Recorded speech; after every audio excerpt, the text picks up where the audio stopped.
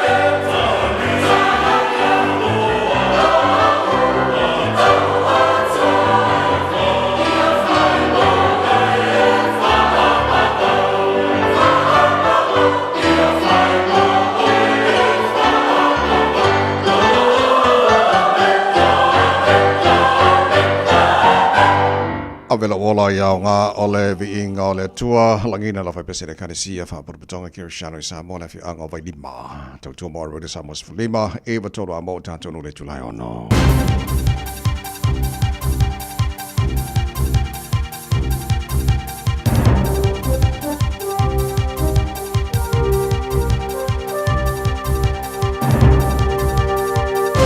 In this update, the Trump administration is projecting calm as both China and the EU hit back with retaliatory tariffs. China announced 84% tariffs on US imports after Donald Trump imposed a combined 104% levy on them. And in retaliation to that, moments ago, Trump promised to raise China's tariff rate to 125%. The EU's put tariffs on a wide range of goods, including soybeans, which is a key export for farmers. US Treasury Secretary Scott Bessent told Fox News he has confidence in Donald Trump's handling of the situation. At the end of the day, President Trump, Chairman Xi have a very good personal relationship, and I am confident that this will be resolved. Finance Minister Nicola Willis says New Zealand will see a flow-on effect as our exporters face reduced demand from Asia. Right now, what New Zealanders need from their government is an absolute commitment to strengthening and growing this economy. Mortgage holders are being urged not to rush into locking in interest rates after yesterday's cut to the official cash rate. Another cut is expected next month. Latest Reserve Bank data shows 41% of loans on floating rates, but fixes of more than 12 months are the most popular they've been since July last year. Finance and Mortgage Advisors Association's Lee Hodgetts says people should get advice before deciding on anything. Everyone's circumstances are quite different, and looking at the time frame that you lock in for is really dependent on your own circumstances. The death toll from a collapsed roof at a nightclub in the Dominican capital of Santo Domingo has reached at least 98. At least 160 were injured, with crews searching for potential survivors in the rubble at the one-storey Jet Set nightclub. Nearly 12 hours after the top of the nightclub collapsed during a concert, rescue crews were still pulling out survivors from under the debris. That's news. In sport, White Ferns all-rounder Millie Kerr and Black Caps pace bowler Matt Henry have reigned supreme at the New Zealand Cricket Awards. Kerr picked up the Debbie Hockley Medal for the third consecutive year, and Henry earned the Sir Richard Hadley Medal. Francis Payne was recognised with the Bert Sutcliffe Medal for outstanding service due to his documentation and preservation of the sport's history. All Black skipper Scott Barrett is questioning whether the loss of the Crusaders captaincy to manage his workload might have impacted his Super Rugby form. 2006 World Snooker champion Graham Dott has been charged with child sex offences. The allegations against the 47-year-old Scot relate to two children who were reportedly around 10 at the time. That's sport. I'm Jodie Gill. Ua na ole Radio Samoa se furulima iwa toru a mo e tautuaina o e ilaungangana fitua so le vai aso. Ele so fa malolo tanto ni falo i securiso mo bono fa talo fa mo fa felo ai mo fa tu lima fo i le tele mar fa lo Samoa tu pele ele ia mal malolo fa funga ngar nei fo tai fo ya malolo por si fo mo le tu fa malo fo ia le folau ua sui mai fo le taimi ia male tau nei vai taimi ya tatu fa tai tu mau lava le lofo le tu o le lofo le tu le tatu o fo nei yaso o le aso fa ile tu tatu te ori matatu fia iai ia tatu por patia fa tasi le anga le sit esi o le tatu matai le langi le ma vai lava o lona lofa ya le o fai fo na boni mai lu tu sui fo mo matu ma losi o tatu sila fa manu le o mala nei tai au tatu ave fa tasi vi inga tatu tapa o sidi langi lofa mai le tua tai tatu fo lo nei fo yaso ia matatu fo lo le la lona lofa tatu ye nei fo stofi ua se fulu ia so masino a perila o tara follow o lua fe luas from limos mai pa fonga por club manual tire radio samos folima eva tolo amor ta shava lua so so mai ia engineer Facebook mai YouTube or samo sera tasi patia mal fenga pesta el gelosio ya mato ona nei tavai many to ina se pa ile tula ei vale ta nei malo se fu malo le sule ta fo ta langi mama lo se sunga le o tavai vi ia lava le lo fa le tua e ui ai na maruru mai le tai au ia fa tai o le foi ia wo tato e fa pa i foi lunga o le tautua malo le soi fo manuia Samoa le nei tai au so le sa o di o maruru mai di ka au ia o swinga yo le tau le nei vai tai ka ko iai ka ko o sa ia la ka ko me ama fai Le a maruru mo ia. Ka ko o maruru. Ioi. Ia. Ko i fusu maruru. Ya a vevela foi. Wa mo ko i pingi vevela. E pa wa mo le bo le ola baile. Amene. Mai se fa mala se amo tanto nei tai au. O le mafau o se au penga sili lea o na matautia o lona malosi. A o tātou whaatumuina i mafau ngale lei. O na vaaya lea maatangia suinga le lei i le soifuanga. Your mind is a powerful thing. When you fill it with positive thoughts, your life will start to change. Manuia tele, lau whalaunga le nei fo, yes?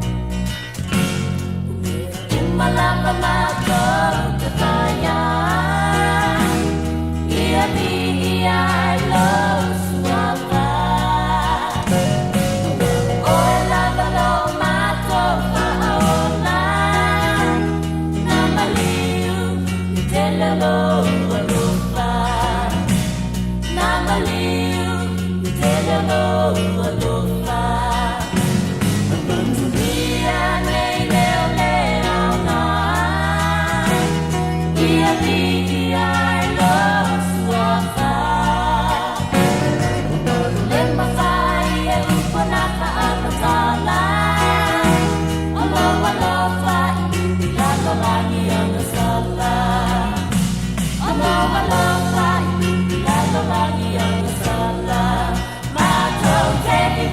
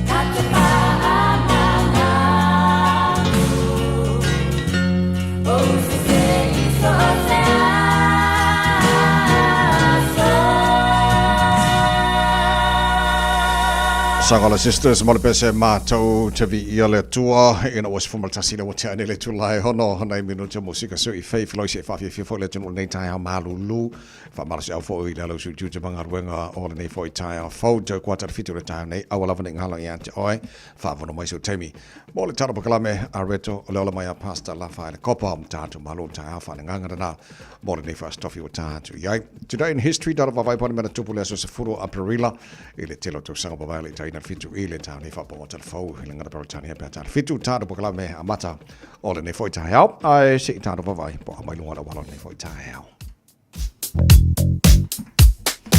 Patalo fatu fo ile ala uso apta vale nei taimi le tai au lunga o tata wala te tele o le nala va fo ia o lo o saunga le mu le is fala vela tau ta vale mai sa wat fo ile nala va fo ile o file mu ile nei taimi le o yaini va enga o amata ona pisi ia tau lava le apta vale na ona ifa mnatu masani lava ina ia saunga le mu pe lau fainga malanga nei taimi le tai au kilia le tata lunga wala tele fa malo le usu malo fo fa malo si la tau mana mga luenga puan po ia saunga le mulo lau malanga le nei fo itai au e mafuta mai e pea ile malu le tai au radio Samoa ina ua se fululua minute se ai le tulai ono.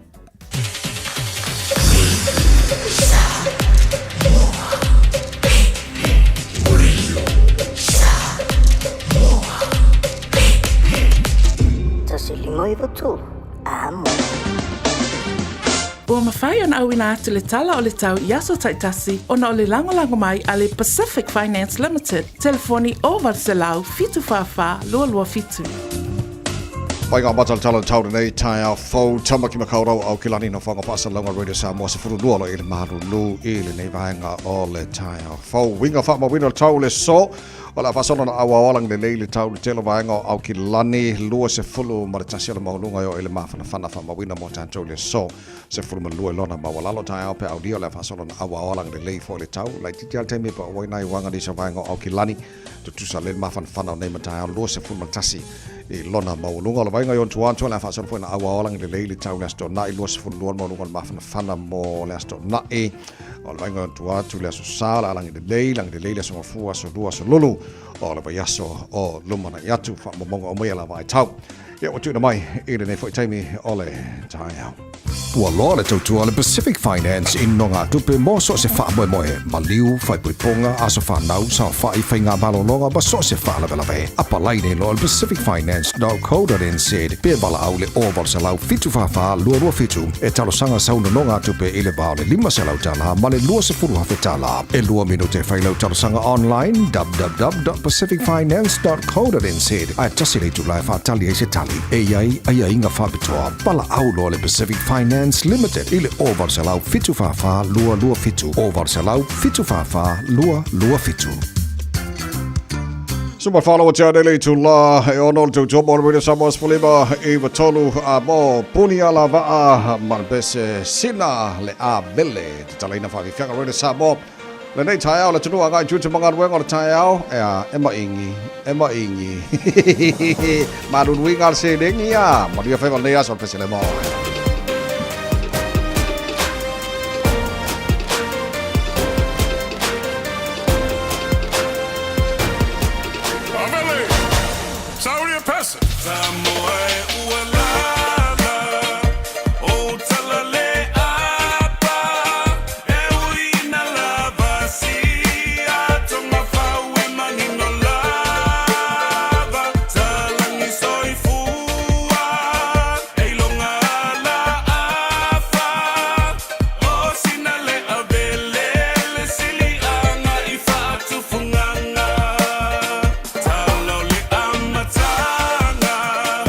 Fire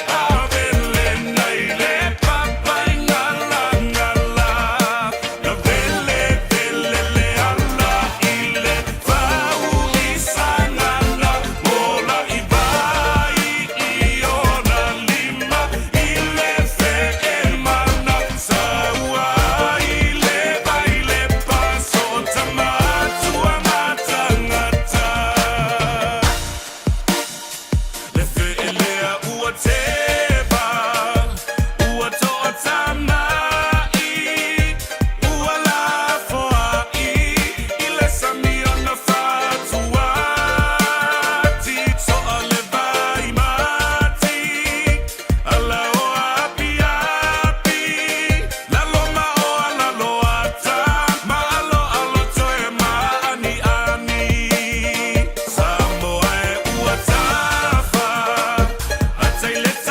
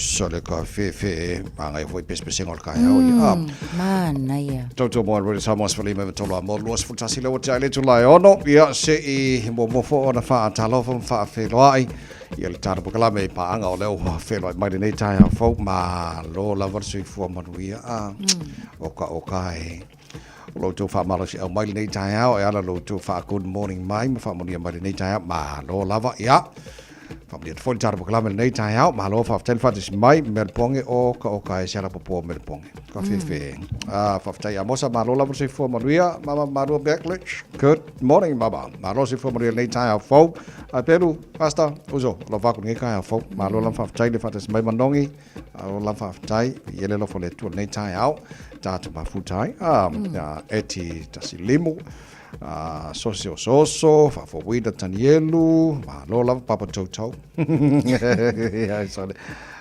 tu sao ya moda ma tia tino puni tali malay kiri ro ma lo susi ta se ma lo la versi fo muri nei tai fo on nei el malanga fa to al malo ni sila te ta ila le sui palmia Ja, al min staff o le vai fa New Zealand le fionga ma basa mana ia Winston Peters te lo nei le tu waila tu fai malanga pe te lo Vanuatu Tonga ma Hawaii ia te lo o le mo tino le plante mo le sole alo la tu malanga le o le malanga le nei lo fa autuina fo le ina ia a wai fo I tala noa ngai le va lava fo I o atu motu le Pasifika e pei o nisi nei o vaenga o lo whataua ia ele sunga fo I a Winston Peters I le anga iatu o le whaamalo sia lea o whainga paanga ia atu nu o le Pasifika ele ngata fo le na ia maua fo I lava noa ina ia langona ina fo ia mana onga po o priorities a isi fo I atu nu o le Pasifika ma ia fausia le malama anga whaatasi ina ia fe malama mai ma ia whaamalo sia foi ia le au nanga New Zealand po alato commitments I atu nu o le Pasifika o nisi foi o vaenga e whapea foi o lea foi o le atau mawhai ina whaai loa po a foi whaafita uli o lo whapena o na ngafa ia matu nu o le Pasifika e mai se lewa foi le tu tau ta mau a inga le nei foi vai tau ma ia whaamau tu wina pea ia le vale le o New Zealand ia ma le Pacific Islands Forum pe o nisi na o vaenga o le o lo lawalunga ia ile nei foi fonotanga ai mai se o le awai atu ai foi o le fionga ia Winston Peters ile nei vai tai o te pei au te lo le malanga le o ye manisi foi o sui o le fai pule o le leipa o le tala no le tai au e le fionga te mata e fai pule pe miu o tahu hu ia Jenny Salesa o te lola o ye le si fai pule le leipa le lo ye lunga fai malanga le ya se tala no ia wa te lo le no te inga le lo ye nei a be se no fo ile minister vai fa New Zealand wa fa samare Winston Peters ia le lei ma mautu le lei so tanga ia New Zealand Pasifika ma fa mo ia teneni au nga o le malanga mona yo tato mo tu Pasifika ele wa fa sa mo ona ese umate me fa malanga fo ima ia wa tu mo tu Pasifika na Vanuatu la matonga ia ma Hawaii o vaenga na le la o la tu fainga malanga fitu e aso fainga malanga la titi latu e le vaenga lo yang ia mangwir ko fainga malanga e si se mga miele mama foko ako kasi ile abango ka mon le mawal au si ako ale nala okay ole vaenga fo ile o speed limit o te lota sile o vaenga o le fo intentano ni tono New Zealand o le o kile lopo wa o le loli poti le tamai po le mea mata ona fa manu ia speed limit is vaenga ya nai vaenga fo o fai tio ina nis ya mole I mean it o ka ko la ko ma fo se mere le suyo speed limit ia te vai le ia mo tangata lau tele mai tatou lava fo yo lo fai malanga e mai se ia ilato o lo tau ma fai fo ile pe advocates pe tau ma fai fina watu o le ku I lunga po le fa o popo o le speed limits inicio vaenga o le sele ma vaenga la tunu o se tulanga ele o tala fe ngai ia wa mana tu ese manga ala e ia ila le awala le ka ka o nga sawa le speed ai alu aku le speed le swinga o le sawa le swinga ai o toe si lunga o lona winga o se tulanga e fainga tātele mo le saunga le mu lava foi tangata o le la o lo iei le vaenga lava foi o lo tau mawhai ina ia fina wina pea a ngai le malo le swinga fo le o lo iei nisi o le sawa whaatulanga ina inisi o wala mai se lava foi pe o lo mai ta watu nisi o vaenga Wellington o lo iei nga isi a wala ia e le kakau o nga sawa kele a o le ua koe si itia o le isi foi tu o lo fina oina ina ia mautinoa le saunga le mua i o tangata i le swinga o le sawa o lo toe a whaatulai mai nei. But i le tali le malo, a whaapeo le a koe ka mawhai ave le tula fono ina ia toe whaifie utana inga po o fi naunga ina ia tau fia le toe whao popo. O lona winga o leisi kupe alu le ngā. Wa already alu kupe le malo i le toe whao popo ina a wa a sui le speed e sui fo i le kupe.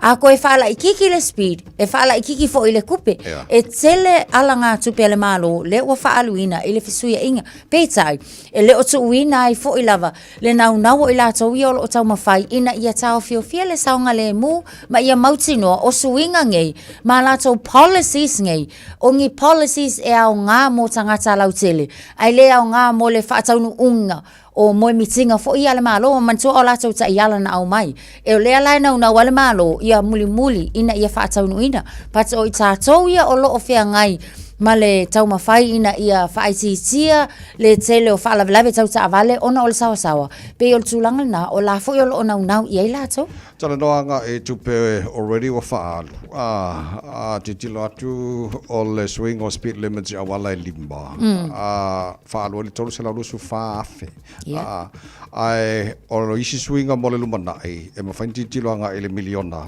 tupe whaalu so e leon kamai kupenge kupe ai o le fasili po i se nga o swing o speed limits ia a wala o lo iai ia ai o tulanga na iai whaiana whaasau tupi nisi mea e aonga ia e whaapasinga i mea fo i pe i fōringa mai e rei kere songa kāua pe manga ia kurunga tuna whanu no New Zealand o lewana whaamaluina e tutusa mō tangata uma pe ke whaife au pe ke pule nguu pe ke palemia pe ke whaipule e ke le ese mai o tu la fono ki la ku mo pule no o Aukilani Wayne Brown ile averta valema failanga video call fo ile ya ole afulanga u fa sala fo i ya menga manga yai na ya se dia ku ngor ku la fo sa ole le sa vai yo aka ko fu o wala o rails race o neisi sui si tanga ole kelo suinga uma ko ingan nge o Wayne Brown o le o tato mai ta watu nei fo tai e o lava fo la ke fo ngi la fo ka failang suinga o tano se fo ya ona o la sa faile fongo e moni lava fo la o la pe sa o ba fo anga o le se o le sa valia lava fo el tu la fo no wa le se ya le la wo se la limas full tala la sala ona o tu lang fo le walu ke fo ngi la faile video call e fe o lolo pe anga fa pe o telefoni fo le na o le tala noa o la fa ia ni ana me fa longo tala no ai ya o kama foi la le o le kilo ke fongi ya o kilo ke fongi kilo la wal kilo ke fongi o tulanga yo le tam fai avoid pe tam fai na ya fo ya time le nei so ya male luose fulu demerit points ya longa wi ele ula se si tula fono atavai ya wa ole tula fono e fai mata te tama ina ia saunga le muta tu lunga la wal e mana e foi ai la to foi le o lo ove mata ta yo le malo e pe foi la Wayne Brown la to yo le polenu au kilani fai la to fa te ta inga foi le ina ia uska yaku ko ke leo pe over mal milion ka kai au kilang fai yam fa ka inga ia mul ka mo ska yum ia fai la ia fa ka inga la ka valen fai video call o le ai la o ke fia video call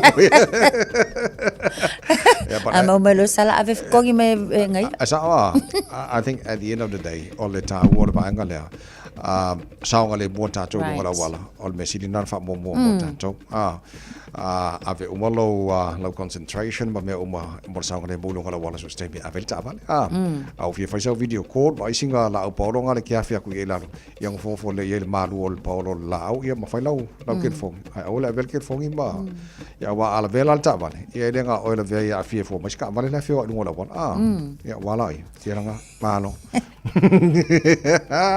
o to lo se ful malaiva miro jalo jor chalo le chulla e fitu Ole whawhonga po kalawe malo le taha, Radio Samoa se fulima, i vatola mo, lona se fulu nei o aso na masina, lona wha o tara ponongo le lua, lua se fulu male lima. Waino, whawhiwhianga le taha. Kia ora ka more. Kia rana.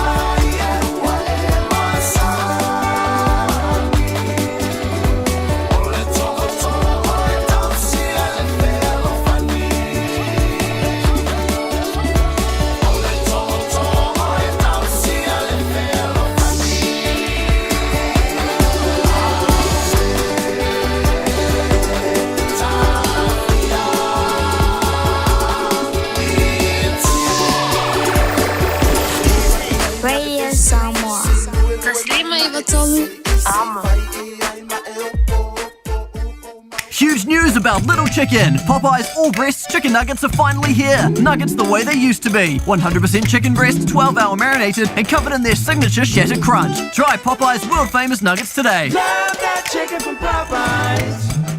Talofa Samoa. O Atishna Ryan, o le Licensed Immigration Advisor mo le Auckland South Immigration Consultants. E visosoani mo so se tu ai ngā visa e malanga mai New Zealand po Australia. Telefoni mai nei loa i le o valu o tasi o no valu wha fitulua. Po le olua tasi o no valu fitulua tolu o. O whapitoa nei ale Taiping Supermarket I Henderson. Mai le aso fitu e o le aso se fulu tolu apireila mo ana VIPs. Iwa se fulu mara iwa sene mo fala aina Somalia. Tanga aniani se fulu kilo tolu tala iwa se fulu mara iwa sene. E inga whapitoa. Mawalau lua se lau points i le ta seni whangawai o le H Bay Water. Po le tasi lita o le whangususu o le Anchor. Le Taiping Supermarket I le lua se lau mara tolu Lincoln Road I Henderson. A fio mai loa. E whaatalo whaatu Samoa I le suafa mana malo I su keriso. O te wala au lia I le hava ma le whaaloalo. O e malo ainga. Tātou te susu ma whiwhio mai, tātou whai sauninga, i le nei sauninga whapitoa ua whaingoina, o loo a inga i le tafu e o le sa tauro. O a whawhita uli ma whaingata, o loo whea ngai ma loo a inga. Aua nei whaatuai ma misia le nei avanoa tāua, mo le fofo o nei whawhita uli. O le nei sauninga o le aso maliu, aso whareile, aso sfulu walu o perila, i le lima i le afiafi, o Lau Universal Church, sfulu tolu Lempi Drive, Manukau. Wale sa mos lima e wa tolo mo ma le proklame malo le tai ao i na ua te loa se fulu marfa mino tolo tolo tala o le itu la. E fitu, te kuata le fitu o le ngalo i ante o le tana proklame a reto le ola mai a pasta la fa le kopa. Ta ua te foi le proklame mo tanto o le tai ao ma le tai ao a o le fatafiti foi le nao na proklame. Ia mo le nei foi vai aso tatu. Iai, niso pa angal tana proklame fta fatas mai. Nei tai ao ma lola mo sui fo mo duia. Ma wolo o iei niso su enga leo e se whaia o ngā olom salamia pe na wha o li mai tamaiti pe a estasi o ngā Kerishana Christian School. I think somewhere in North Shore. Yo e tawai o le tūlanga le na o iai o le taimile nei o taatia i se taatianga fo i lea o o whaawau ia suenga fo ia leo a o le whaia o ngā lea na whaapea o lea sa afia i lea fo i tūlanga ia o la ua whaamalolo e wi lava line whaamalolo au lo o tutongi pe o lea o ngā langa i Silverdale and Ridge Beach i le vaenga le na i mātu o tātou. So o le tūlanga pea ma le lua awhita maiti e o vasenga i tutono lea o ngā lea Christian School le nei a mata mai le tausanga tasi ia se ia o lava foi i le tausanga se fulu ma le tolu. O le tūlanga foi lele ona o le practice ale whaia onga. E iei lava fo ia ta i ala i tutonu a onga. E ma whai ona muli ta i iei whaia onga. Mana tua fo ila o le a onga o ona values o lona winga e wha vai mai i le wha kerisiano. E iei ala practice fo ia o masange i ka kou iei le fale. Ia wha pēnā fo i so se matua lava. E alanga i awala discipline ai pe wha kongo elo ngā kali. E o ele leo le matua e wha onga. A o mai tutonu o le a onga. E makua e se lava la le wha atino i o le tūlanga lea i le tamawhai e whaatonu tamaiti e o ai le leo e a whainga ai le whaia onga a ma losi le leo le whaia onga i tamaiti e a whaina le whaia onga o le alawa seisi tu a inga whaatinonga e a whia ai la ia le tūfo i la le pole kangwaku kai malika mai kiki a pai force o le tasi fo i le nao tūlanga e soli tūla fono ai le practice leo wa masange i kako ia wao tātou i mākua sa whali mai i so mai i le Pei o lai e mwhaanga fosi mai fo i so tonu o le vaai whaatula fono i le a onga ma o a onga. E le whaatanga ina la se tūlanga whapena. So e le o mauti no fo i po le a le i tu a inga discipline le o lo o whaapea o masalo mia ai i le whaia onga lea.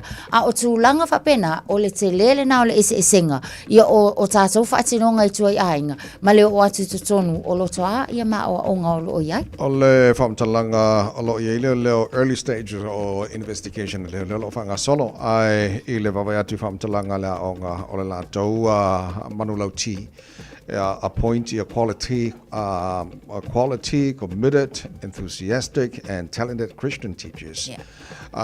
E le la tau passion i le o ino nei whanau tono lea so e le mautinope tau telenisio nei whanau Samoa.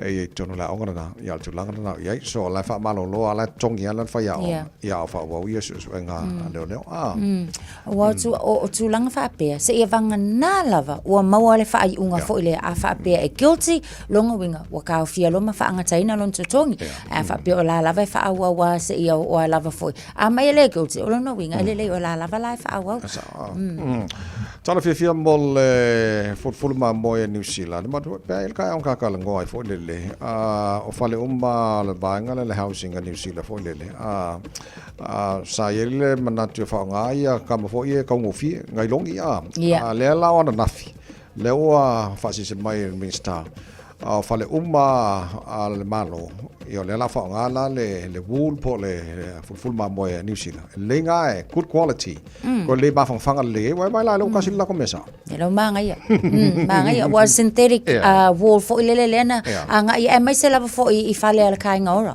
lena la to le to fa nga ina le wool la vale ata to New Zealand ai fa nga le va nga la ono le tau ngo fie ia mai se fo tau tau so fanga lena I Malaysia vai Malaysia itu o le kai fo le wa makang sioki ma moe ia wa sioki la mamoi yo ko le ful mamoi ai peta o sai mele nei o le mai tau atu pe amale se lau tolu se full agencies le o fatulanga le malo o le afa atinoina ia ma fa awina pe amale iva miliona I fale fo ia o le afa aluina I le tau lava le o le bule le afa ngaina fa pena foi le se lau afetala o lo fo mo ni se vainga foi e ko e ka fa le le e se saula ona amata mai le so mo mua o you lai ia le tau mafainga le nei o le toe fa ngaina e o nga foi ata vai pe a fo la le o le ato e mawaininga luenga nisi awa o le ngau sia foi ia malenga lueina o le fulfulu mamoi e mo mia le au fainga luenga so ato no o le a nga mawai foi nisi o nga luenga nisi o la tunu le mo business le foi mo na to fa ngai na fale ia wala nga o fulfulu mamoi New Zealand kwa mafanga le mo mai tema le maru le la o ka ko ala le to e se fulu valu mal afa minu tolo talo le tula fito le sita tuli pochi mo na wala la so pe ma fanga mar kolisi vai mau ona solo le martar baklame a reto le ni foi taiao baklame malo taiao vai sa bos fune mai vetoro amo malo la vasi fo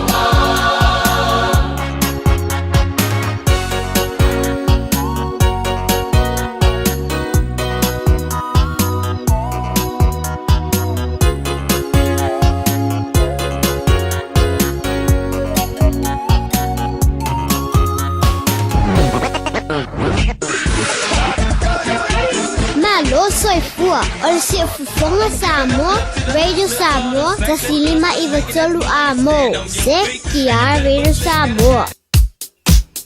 Ia inisio vaenga la la tele le na ua vave na feololo manga ia tu foi ina mamafala traffic ile taimi le nei. Lungon tato State Highway se fulu maleono westbound anga ia nu ile vaenga le na ICC fo olo mamafala vale traffic my St. Luke's ia to Lincoln Road. City bound boli eastbound fo ilo mai tau watu lo na ua ia delays ile vaenga le na te Aratu anga ia tu i Great North Road. Ia mai se fo i male anga ia tu i Newton Interchange.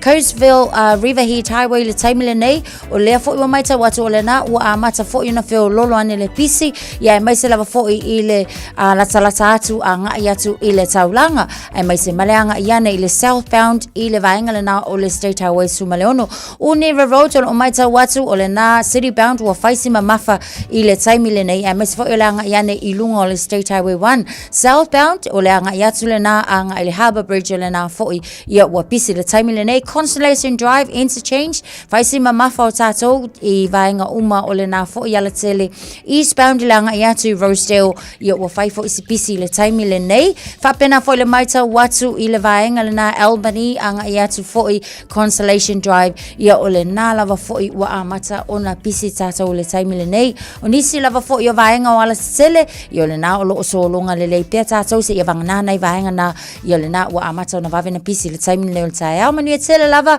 avita avale lau whainga malanga le nei fo i taimi o le tae au Malua le tau Radio Samoa. Talofa, we're the Katinas, and you're listening to Radio Samoa on 1593 AM. Bread of life sent down from glory. Many things you were on earth, a holy king, a carpenter. You are the living word, say it now. Come on.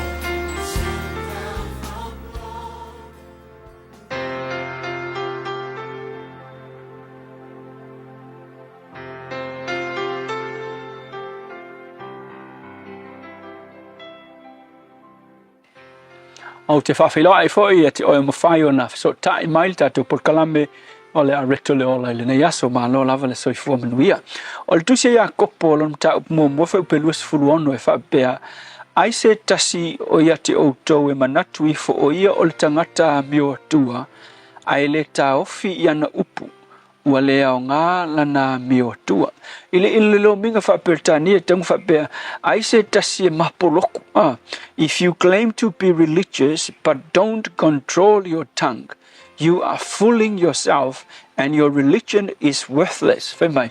A whai se si au kou se kangaka mapoloku a whailenga le loku. Ai le mawhainga pūlea longa lau whaiva. Kangaka loku a o upu e tau tala ai o le ngā o le whasi o kangaka e le ai se upu ola au mai ai whaimai. E au ala le whase inga o kou e le ai se winga o loko anga loku. Sa whasa mo tonua kaunga iai. A le upu mo e le aso le nei, ia fili au upu e whaau ngā. Ua e loa le whailonga whaingofie lava e loa ai, ia te au ai, o le whailonga whaingofie e loa ai, le matua whaaleanganga o lo langa wo o iai. O le melea, o le mawhai e oe, o na pūlea lo mutu, lo whaiva, se itu lau, lona winga, ua e loa o ngā fili le lei, au upu, o upu ke kaukalai, o upu e atia e aisi tangata, ai le o upu e whasioki e tangata. Whai mai kala whata o te se fulu, whai upa se fulu iwa. O le ua tā ofi o na laungutu, o le tangata poto lea, le ngwingot ka ofi o laungutu, o le ua fili upu e kaukalai, ka ofi upu e lea o ngai atia e ai e kaukala upu ma fili upu e vi i ai le tua ma upu e atia e le stangata. Whai mai. O le tangata poto, le tangata le na. Rawinga la, o le tangata poto, e le tu la fwa e ana tala, e mawhau mua, whako a kaukalai. O le whasiri, awa e mawhau ngai istangata, e ka waka le fia kalangoa, waka kipi whaatjouk le whainga wanga kala. Ale kukui o whamitala, e umai whonga waka le fia mafuta. Wa inga tangata fo ia kalangoa, e ke whaalongo aku e umangalua kalangoa, e ke alu. E piu e whaarong peke apupurua fo le. mafo mai o kala ka kalai o isi kala pe fa mali le fainga e kui e le ke e ke o le te iska ka e lafo kwa kala ele ya fe tala ele ese mai me foi le ka kala sa ese ka kala sa o ia me mana ia na ka mu fai ele me tanga to le loa a fe upu ka kwa kala pai loko isi tangata mangu ai tangata ai wale ke so tangata la penga e ke alo ese mai ai so al fau tuanga foi la mo e ko siaki lau tautala po o upu e ke kaukalai o avaku ai le ola o e avaku le oki isi tangata ke le kangaka le fasio tangata le tinu ai tele tangata fasio kangaka menge upu o le loa o nga fili upu e kaukalai po se upu e mangu ai loto isi tangata po se upu e whaamalo si ai se loto o se tangata so fe mai kala kuspai po le loto anga le loko mai fai mai o el tangata a mi o tua ai a fai o kele ni tangata o lo makua maso fa sofa o nga o upu longa winga fai mai kala kuspai ele o kala kuspai wale ai se winga o lo kan kongunga loku ngai ai fai mai ia o makua le au nga le kaua mi o tua ino o e kangwa o fai mai o makua lo olang ai a fai o kele ni tangata mango ngua ia upu wale ai se winga o le ami o tua maloko anga i lotu le tua o ia o matou ia fai o matou ngutu ma whaamanuianga i tangata ia tia e se tangata ai awana i le petia se tangata awa a matou ati na e tangata ua maua lunga le vi inga o lau fio i o matou o langa whaamanuia ona o Yesu amen.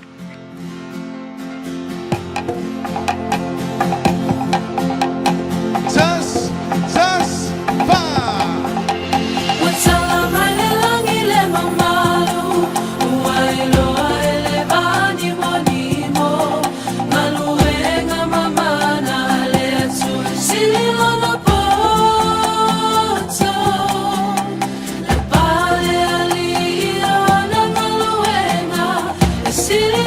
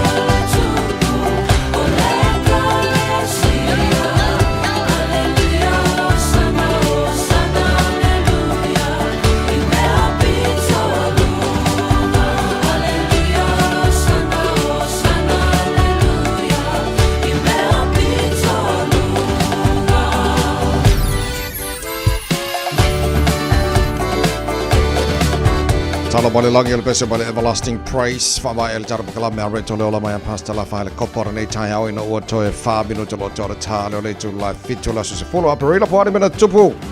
Pela nei aso to sanga mo vai.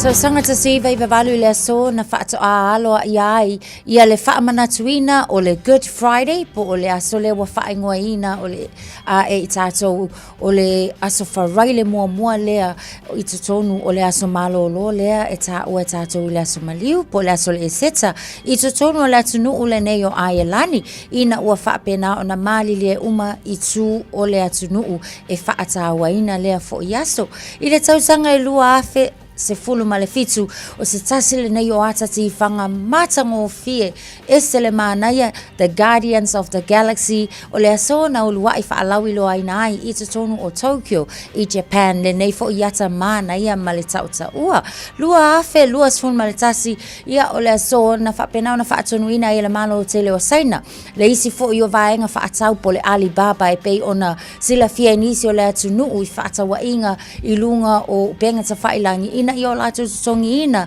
le se fulu vale utesima le lua biliona ta la ona o le leutanga ia o le leutangia foi ia o tuunga maia inga matula fono sa tatau na faatino inai foi o nisile na vainga i mea na tutupule nei aso tau sanga o mavai.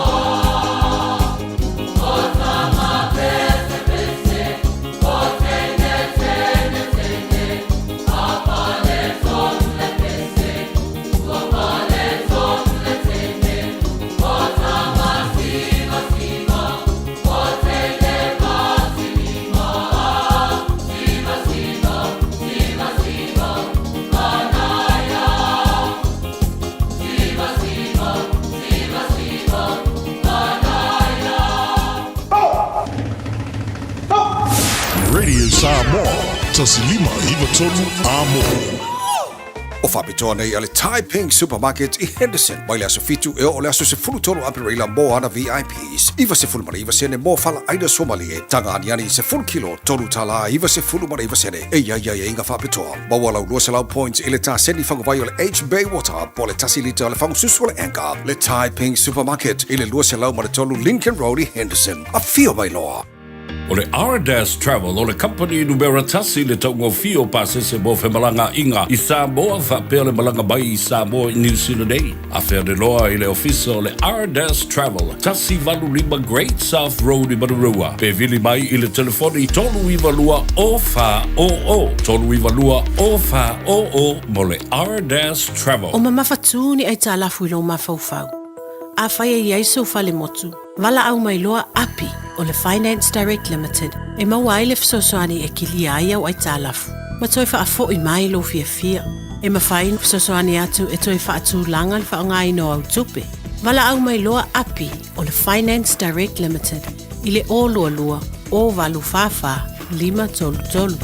O lua lua o walu fafa 533. E file mu ai lo mawhauwhau. Hey, hey! Oh!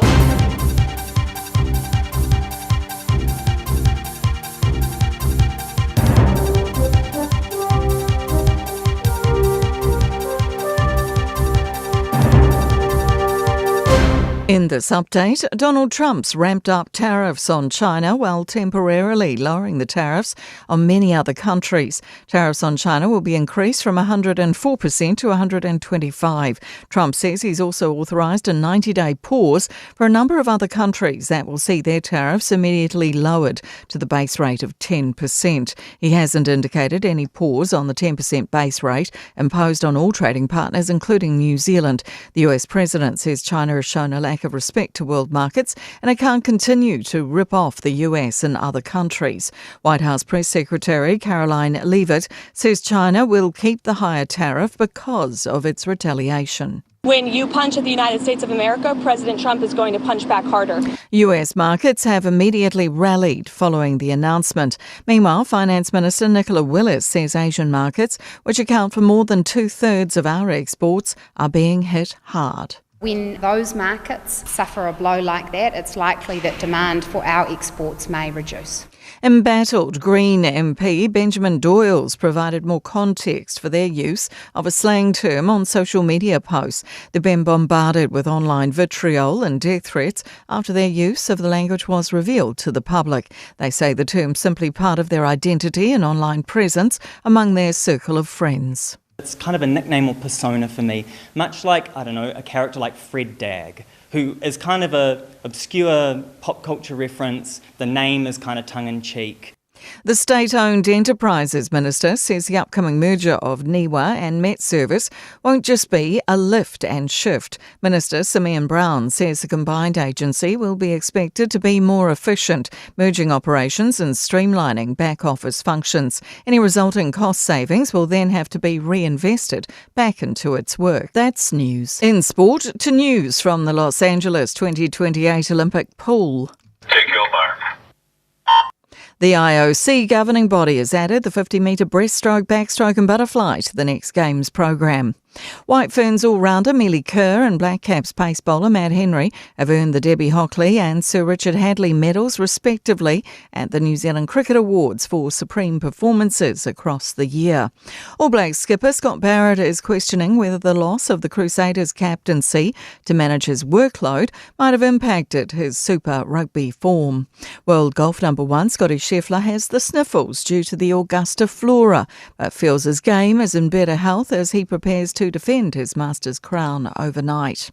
That's sport. I'm Jodie Gill. Ua na ole Radio Samoa se furulima iwa toru a mo e tautuaina o e ilaungangana fitu aso le vai aso. Holo o mamafa lava fo ile traffic i lunga o tata wala tila nisi nei o vaenga o lo mai tawatu o le na fo i o lo o malosi ele mamafa o le traffic i lunga lava fo ile tata State Highways fu Maleono, ma Lincoln Road, anga i atu te Aratu Road and Patiki Road o lo o mamafa i alo iei fo i vaenga o lo o Poloka, Great North Road to Newton Road off-ramp o lo o mai tawatu fo i o langa o lo o ienga i delays i le taimi le nei, St. Luke's Road on-ramp i o lo o mamafa lava fo ile traffic i le vaenga le na. Whapena fo ile mai tawatu Waterview and te Aratu o le na fo i o lo o mamafa le traffic feo lolo mai i le vaenga le na Lincoln Road anga i atu i Hobsonville. Edmondson Road te Aratu South o lo mai tawatu faisi mamafa o tatou le vaenga le na northbound anga i atu fo i te Aratu Road i le taimi le nei mai se anga i ane lungo o le State Highways fu Maleono on-ramps. Lincoln Road Henderson o lo mai tawatu faisi mamafa le traffic on the city-bound traffic. Swanson Road intersection le na o lo mamafa le taimi le nei. Southbound o lo mai tawatu fo i faisi delay o tatou mai le Universal Drive and Central Park Drive i le taimi le nei. Goodwood Heights i le i tūnei saute o lo o amata o na mamafa le traffic mai le vaenga le na Everglade Drive, Redoubt Road anga i atu i Manukau Station Road i mawhapena on whaawa o turunga State Highway 1 ma le State Highway Lua se fulu. State Highway Lua se fulu Weary Station Road o lo o maita watu i le suia inga fo i o lanes i o le nao o mamafa la fo i le traffic i le taimi le nei. Northbound lanes Puinui Road anga i atu Lambi Drive faisi slow down for your tatou i le nei taimi o le taiao av tavale tau ina ia saunga le mu ma ia tau nu manuia lau whainga malanga i mafutamai malo taiao Radio Samoa ina wali maminute te ai le tu lai fitu na alofa Samoa wa ule nei o kasu tialu a wale suia le ngila wa le kio a eva mai ina se furu lima iwa kolu a mo Radio Samoa vevela a Ua mawhai ona au ina atu le tala o le tau Iaso Taitasi ona o le langolango mai a le Pacific Finance Limited. Telefoni o Varselau fitu whawha lua fitu. Malo whaftaile te rui lau mai mōma lau whawhonga nei vanga o le tai au le wainga lata mai nei i le tala o le tau le atatu a mata mai Samoa. Whatalo whatu e foi. Te lo tarapaanga lo o mai mōma whawhonga mai Samoa. So ngā siosi toi lolo lai whawhonga mai vai tele uta. Ma lo la vale se fo Maria nei te mo tai au. Lua se fulu ma le lua lo te whaatolo i ai. Le mawhana whana pole vela le e Samoa. Ne vanga le tai o te ale valu i Samoa. wingo le tau mo sa mo le so o le a fa so na langi le tau awa e ni so taimi e fo ni so mai ngo sa mo pa o timo le ni yaso tolu se formal tasi degree Celsius mo runga de vela le sa mo e le neos tofi lo se ful maleono e lona mo lalo o le fa te fitio taro mai sa mo le va so le ta o le balu i le tau nei se mai le talo le tau e te toro New Zealand nei whatara whātu pa angal tara pakalame so samaenga o le motu i saute maro se fo manuia e le telo vaenga iaia Kaikoura langi le leile tau, langi le leile Nelson mo vātu langi le leile foi o maru Queenstown, langi le leile foi le tau le Sos fufitu maru ngana malulu ti maru langi le leile foi le tau mo Joe Dunedin o la langi le leile tau le nei asos fluiva maru ngana malu o le ea ma le aio fungala au aio ki riso kara estete good morning malo se fo manuia mana il tau mo tau langi le leile Mane malu o le sos fluiva i lona maurunga. Ia o le motu i Matupi tola maurunga o New Zealand kai taia o le afasono langi le leile tau le so lua se fulma tasi le maurunga nai o ile mawhanawhana mo kai taia le so le lau mua Wellingtone good morning pa anga omal tara pokalame so se vaenga le lau mua Wellingtone mana ile sulo le la mo tau Sfruiva le maurunga le manu o le ea mo Wellingtone le so o le tele o vaenga iei tau ranga langi le leile tau langi le leile tau po tau maranui langi le leile tau roto rua langi le leile tau le so whasono langi le leile fo le tau tino vaenga o Palmerston North manaia langi le leile fo le tau tino vaenga o New Plymouth langi le leile Napier Masterton langi le leile tau oka whamanga ia foi tino vaenga o Hastings langi le leile tau Gisborne langi le leile tau Kirikiriroa langi le leile fo le tau mo to sorry ko kikiri vaenga o bongu sinari langi le leile luas furo maurunga na mawhanawhana mawina mo Kirikiriroa e le nei fo yaso tama ki makaura o Kirani no whanga whasalonga Radio Samoa kau ma ingi ara kai au se furuduolo i ere nei vanga o tai au wawa atu ai waseki mai foi whafolan tau sulu mai le lana nei vanga o tai au winga nao tau le so e le tera vanga au Kilani o la langi le leile tau e le aso a toa lua se fulma le tasi le maurunga le mawhanawhana mawina mo au Kilani le so se fulua ilona maua lalo tai au pe au lia pasalo fo ina awa o langi le leile tau tusa le mawhanawhana nemi tai au los futasi lona maulunga asto nai wawa ato le awa o langi le leila i titi al taimi pa wainai wanga ni se vanga au Kilani le asto nai pasalo langi le leile aso sa langi le leile aso ngafua aso lua aso lulu o le nawa yaso o lumana i atu pe ia manga ia mai le kaua pe ia al basu murmuri e ngewa o ngal whana o le newa yaso mo matona i New Zealand pe ia ke lo o le vanku waia o ngā Auskari pe ia ka ilo i se ka le ilo se ia tu langarana ia le balo le tunu alana papa au ni sa vaenga ke lope America so Paloma ma lorsi fo maria fa tsi mal nei tai au sa o le o ki kia o malka masanga le masters le ma ngai look forward mo ka maka o so sa ori ai fai America awe o vaenga la tamale na tala tau e le nei taimi o le tai au Ua loa le tautua le Pacific Finance in no ngā tupe mo so se wha moe moe. Ma liu, whai pui ponga, aso whanau, sa whai whai ngā balononga, ba so se wha lawe. Apa laine lo le pacificfinance.co.nz. Pea bala au le oval sa lau fitu whawha, lua fitu. E talo sanga sauna no ngā tupe i le bao le 5 se lau tala, ma le lua se furu hawhi tala. E lua minute whai lau talo sanga online, www.pacificfinance.co.nz. Ai tasi le tu lai whatali e se tali. E iai, ai inga whabitoa. Bala au lo le Pacific Finance Limited ile over salau fitu fafa lua fitu over salau fitu fafa lua fitu te no fomo ma fo ma nei o le fa ma au le na mai nei le areto le ola le fo e va va tu ngol tanto Facebook ya ma le YouTube la fo e te lia mar fi fo il to telo tanto le ma nei fo de le ave o se fa mania nga molisi awala tu le ile tala e te tala noa i lista ngata fai le tala e atia ele fia fai le tala e fa malusi au ia ma fa pena fo na sulu ile la o le lofo le tua lista ngata ai fai rose kala e ko ila no ile si ia ma fia i mental health mai si vai ka lo fa ngaka ia si le kun ka lo fa ia oi ia wa le fa na tu mai fai fia o hava ngai le manu e lo mo silfanga le tua sa ole le tapai ia tau si le nei aso ia se lau ma le 5% ka ngakai o le afele tu lang tala no sesi tala no ese ngana e fia ai oi ia fa malu si au ia le mena mana mia tato na ia se o so ia so le ko ke fa ia kala oisi ia ko mauralo le tamari anga o isi kangaka ke lere a fianga lato ia ele o senga ngana nai mana mi mo tatu ni vai kanya Nga ole ngana se le fasio ki kangaka atava e mulinga lu aku ngi foli mangi oli a o ngana fo ia i se faunga ia e pe ia langona ka ki faunko ka maalili pe wakalili a ia fo sawa e o foi la ngana o fai ngala kir kai au ke fai a mar fia foi le wa a lu fai le kia fa lo ngakul va ngala lu mo pa o mai ia fa kai la bala ba ko wo ai mi no ngana umame ia ioi wa fa lo ngakwa ke fai me pa o mai ko pa kia pa ka mai si pungi mai pu ala ele la ko puki o ia or kaurar ka le fa kan ku puki o ile ai fa kai ke le ia e la ko puki wa already o nga aku onga le puki ja on sai mai ka si e saul ne yaso a ve tato uma ia on tangata e fa pena ona fa se tala ia fa fia ile stangata ma tia ile soifua ma le olo le stangata mena mana mia no mai le ska ko ki manga yor kai ha fa mo oi palo ke vai akui ia ola i puti atau ili sesione i puti sai mini ia ola sai mini la wa fu ele kai au ma le pulauti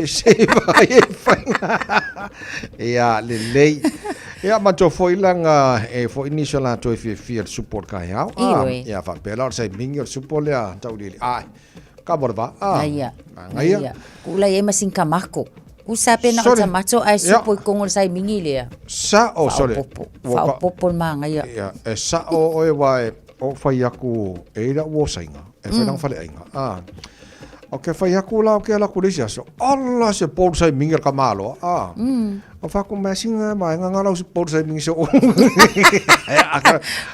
ala winga la tala o ke la ko o le pol sai mingi so le kipi e ku kama ka mako o isimu ko ainga fa pe o ka si o le sa o la le ai se ngo foi fa ka le fale o la ko foi o la pol sai ele o la ko fale fa pe ai ele ka ri ngi vai la pol sai mingi ale ulo sai mingi ya wo kipi la e marku kama markama ko sole ai se ala po ale me sole ya fa kai le irnga ole na esele mana ia savai ya mo isi foi la ya ma walfa mo foi il tai au ya masina falawa fa sangwisi ui ya vai le fa mai la le le causa mfa mo ya pula e fa mai le causa mfa mo causa mi mo ya pula e fa supo mo vai la supo mo ngala nga populei Mangaya.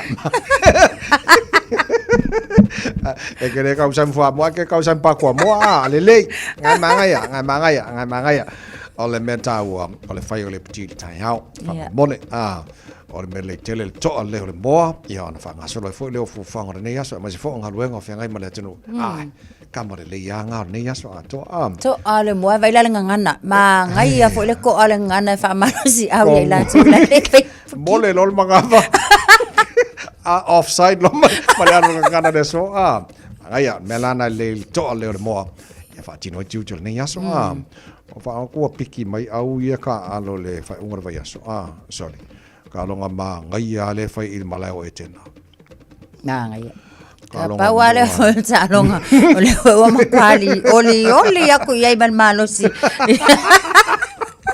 ole kai o mai la sol kalonga au ke fa ia kol kapua kala sawa ioi ole bluesman bona le ole ata alo ioi pawa ole fo atele talonga ole weekend api o ka alonga yo le o wa matua mai tawa tu taimi yo wa makua I alo ia le malo e mai sa ka po inga ma ko vai o ke ka kong fo o la wa fai fo talo mtal sanga sia tu au ina ia malo sia ma tu au ne fo as Kako awale blues out mai tawatu ia numero tasi lewa ia Joshua Fusitua ia lona lua Ricky Telly lona tolu o Ankas Taavao lona fa Patrick Tuipolotu Lima Josh Bihe o lona ono Anton Zinka, lona fitu Dalton Papali, lona valu o Hoskins Sotutu, Eva Finlay Christie, se fulu Bowden Barrett, se fulu tasi o Caleb Clark,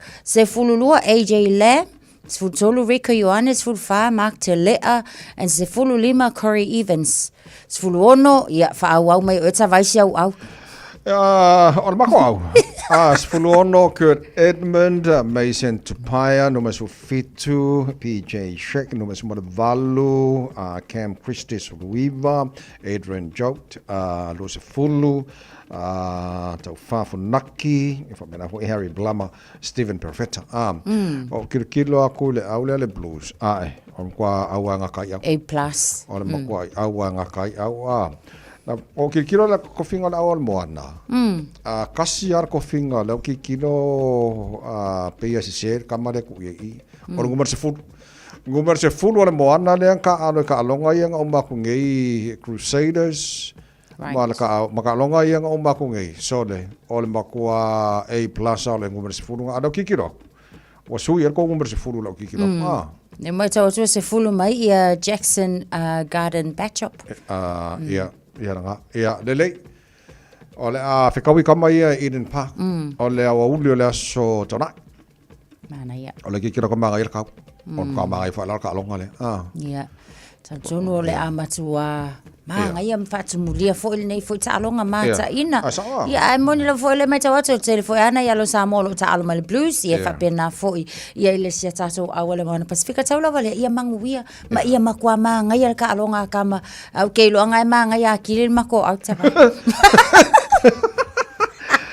so Mona Pacifica, Abraham Pole numero tasi, Millennium Sanerivi numero lua, Filetti Sae Tau for O, numero 2 numero 5, Sam Slade, 5 ia Alan Craig, ono ia Miracle Failangi, fitu Adi Saver Kap Kingi nga, baru se Missy Tupo, Tae Loa, Melanie Matavao numero 5, Jackson Garden Bishop, no se fulu, Pepe Sana, Patafilo, Sfutasi, Sfulua Dani Toala, Sfutolu, Lalomilo, Gary and Tom Moy for Lausu Fa, William Havilila, numero sumare 5, ia o lau te titi loatu la, o le reserve.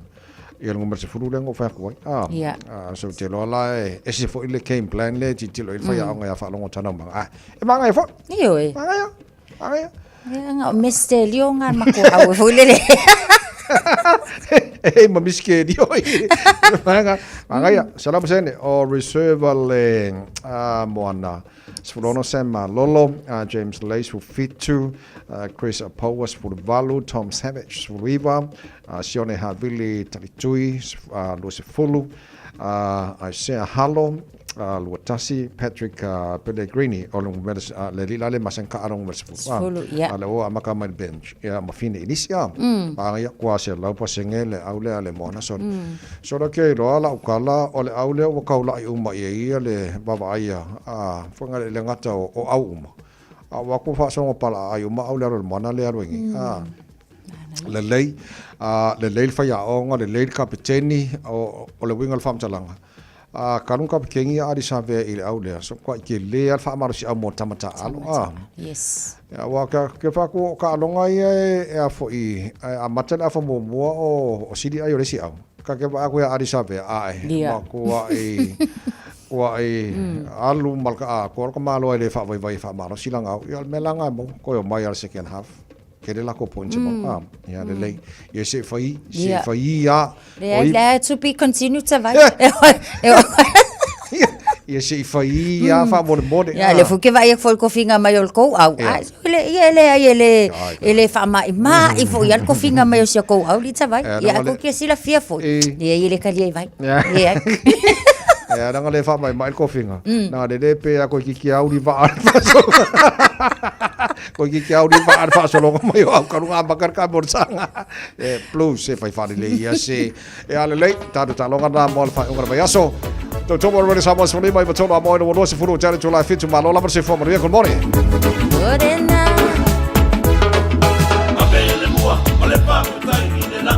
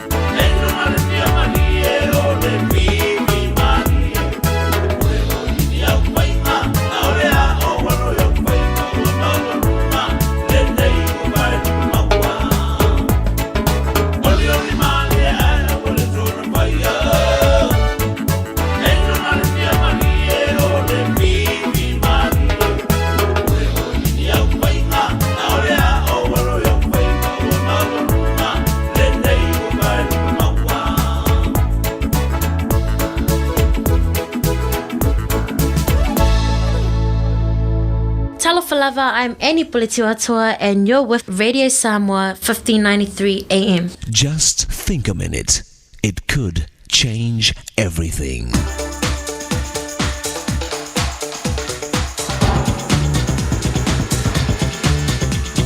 Think a minute. A university student named Julie Beasley was shot 2 times with a high-powered rifle. The doctors gave her only a 5% chance of surviving. They told her family that if by some miracle Julie lived, she'd never walk again. Just a couple of years later, Julie Beasley graduated with honors from university. And to the amazement of everybody, on the day of her graduation, Julie stood up and walked across the stage to receive her degree. It's true that work and perseverance always pays off. Our problem is we want a quick and easy answer. But life just doesn't work that way.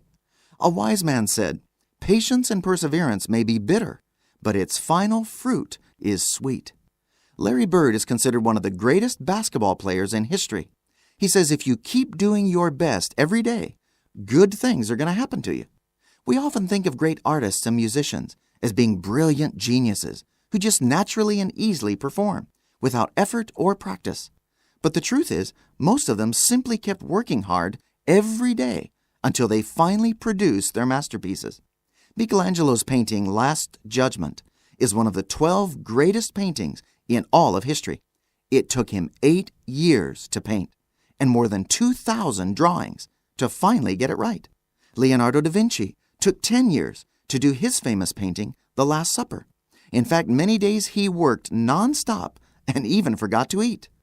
When the great piano player Paderewski was a very old man, he still practiced piano 6 hours a day or more. Someone said to him, "You must have so much patience."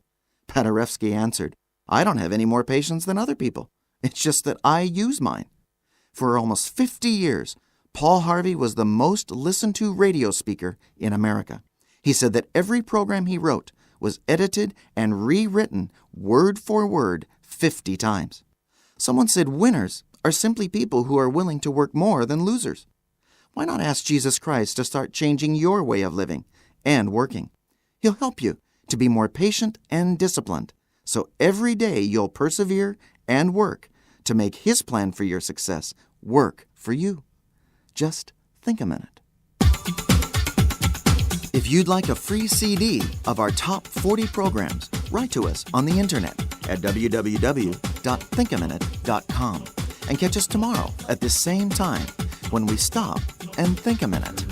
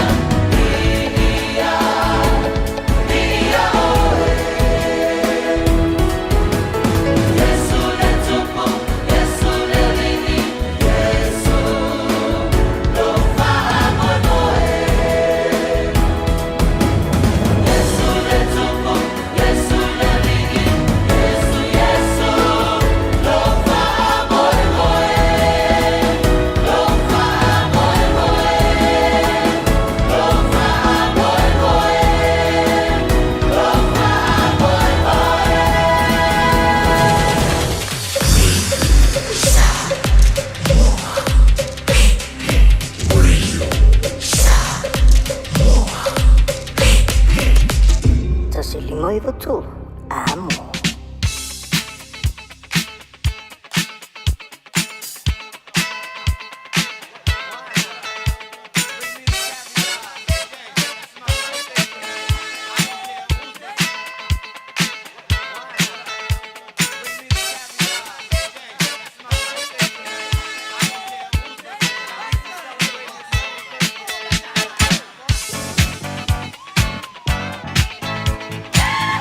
Nangos whanaola sa tofile nei hua se fulu ia iaso Amberilla wa matala le telefoni fi avisa whamanianga se tase whamanatuna na sa whanau I lunga le telefoni le se te tongi Ngaru wenga na Radio Samoa mo oe tolu fitu tase lima iwa tolu olo mo whanau nunga le tato I meli On air at radiosamoa.co.nz Alo mna whanau Facebook mari YouTube o Samoa awala mana mai whamanianga sa whanau nei tai au Ia le lei amata mai la pito whamanau Nei, tātou whamanianga lewa iai lunga le apia fōlinga, le whamanianga mōmua mea Ana Lucy Miller.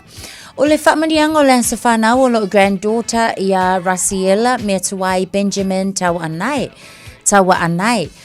O le aso le nei wa ato iai lo na ulua e tausanga e vivi ia e ai o mātua wanganga ma whaaftaia le alofa o le atua wa ulia mai ai le tasi le tausanga o le awhawhine ui lava o na E te leo malama ini tala ai o le alofa o le atua ilan tausinga e sili lea alofa anga mai a ula Hosea Lyric o aunties ma uncles o lo nana ma lo pepper whaapea o mātua.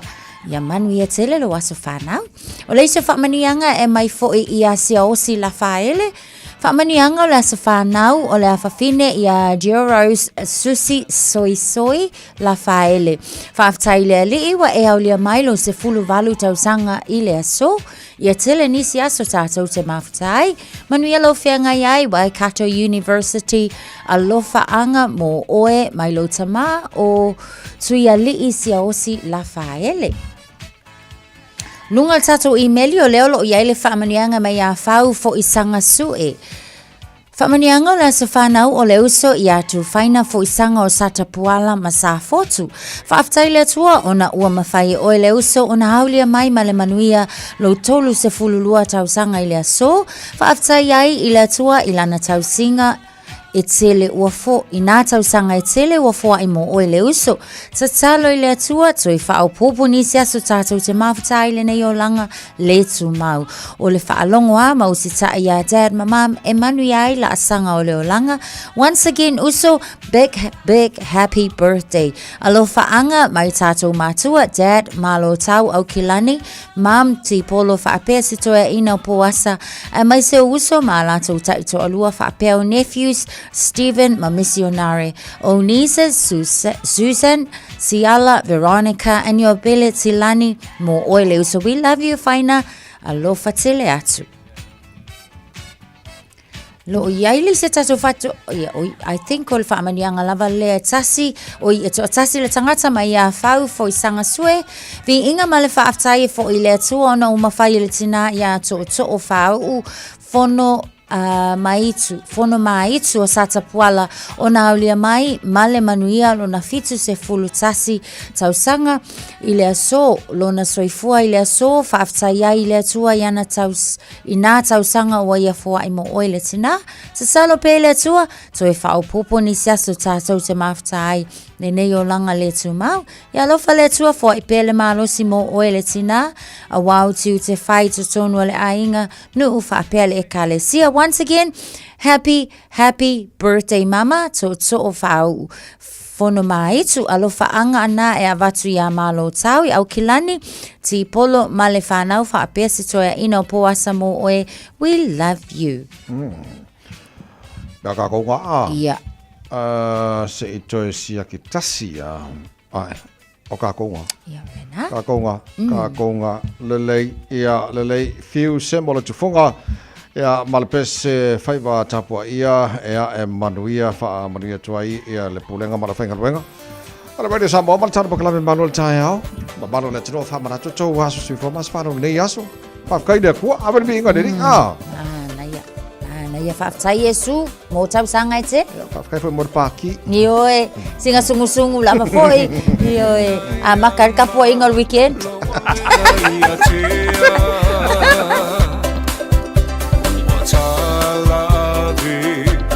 matangi le ea Wapua ina le manongi o funga la au Eo le whaai ai Samoa o tama whanau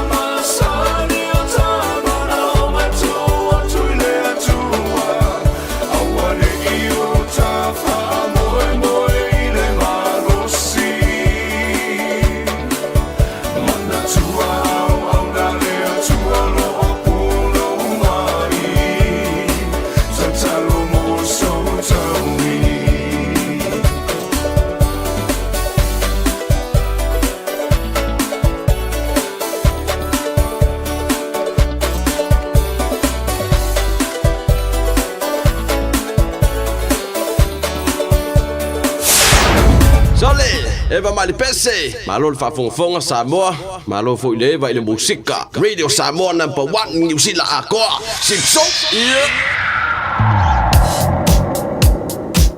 Taimi pisi lava nei o lunga o tātou wala te tele on Northern Motorway, Albany to Constellation Drive, mamawhale traffic. Whapena whaina mai tau watu I nai lewa ingalana o Nera Road o lo o matua slow lava I le taimi nei ia maleanga I atu fo I lunga o le tātou au wala lau papa.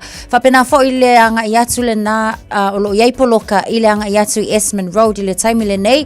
Northern Motorway lava fo I o lo o mai tau watu on the eastbound, Great North Road to Patiki Road o le na o lo o matua mamafa mapoloka foi nisi o vaenga I le taimi le nei te Attitude to Newton Road se fulu ono minute le travel time o lo o iai mo tātou le taimi le nei taulanga anga I atu east I te Attitude o lo o mai tau atu foi whai lava se slow ia mau iai nei poloka mai se le lata atu Lincoln Road le mai tau atu lai lunga o tātou au wala umalava State Highway se fulu ma leono city bound mai message to the CBD o lo o mamafa le traffic ia mai se le vaenga le na Patiki Road and Great North Road State Highway 1 on the southbound o lo mai tau watu Market Road to Penrose whapena fo I langa iani papkura to Drury o lo o mamafa lava fo I le taimi le nei State Highway Lewis fulu northbound Message to one hanga o lo o matua le mu lava fo I le taimi le nei Lincoln Road mai tau watu pisi whapena fo I Pakiranga Highway o lo o matua mamafa I le taimi le nei Lake Road whaisi pisi o tātou I le vaenga le na a mai se fo I langa I atu na I Esmond Road pia mai sutasi minute le travel time mo tātou nisi nau swinga ai mai se fo I o vaenga o lo o mamafa I le traffic I le taimi le nei avata avale mo oe manu ia tele ma ia saunga le mula o whainga malanga o tues full vale minute ta leo le tu lai fitu malo le Tara Radio Samoa.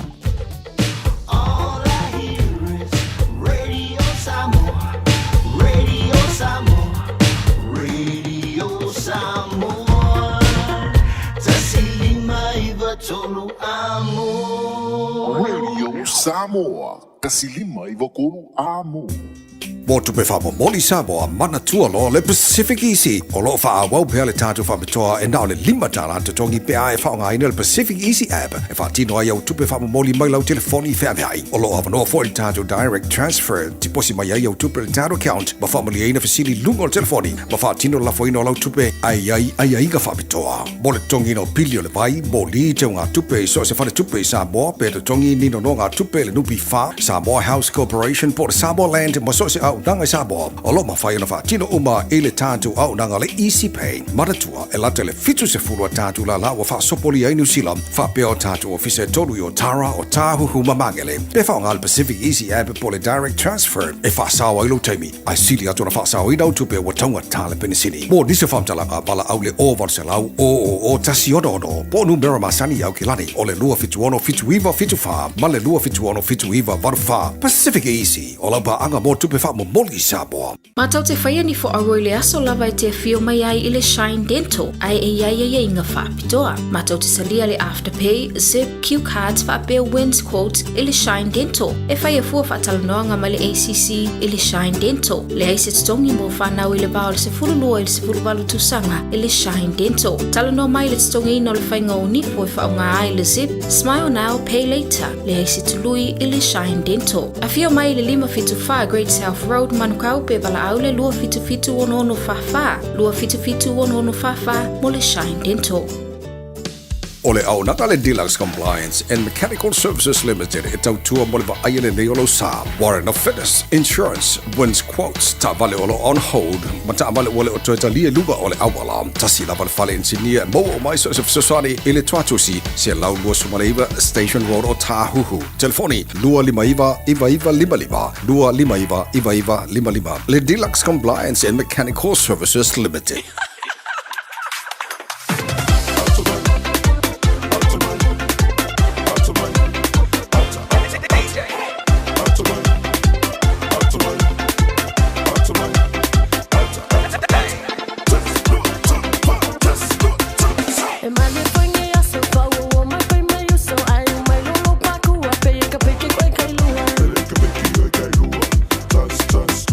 I like it, I like it,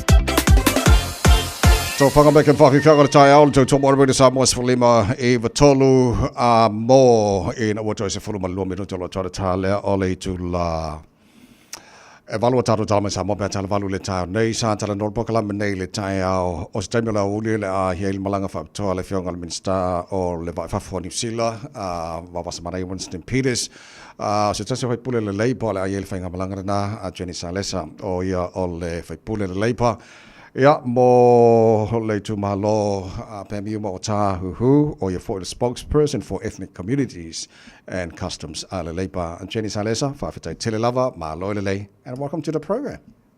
Alofa lava, malo soifua, and thank you so much for this opportunity this morning. Alofa whawhitai, appreciate your time. How are you this morning? Very well, thank you. Yeah, okay. You're looking forward to be on the plane later on today? Yes, and so it is led, as you introduced, by the Right Honourable Winston Peters, who is not only our Deputy Prime Minister for Aotearoa New Zealand, but he is the Minister of Foreign Affairs. And on this trip, it's a cross-party delegation. So our Deputy Leader, the Honourable Carmel Sepuloni, is on the trip together with me. Yeah. And there is representation from many of the other parties across the aisle. Okay, what's on the top of the agenda while you're in the Pacific in the next 7 days? So, you know, as I said earlier on, it's one of the largest Pacific delegations. And one of the reasons why we go to the Pacific is because we are really focused on ensuring that our relationships with our Pacific neighbours, the Pacific countries that we live right in the middle of, because, you know, Aotearoa New Zealand is located in the vast Pacific Ocean, so we are a country that's located in the Pacific, is to ensure that our relationships, our working relationships with our Pacific neighbours is as strong and as close as it is, and it has been over the past. And I also wanted to say that the Pacific is not actually a contested space. Usually it is one where, regardless of who was in government, we usually agree on how we deal with the Pacific. First up, we go to Tonga. And I think this is one of the reasons why the Right Honourable Winston Peters invited both myself and the Honourable Carmel, is because, as you know, I'm full Tongan and Carmel is also part Tongan. And also, Tonga is one of those countries in the Pacific where there has been a change in government, new Prime Minister, new cabinet. So this is our first time to meet the new cabinet of the Kingdom of Tonga. So for Tonga particularly, what do you expect that will benefit Tonga? I mean, forget about Vanuatu and Hawaii because you'll be in Vanuatu and Hawaii as well. But for Tonga, what are you expecting for this particular trip that will benefit the Kingdom of Tonga? So we have quite a number of different streams of meetings, but in addition to, I think one of the days we get divided into 3 different streams of meetings, because we also have on this trip the Minister of Health, the Minister of Climate Change, and the Minister of Courts. And so for some of the time, we meet everyone together, including when we actually go and meet with all of the cabinet of the new government of Tonga. But for some other parts of the day, we're there for a full day tomorrow in terms of work. We get divided up and we will get to meet a whole lot of the new cabinet. So I look forward to, I do know quite a number of them myself, but we do look forward to them telling us what is their plans, right? As you know, it's a new government, but they go into an election later on this year. And so, yes, we will meet and hear about their plans for now, but there's also that aspect to it. Their election, I think is towards the end of this year. Yeah. Okay, Jenny Salesa o se tasi o vaenga, one of the things that about the Pacific is the security. I mean, the influence of China in the Pacific as being a very big topic for some times.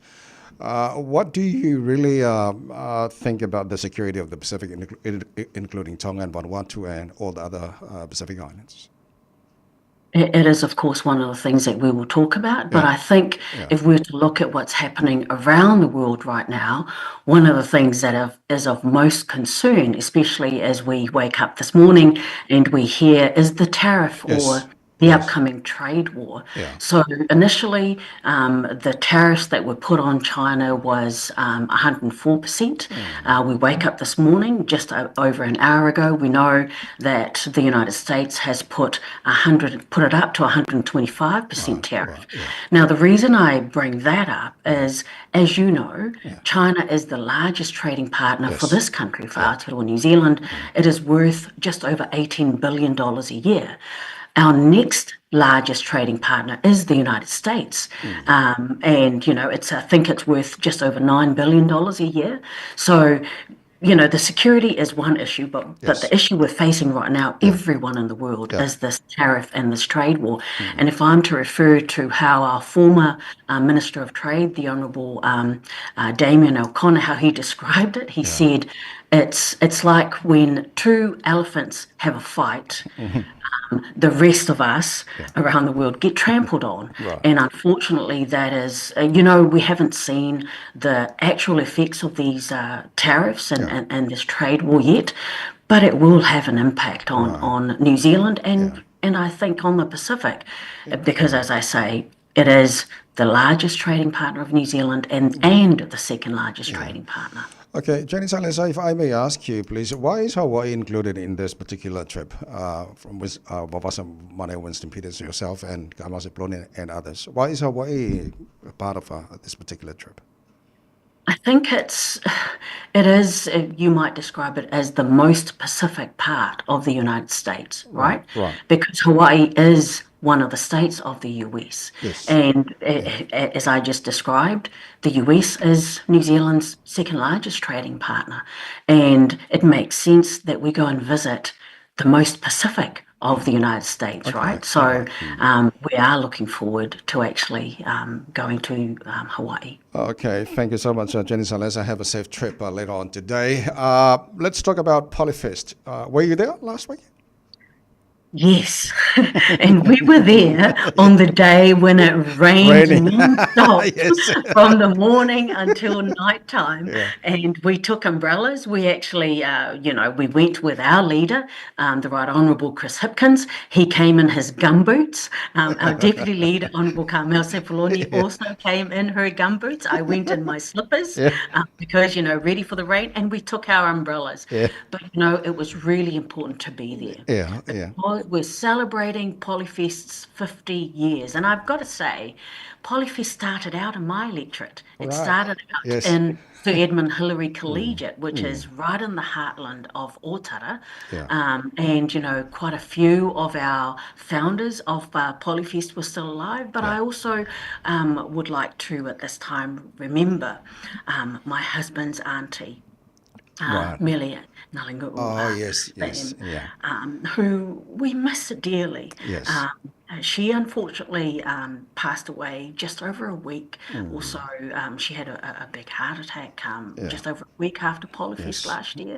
And so even though we were celebrating Polyfest 50 years when we went, and Samoa stage was the only stage we went to in terms of the tent, and then we were waiting for the microphones to come on. But we were really quite sad to really miss Melia. Okay. Did you have a time to showcase your Siva Samoa?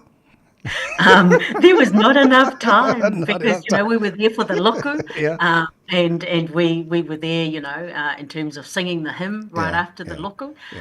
But I think because they were quite well behind the schedule, both Samoa stage and the Tongan stage, there was not enough time to get the politicians up to do a Siva. It's just as well because I really do need to up my game on the Siva side. Right.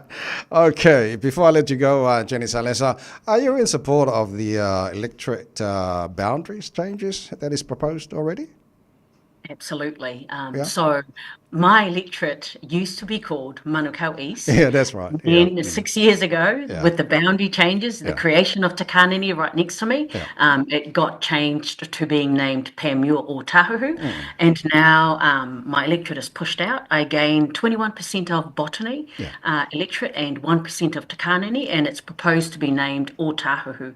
I think it should be more appropriately named Otara o Tahuhu or Tahuhu Otara, because when you look at the map, it actually includes a whole lot of Otara.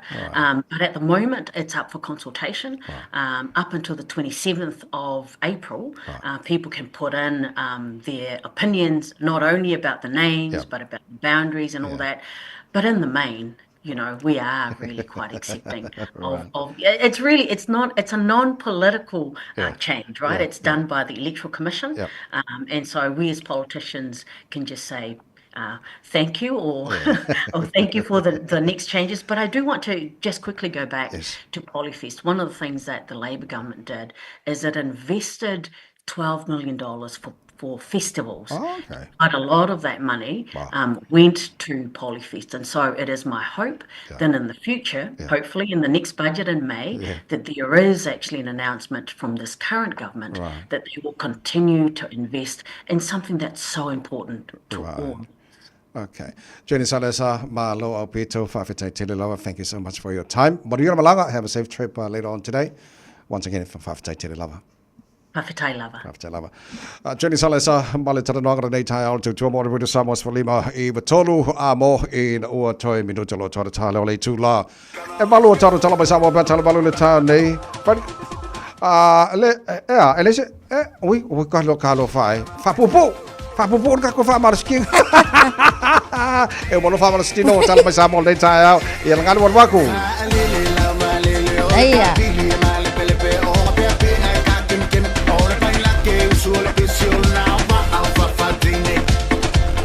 Lunga. Iya. Naya.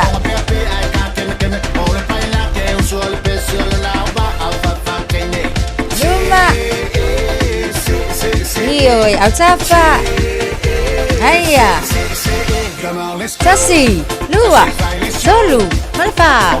Tas, lua, tolu. Pa, autafa, tasi, lua, tolu. Pa, yo, luma. Haya. Billy. Haya. Io e fai malia ngi ai. Lafa. Au tafa. Aya. Alo iluma? Iha. E fulu seconde. Ia baila, ia. Koma. Mana vai tonu, mana vai fafo. Tonu. Fafo, manu via telele ne yaso. Sei pua.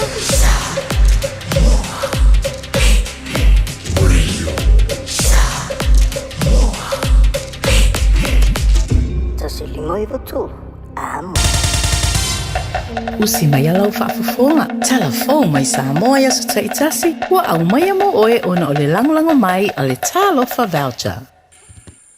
O te whatalofa fo i lo tātou o tino o le nei o tātou toe mafuta fo i le nei aso fo i au si mai alau whaafonga tala tau longo mai lo tātou o tino. Wa whaamawina nei seisi matati ai to mai a o auina ile matata insinia ma le aveina o taavale ola le tise.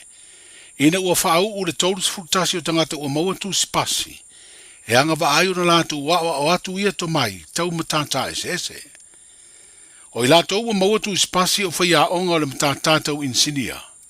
Manisi o ave taavale, ma ia onga o matata ese le Universitea o Samoa.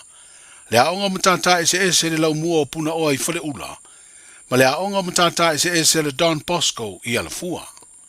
O i lātou ia le alātou wa wina alu ma whanau le tino. I lātou o lo a o ngai le teiminei ma le lumanai i matata tau insinia. O le tasi leo vaenga o le porkalambe wa autu. I se si o manga lanu lau ava e whai titi ai kasa kaponi.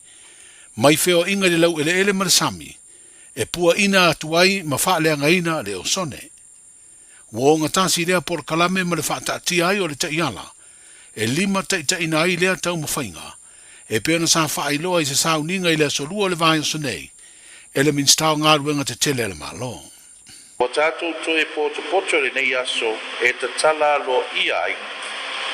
Le isi fo i ngā ruenga tā ua sa tā pena ina i lalo le nei lava poloketi al Cap IT.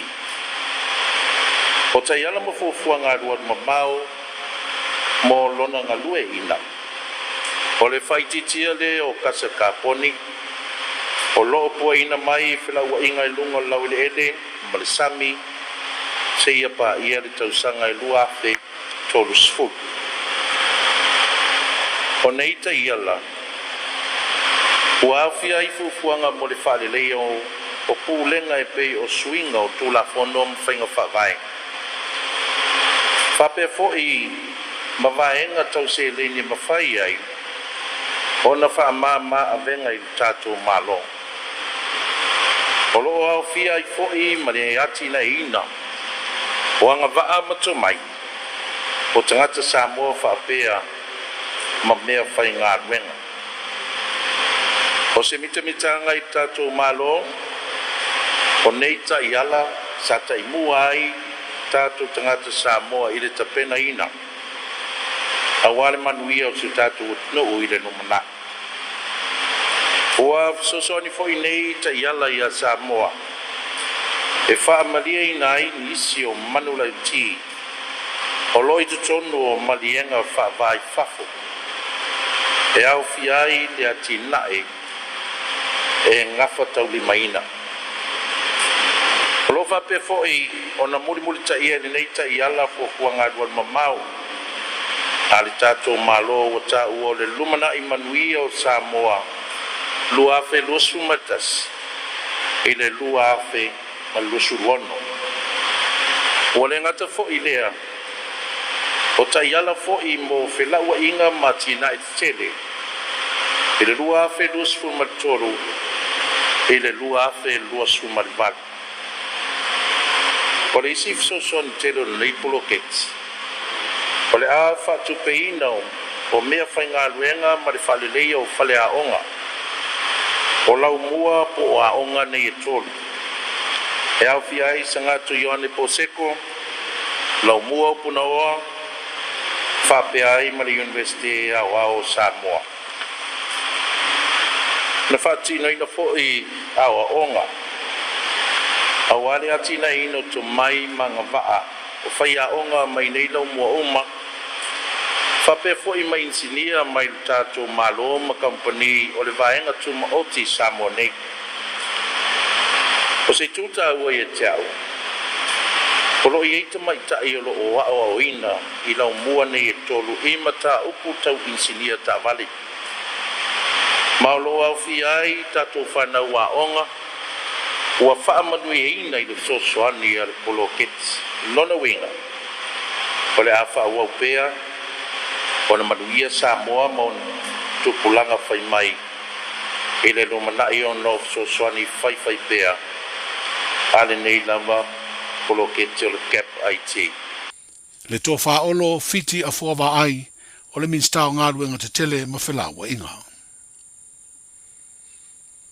Wa whailoe le ofisa siri lango lango o le mtanga ngāruenga o tina ma ta mai tai.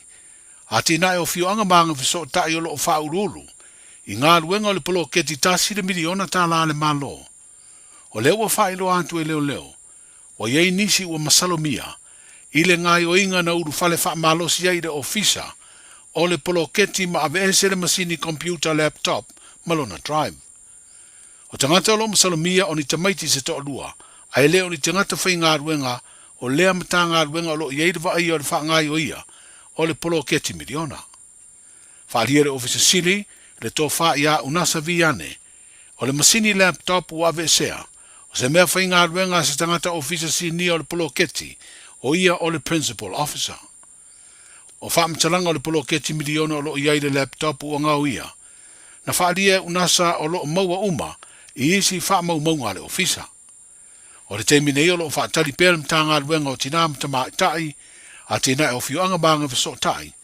Ise whaamtalanga antua leo po wheu wanga I ai alatou suenga. O le vāle tau sanga I lua afes fu whāma le tau sanga I lua o lua tasi. Na watu ai mai Samoa ni tangata e whainga ruenga I se pisi nisi vali whale I New Zealand. Stangata anu o Samoa na ia whaia lea ngai o inga I le malanga mai lo tātu o tino masa iri ni tangata o nisi o tau a inga ma uo. Ma ia whaia ai whiutana inga le tālu sanga ina leo visa asiasi. E uru whale atuai I New Zealand ma le wha moe atau nuu. O na wha whainga ruenga ai lea I le pisi nisi vali whale. O le wafa ilo I se li poti le leitio a New Zealand. O le vai o sene ina I o ina I e lea tangata o na morianga. Pe tai o lo I ai se polo inga le tu mau o le wha msinonga I New Zealand. Ua wha saayo na wha ilo le swafa o lea tangata nu o Samoa. Stasi leo ngai o inga o wha ilo I le li poti. Wa ali e liai nisi o whainga na wha whainga alue ngai ni tangata e se awala e soli tu la fono. I le male I tu siri o na wha noa noa ai. O tutongi na tu ina atu mo ia tangata. E matua le tāle whengai, ma le tutongi o lo whātū lafono ina. Whaalia le li poti e tangata le ofisa of Malanga inga New Zealand ia pia, sa whesoa swani I le whaangai o ia o visa, mo tangata sa avatu mo ia ngārue ngai New Zealand, e le tangata ua nofo sala nei le whalepui. Sa fola e le ua nofo sala I tangata na ia avatu, o se ava noa le leilea, e mau ai ni se leni e lafo mai I Samoa, e whesoa swani ai I o lato wa inga. I le avano ai o le tofinga pule o le vaenga wa o onga ma porokalame le atina o le lakapi Samoa. Le High Performance Unit, le ana tau ave le tō whase o Manu Douglas Ngau Jan, ua ave neima ofisa siri o le lakapi le tunu. O le ua whailoa lau tele maide whidiwhidi o mata a Far Ramsey Tomokino, e tau aveina lea tofinga. O se tamali I sa ave ma whaia o ngauru o le tātu o le kapia tamaitai o le manusina, ai sa loto lo toi fo I porokalame, mo le tapenaina o le tātou au tele o le manu Samoa, whapea le tātou au le kapite to fitu. O iei le whamoe moe le pūlenga o le kapite Samoa, o le amau walunga se la sanga si tia iei le tapenaina o alo ma whanau o le tinu, I tā longa whaavao malo le tūla I mai o le tamali, e tau ave le pūleo porokalame uma, tau le ati nae o le tā longa le kapi I Samoa. O le ua whaelo I le uwala o fisota inga le tālonga si I ua mea mawha Samoa. Le manu malo ai o le Palestine o le tālonga I lo tātu o tino. I le pālota na sa ili ai se Palestine. O le whaalapatu putonga o tālonga Samoa ma le komiti o tālonga le Olimpeka, le SASNOC, po le Samoa Association of Sports and National Olympic Committee.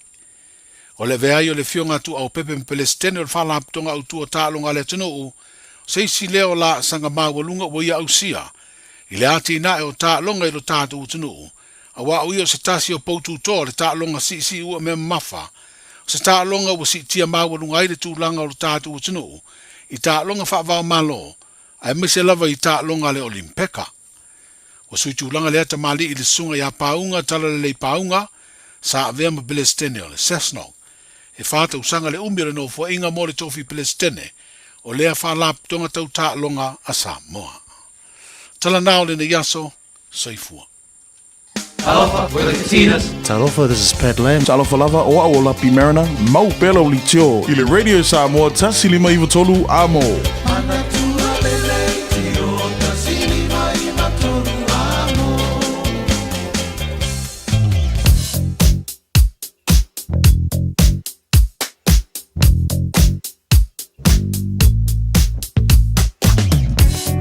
Faisi pisho runga la wala nei taimi o le tai ao. A mesi tātou lo malanga mai North Shore, Northern Motorway City Bound.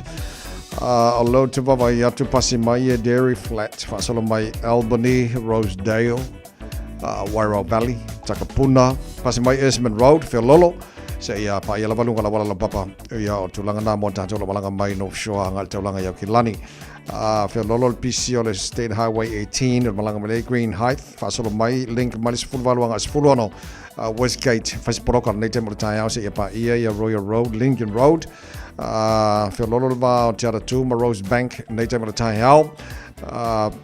Whaisiporoka va Western Springs ia ma link o le se fulwano anga i le State Highway 1. Ia malanga sau te whapena fo i le malanga i North Shore. Nei vanga o tai au. Tātou lo malanga mai le lua se fulu. Whaisiporoka la i titi mai le tano. Pasi mai le tano, Mayora Road on-ramp, ma Dominion Road, Whaisiporoka Valea. Whapena fo i le Dominion Road anga i Hillsborough off-ramp. Pasi mai loa, ia Hillsborough, whasolo mai Onehanga, lunga la wala papa, ma ngia flow le lei. Ko pisi la kiki a southbound o le State Highway 20. Ia le pasi mai o Massey Road on-ramp, whasolo mai Puni Road on-ramp. Lamby Drive off-ramp, Whaisiporoka na nei tamu tai around Rainbow's End. Whaisiporoka na nei vanga o tai mo le link o le luasi fulanga o le Highway 1. Tatolo i le State Highway 1, city bound nei vanga o tai au. Whiololo mai le ma Drury anga i Papakura, Whaisiporoka Papakura anga i Manurewa, Manurewa i Manukau, Whaisiporoka na nei vanga o tai au. Pasi mai Manukau, Whiololo le ma te Irirangi, i Stamaki Road on-ramp, whaasolo atu i o Tip-Top Corner, Poloka, Mount Wellington, pasi mai Ellerslie Penrose, whaasolo atu Green Lane, flow le lei tātou. Ngai i le taulanga au kilani o taulanga nalo i lunga na wala i le nei taimi o le tāau. Afta vale, whamole, lava mai le on sai. Ia mai asanga le mulanga i tūtemanga ruenga whapena fo le molina nei tamaiti i le ongara nei fo i tāau. Talofa Samoa o Jerome Gray le nei. Pe o e e lau ta vale po e whaafonga mai i lo maota. Ia tu pele ni lo lau le tio le sfulu lima i watolu a mo. Radio Samoa, numera tasi i New Zealand. Ua mawhai ana au ina atu le tala o le tau Yaso Taitasi ona o le lango mai a le Pacific Finance Limited. Telefoni o Varselau fitu whawha lua lua fitu. Aloha tele tino lau whaafonga malau mai mo mai le nei vaenga o le tai au le vaenga la tamai le nei i le tala o le tau lua se fulma lima lo te vavai atu o i le vevela le e Samoa te reifai Samoa i le nei vaenga o le tai au e tu mauinga o le tau le so i le atunu e awaoa Pasor fo na langi de lei se vanganani se vaenga la tino e pa wai timu o le atu mau le tolu suma le tasi anga le tolu suma le lua degrees Celsius modu ngana vevela le e Samoa ne yaso lua se fulma leono i lona mawalalo mo pa anga omal tara pokalame o lo mai mo mai pele tino pele Samoa malo la versi fo maruia il vava atu le telo vaenga Australia ne vanga taia good day mate malo se fo maruia malo le tino pa anga omal tara pokalame se vaenga Australia le la mo Canberra Faisi maru lua tai au se fulu o lo iai o le fasolo na awa ore tau fasolo na atu le vevela le e lua suma lima i lona maurunga mo nei fo yaso sini Australia la matele na awa ore tau le mana le malu mai nei vanga le tau se fulu no lo iai pe tai la fasolo atu ina vevela le mo tau lua fulu no mo lunga vevela le e fa mawina mo sini Australia le so but pone good morning ke le yo pa angan fa tala fo mai nei le tai ma lo la versi fo manuia ka maru le kikiar ka house fo fa lo iai I nei vaenga o le tai au mo tau ai au le pole o le asu sulu mata ngā whira la ia ngā makua vevela le ea mo tau le so loa se pun mawhitu I lona maununga. Ia, o te roisi vaenga in Brisbane le maa ne fwere maru o le tai au. Nei teimo le aso o iai, salapua ngā waki ale ono mo tau, pa u nai wanga nisu teimi, lua se mawhitu mo lunga le vevela le ea mo Brisbane le nei fo yaso, ma nei sulu mata ngā whira la Perth, Australia, vevela la i o le ea mo tau, lua se furuiva I lona maununga, vevela fo i o le ea I Adelaide, ma nei sulu mata ngā whira la, I le nei fo yaso, ma nei fo sulu le la I Hobart, lua se fulima mo lunga le vevela, ma sono na awa o le tau, I Darwin, tolu su wha, ala maununga na le vevela wha mawina, mo Darwin ne so o vaenga ese mana Australia mo tulanga ile tau ya mo ne first off you ta to ria se mai le talo tau ile no fanga fasala mo radio Samoa tama ki ba ka ros fa le malu lu ne vanga o tai aba ya to o ka se fa fe se la manga yo se suru le la le nei tai au lo su tasi to mo lunga ma fana le mo kinani ni yaso to mo fo langi de data so to tai au pe au dia na fasala pona awa langi de le tau tu sale ma fan le matai au lo se matasi lona mo longa po pa tu la stona yo la fa sono awa lang de le fo le tau lang de le so sa so fu so lu so lulu na ba so lu mana ia to fa ma bongo mana la ba tau de nei va ngol tai au Tano tau redi Samoa o nato whanau longa le Pacific Finance. Ua loa le tautua le Pacific Finance in nonga tupe mo so se wha moe moe. Ma liu, whai puiponga, aso whanau, sa whai whai ngā balo longa, ba so se wha la velawe. Apa laine lo le Pacific Finance.co.nz. Pe bala au le oval se lau fitu whawha, lua fitu. E talo sanga sauna nonga tupe ile bao le 5 se lau tala, ma le lua se furu hawhi tala. E lua minute whai lau talo sanga online, www.pacificfinance.co.nz. Ai tasi le tu lai whatali e se tali. E iai ai inga whapitoa. Pala au lo le Pacific Finance Limited. Ile ovar se lau fitu whawha, lua fitu. Ovar se lau fitu whawha, lua fitu. O le tangata no lena toi mai tātou tala nei mai Samoa le satana no ai le porkalame o le maru le tae o na nafi. E whātou sanga lea na whasalai nei le whanipui mai le masanonga whaitu malo au ki lani. E pauna o le vaenga fo le o lo iai ele o whaina whaalau lo ina lon suafa. Tulanga o lo ia ni so vaenga o i unga whamsinonga na iai. Mon teimina nei, ia ai le lope te ua whaino mai ai o le sona. O le sona mo tāua mo tātou va ai. Ia mauti no le se lau pasene le sao ma le nei o aunanga. O lo o tam whaia mai nei o tātou tangata mai Samoa ngā rua nei. Mo tātou fo o lalai tono au kilani nei mani sa vaenga o New Zealand. O le sona tāua i e mauti no le vai e kaungo fia ne o sao le immigration affairs tarsanga no fo mau mai si vaenga uma. Se vanganau ini se o nanga Samoa fo i whaina e talitonoina se lauri masul pasenge o le sao ma le lei. Ia na whao ngā lea e sila fo o kaunga kele. Ia o le ua whātu tara bokalame kaungo fia le o sao an immigration sao i malatari sao il meo tauna iai ai aune i toe o kako i le awala lea o le whaavale le Samoa e le manuia ia o le afulanga ia le whidi al kampo le maua ia kofuro le whalpuipui ia le na so nei vanga ta ua na toe whaamnatu mo le tenu nei vanga le tai au a whaina misia tātu tala mai Samoa nei tai au toe whaasalawina mo oe pia tale tu lai se furu malua le au le so ma le fitu le po ana nei taurunga tātu tala mai Samoa nei vanga so le tala valu i le tai au a tai au lola wase fo manuia sumala whaafonga whaata fitu nei vanga so tātu mo wha Samoa.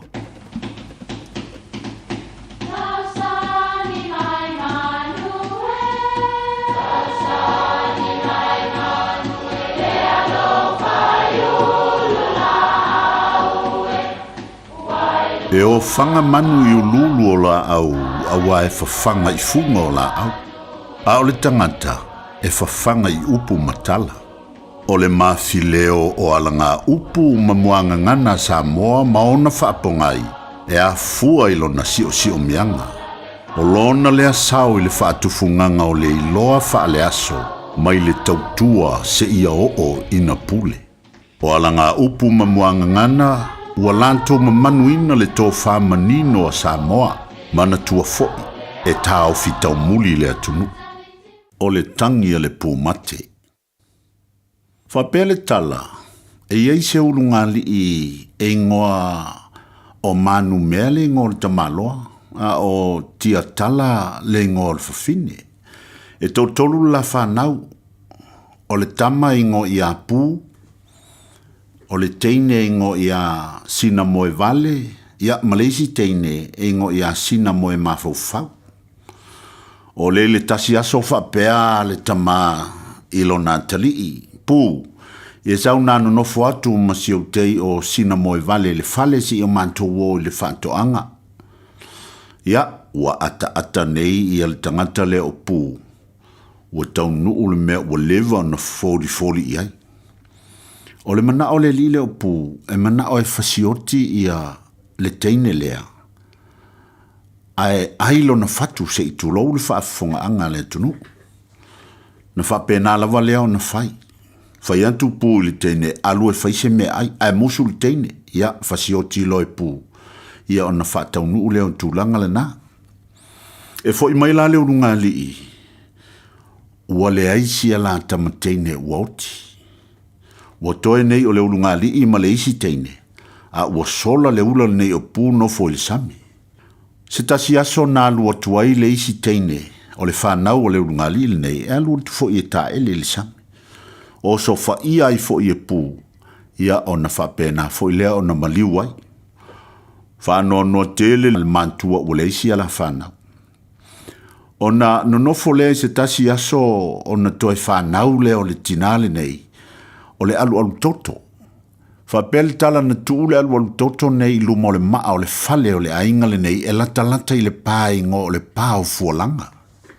Ia, le tasi pō masina, nofo le ulunga li i matilo pēa i le maa le nei, ua te i le vaai atu le tu nevo le pō, ua sāwha whai mai eita mai ta i e toa lua la le leia. Ua oso le fifefe o le ulunga li, ia ai te ua whapea mai ta mai tai. Awa te lua popole. O maa ua. Ea o le ama ngā lulu e la vea i o lua mai le tangata ami o le angal nei o pū. Ia, o le mana onga o teine nei na whai i o la mātua. Wha mole mwhai na lua tā mai le whau. O na sae lea. O no lua whita ngofi le fili eiso maa o penga whangota ma te fia o e whangota. Tau sielu tātou ainga. Na whape nao na whai mo fili le o penga.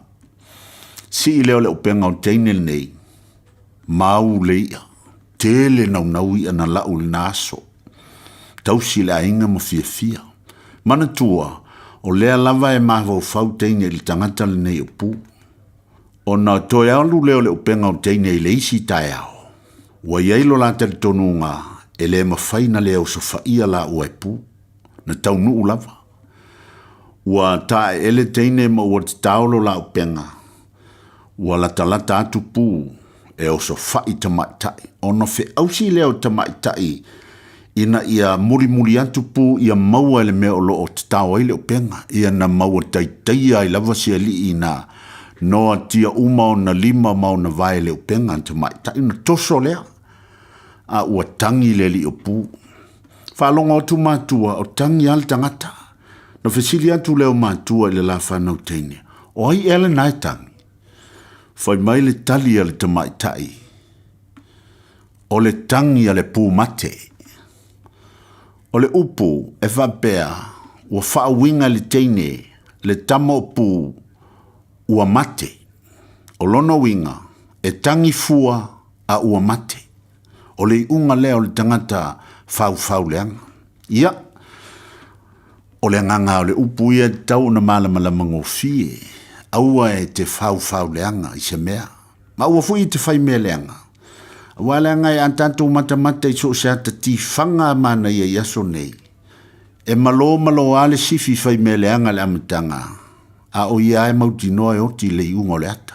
E whapenale na turo le soifuanga le nei tantou te iai. Si le sila le lei. Le isi teimi wa ai pe le maua oi le soifuanga le na. E te toi tangi fua masala mo a ua e loa lava ua le aise au ngā ua tuai. Tangi a le pō mate. Ia manuia lau whaasausaunga sa moa.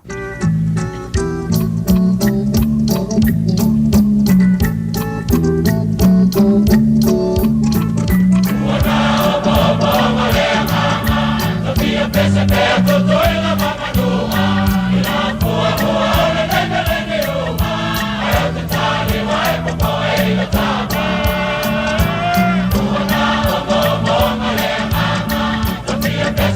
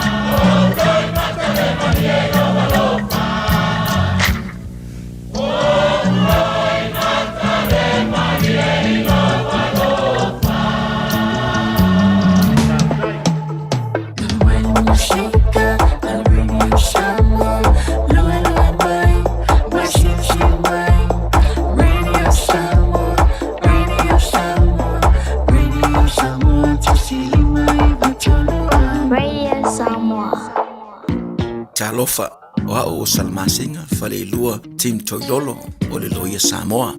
Whapitoa la o unanga I mta upu tau immigration, pepa malanga, tangata overstayers, so sto ngā visa. Hapena foi le taxation, por tu la fono tau la fonga. M5 foi on o tau aveina mta upu whaal tu la fono I Samoa. Whaamal mole vidi mail numera o iwa lua nono o tasi lua lua. O iwa lua nono o tasi lua lua. Whaftai. Wa ye nei le la lao le Bluebird Lumber and Hardware I Mangele. A wa whātau molo a inga I Samoa. E mawhai ona whai umai oka o loa whauwhale. Pusa aisa o ngā umu TV moenga. Se tino forma le telo o loa ese. O whātau umai mawhai ona tatongi le tātou ofisa I Mangele. Ai piki I whale o loa o le Bluebird I a pia vai tele po sa le longa. Walau noa le o lua tasi 5 tolu whawha. O lua tasi 5 tolu whawha. Pe I meli le info@tlmarketing.co.nz.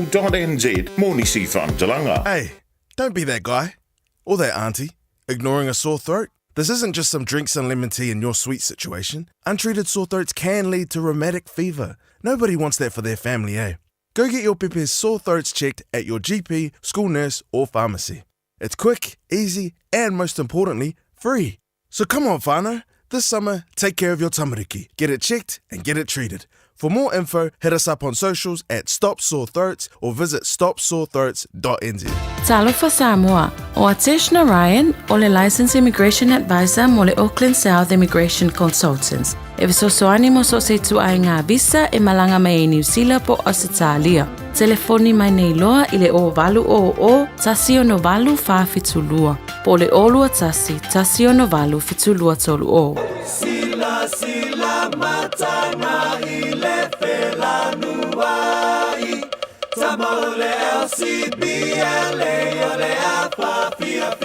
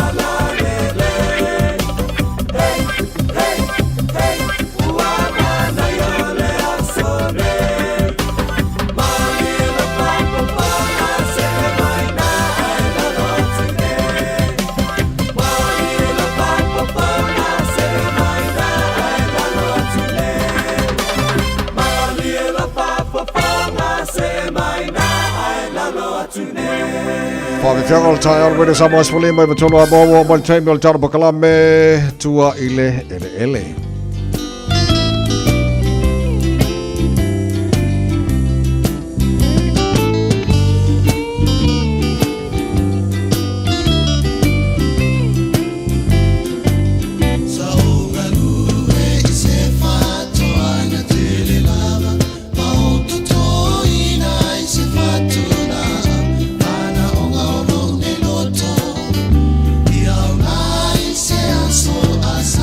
Lelei o le ngā kōngua le nau te ingo tātou e tuto le whatu la au ia fua mai mao ngā mo tātou ia mo ngā tai hao. Ia lau kūwhore ngā lupo kalame tua ele tuto le whatu le fua mai o na fua i ona lava tau e o ngā ua mo tātou le songa tu le ebra o pena kovati. Mai waiuku leo pāntasi malnei tau tu le ebra malose fua. Malose fua le sunga tawai whatalau whatfo i le maru lau whinga ruenga nita eo. Ia mai se ia la tu sa mo mo tatu vasalonga de ta fa taile tu o li ma tu ta tu ni aso mo manuia ma na ia sulu la ia ma lo se fo mo malangi ma malo manuia mai ia wa yuku nei ta ia fo okay ia se ia fo me fo sa valinga nei ta le 1 kilomita ma nei ia nga savat nga kile ki sais ia okay le ma nei wa le fo sulu mai la u yang kau maru fo le ta ia ia le ma ngia fo ile tai al sabari la ko ma kole fakula na tonu le ma lu e ti o sabari ave vela pe to smata tino sa ma lo fa tai mo le tai au sa ta no ma lo fa wa wi le porkala me superfoods o to ma fa ia nga mo tanto tino o mai ale avoka o mai ai beans ma peas pe ona yele na va so tana noa tai out nei blueberries. Yeah, la valo se fiatu. Langa le fa mon fa te mana ta vai. Mana te a mata se u fa ma lo se tu spaia ta ne tu sa mo le pesena ta por calambia. O pua mo fa ta to lu fa po i fa mai. Ia vai le tu ma va tu ia o. Ma va tu mo ia lo i fu lo fa to anga. Ona le lingi tu i le fa manuianga ina ia tu mo i falseito mo filosofi tu nga wa ina foka ma ia ma nei el mena sa foi ma o ma fatang a fu lo tama to mo a fe sia mena na manu ele por kala me fa pia foi na foi a fu lo ka pisi al mo ska pisi fe sia wa sa wa le o ska pisi le me se la nga ko anyway blueberry yeah me lauded blueberry la in season temni la fu tele no vai supermarket na fi e fa tau mo container vai o panet plastic tota la fa ali mai le selau kalama a pe tu se onos fuluni me o ton pe o sai le mapu pe ta blue ko ki kia uli lan wa ka se la container fa tau mai al va so inga ko ro fa ni blueberry ai leso o multina lai and mo atongata alele is very packed with a lot of antioxidants move up in hello okay le so ola manaya ya blueberries time nei la ka mo fie ya ole for my molecules na so on preventing or canessa nga foi molo fatu nga fa ma yo mata nga foi memory loss fa le ma fa tangata pe fa pe mo tele aussi health problem for my for your tamale blueberry my blueberry for my tele yo me nga ka antioxidant ma tole many antioxidant le situnga vitamini le fa mai kuso fita il tino le la te tawina taw te atu fa mai po a me le so fa il tino a kamala yo antioxidant mo powerful kamala antioxidant kuso fita il tino mai la e tele atu antioxidant bo il blueberry lo le fast food lo fala o na so kuso a fala o le blueberry e tele mo me ka vitamini ka o fiber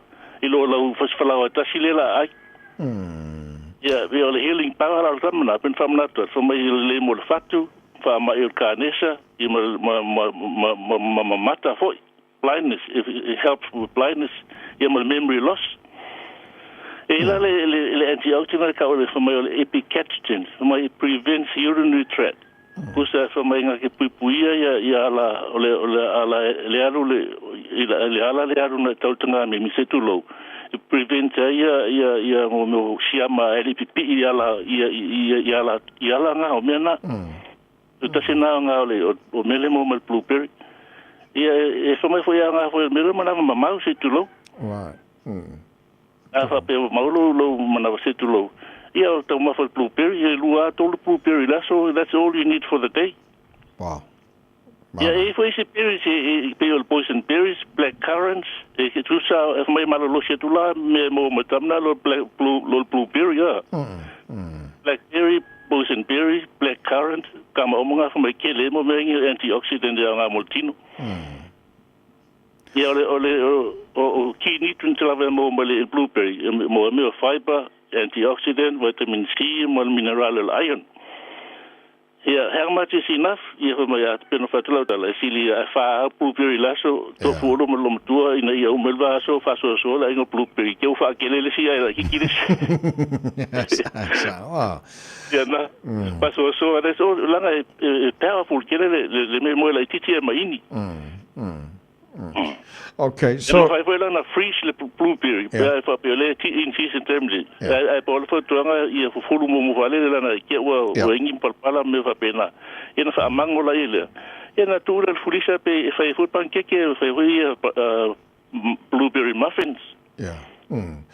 Okay, ko kelele si va ngale o fa ka was kulimi fa mai blueberry ice cream o ke lo pe le nga me pe. O kamele leia na ai foi yogurt. Ai fa kaule yogurt. Fa kaule mixed berries or blueberry yogurt. So berry lover is packed with antioxidants. Wa me nga kamanga. Okay. Wa me leia ta tona. A fa ese blueberry ice cream o kamanga alva. Mane. The late. En fai na fa tau sa la blueberry plant tolo fanua. Pe fa pe lo wa fanua na te no foi ele fa lo help. Okay. Ma si fi wa ma lo ke ko lo blueberry. Ya le tala no la to ina wa la oficina ngalen ko fa ko me silanga wa esa no mo il tu langa la to ino le. Tengo fia, so se la so pala to e matulia o telo ele ni akilani e malo yo pala ka clay e malo ele falo loto ile pu na tu le sina top soil e lalo so a lo la ira lo blueberry if you a blueberry pe ala so blueberry yeah so lan fen fata mai fale la fo ia garden center e mo ya buddings o mai the 10 o if we are special garden center la ia en fana ale mo fana o ka blueberry plant nice mangai ka si ko kering sala kong la ko bearing ia so de kiri longa o kwa kamalva antioxidant. Yeah. Ngale nga tilo mena fa mtala tu nga yo matter kanisa ya mo memory loss. Okay. Le season le ko ia le berry Yeah, e ola fa sola to le berry. Ele to ulu la o tempo le autumn le matan to ulu la wisi la wisi fruit trees. Yeah. O le si o tempo le o uni. E fa le scapo clam le pruning ola. Manaya. Ma lo le era de tipo mutator vasone. Yes. Le we si la fa lo le promoted called 5+ a day. 5+ a day? Yeah. Yeah. Ola tu na proclame o na promotion so mai na ia una itanga te tamo faile ia lima pe siliat foi le fa ia fruit mo vegetables ai la setas. Afa tele la lima na la fai ile fa ia fruit mo vegetables ile lima le o me ngale mo me pe vitamin protein mineral e mo me la otas tu sa ulus furi mo me na we mo ile setas ya. Wow. Yeah. Le winga e mo o tele na lo so ani molotino. Fa tolu la na suila o lima na alvaias. Ia kusa o fa popo o fitu lima la fa me nga o tu ina lo tino la le vaso ato etas. Wow. Ele sauna. Ma ne foi para promote trato le promotional 5+ a day. Man tu o sila e sila tu lima la fa me nga la mo me la o tas. O test mo mo te la o so fu maroloin. A fa manu se la tiki se vai nga lo tino. A fa pe na pe ia manua ina ia so por vai so foi ono no o eso fu malo lo in a toni va sma sina pe twa foi pe ino na pelo manua ia lu me tupu o lo tupu ia o me mo ele o lava me tu tele le lo tino ele pe ai o manua Olona lua, ua mo suka. Oh, okay. Ole kama suka mo suka tua ina per manua. E mina fa ele pe fa isa siaki fo mai. Siaki mai once a year pe ana fa le warrant of fitness tavale. Ta bona lo fa siaki fa lo blood test, lo blood test. Lo ai uma me la le vale tonu lo tito. Yeah. Okay. Manaya.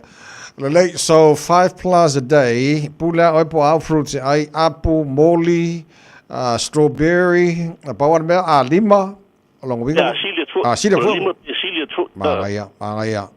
Le lima pe silia tu, le silia tu le na matole matamata. I love breakfast, I love piki avele fala le fai, eu das. Ola fale tomato le sanguisi la boca o balua. Ia fai la supu war que minha supu. Avele supu avele niani, avele le fiu, avele caloti, o le maukeni, mo kapisi o bokene. Oh, so esa ola. Ya kusa lima pe silia tu, wa kile alo sa molotino la setas. Manaya. So no pesene. Le ona se vanga fa malta porque la melita yo.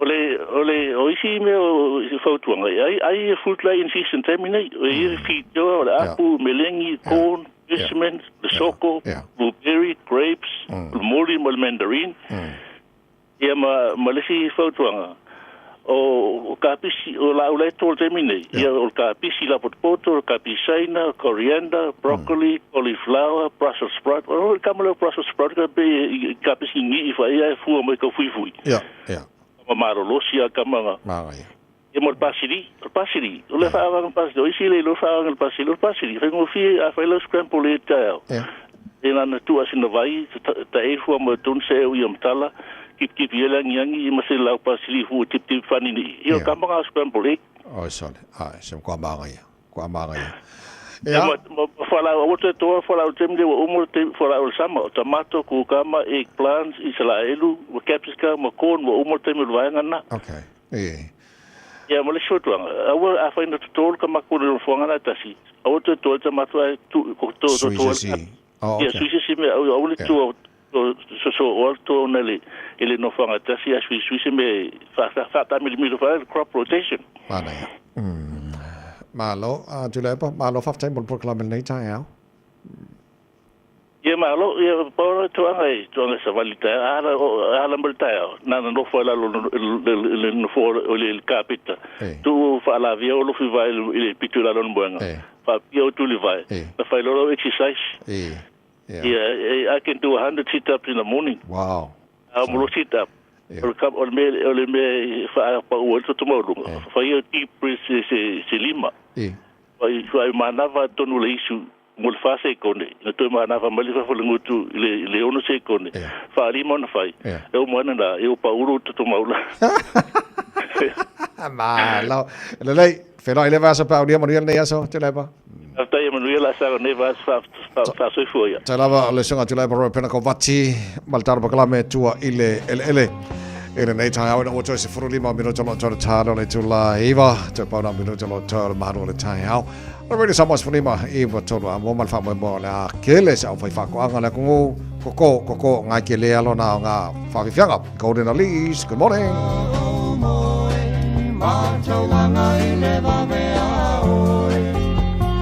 Saludo a la familia hoy.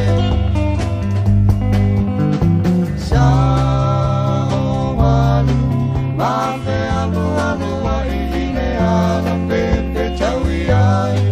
Ichaua imechafana yoata. Chamo ita ile ala na isasai. Joy after we matanga te tai for ianga isi sifo awe taino taino isi amea kabale mabea umae mabea tele ile laule vau telekea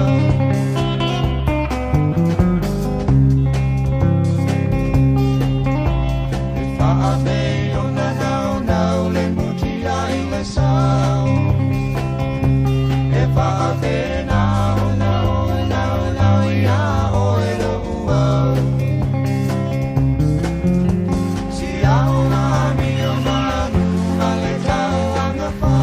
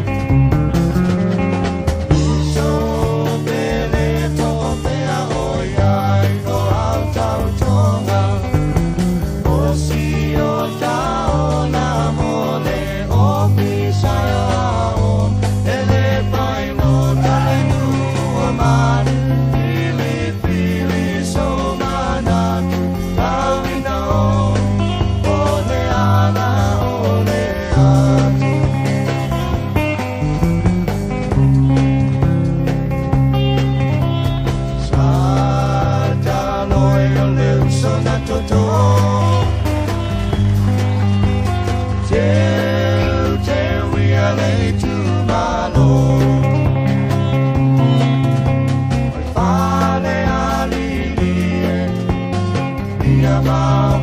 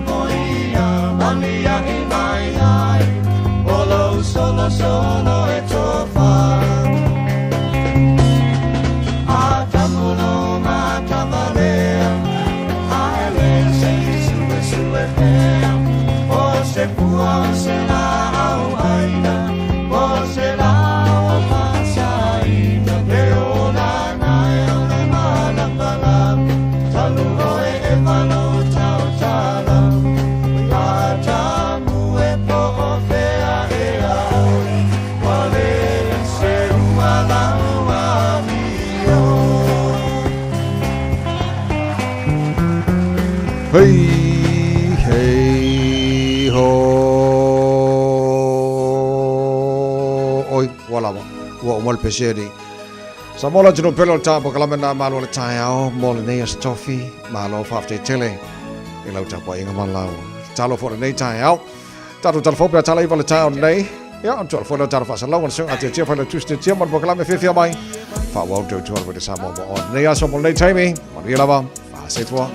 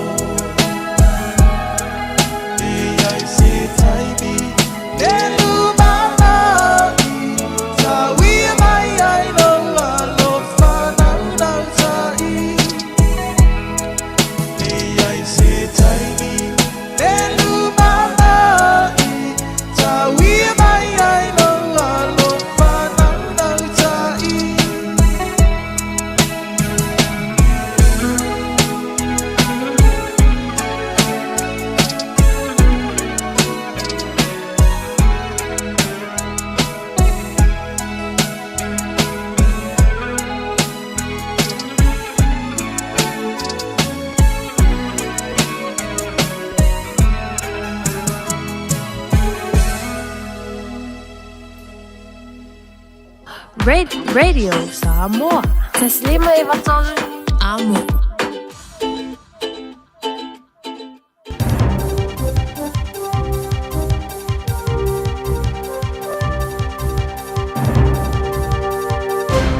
Tai Maria fa whakabai tala ni mai atironi sila molau tapoi mai.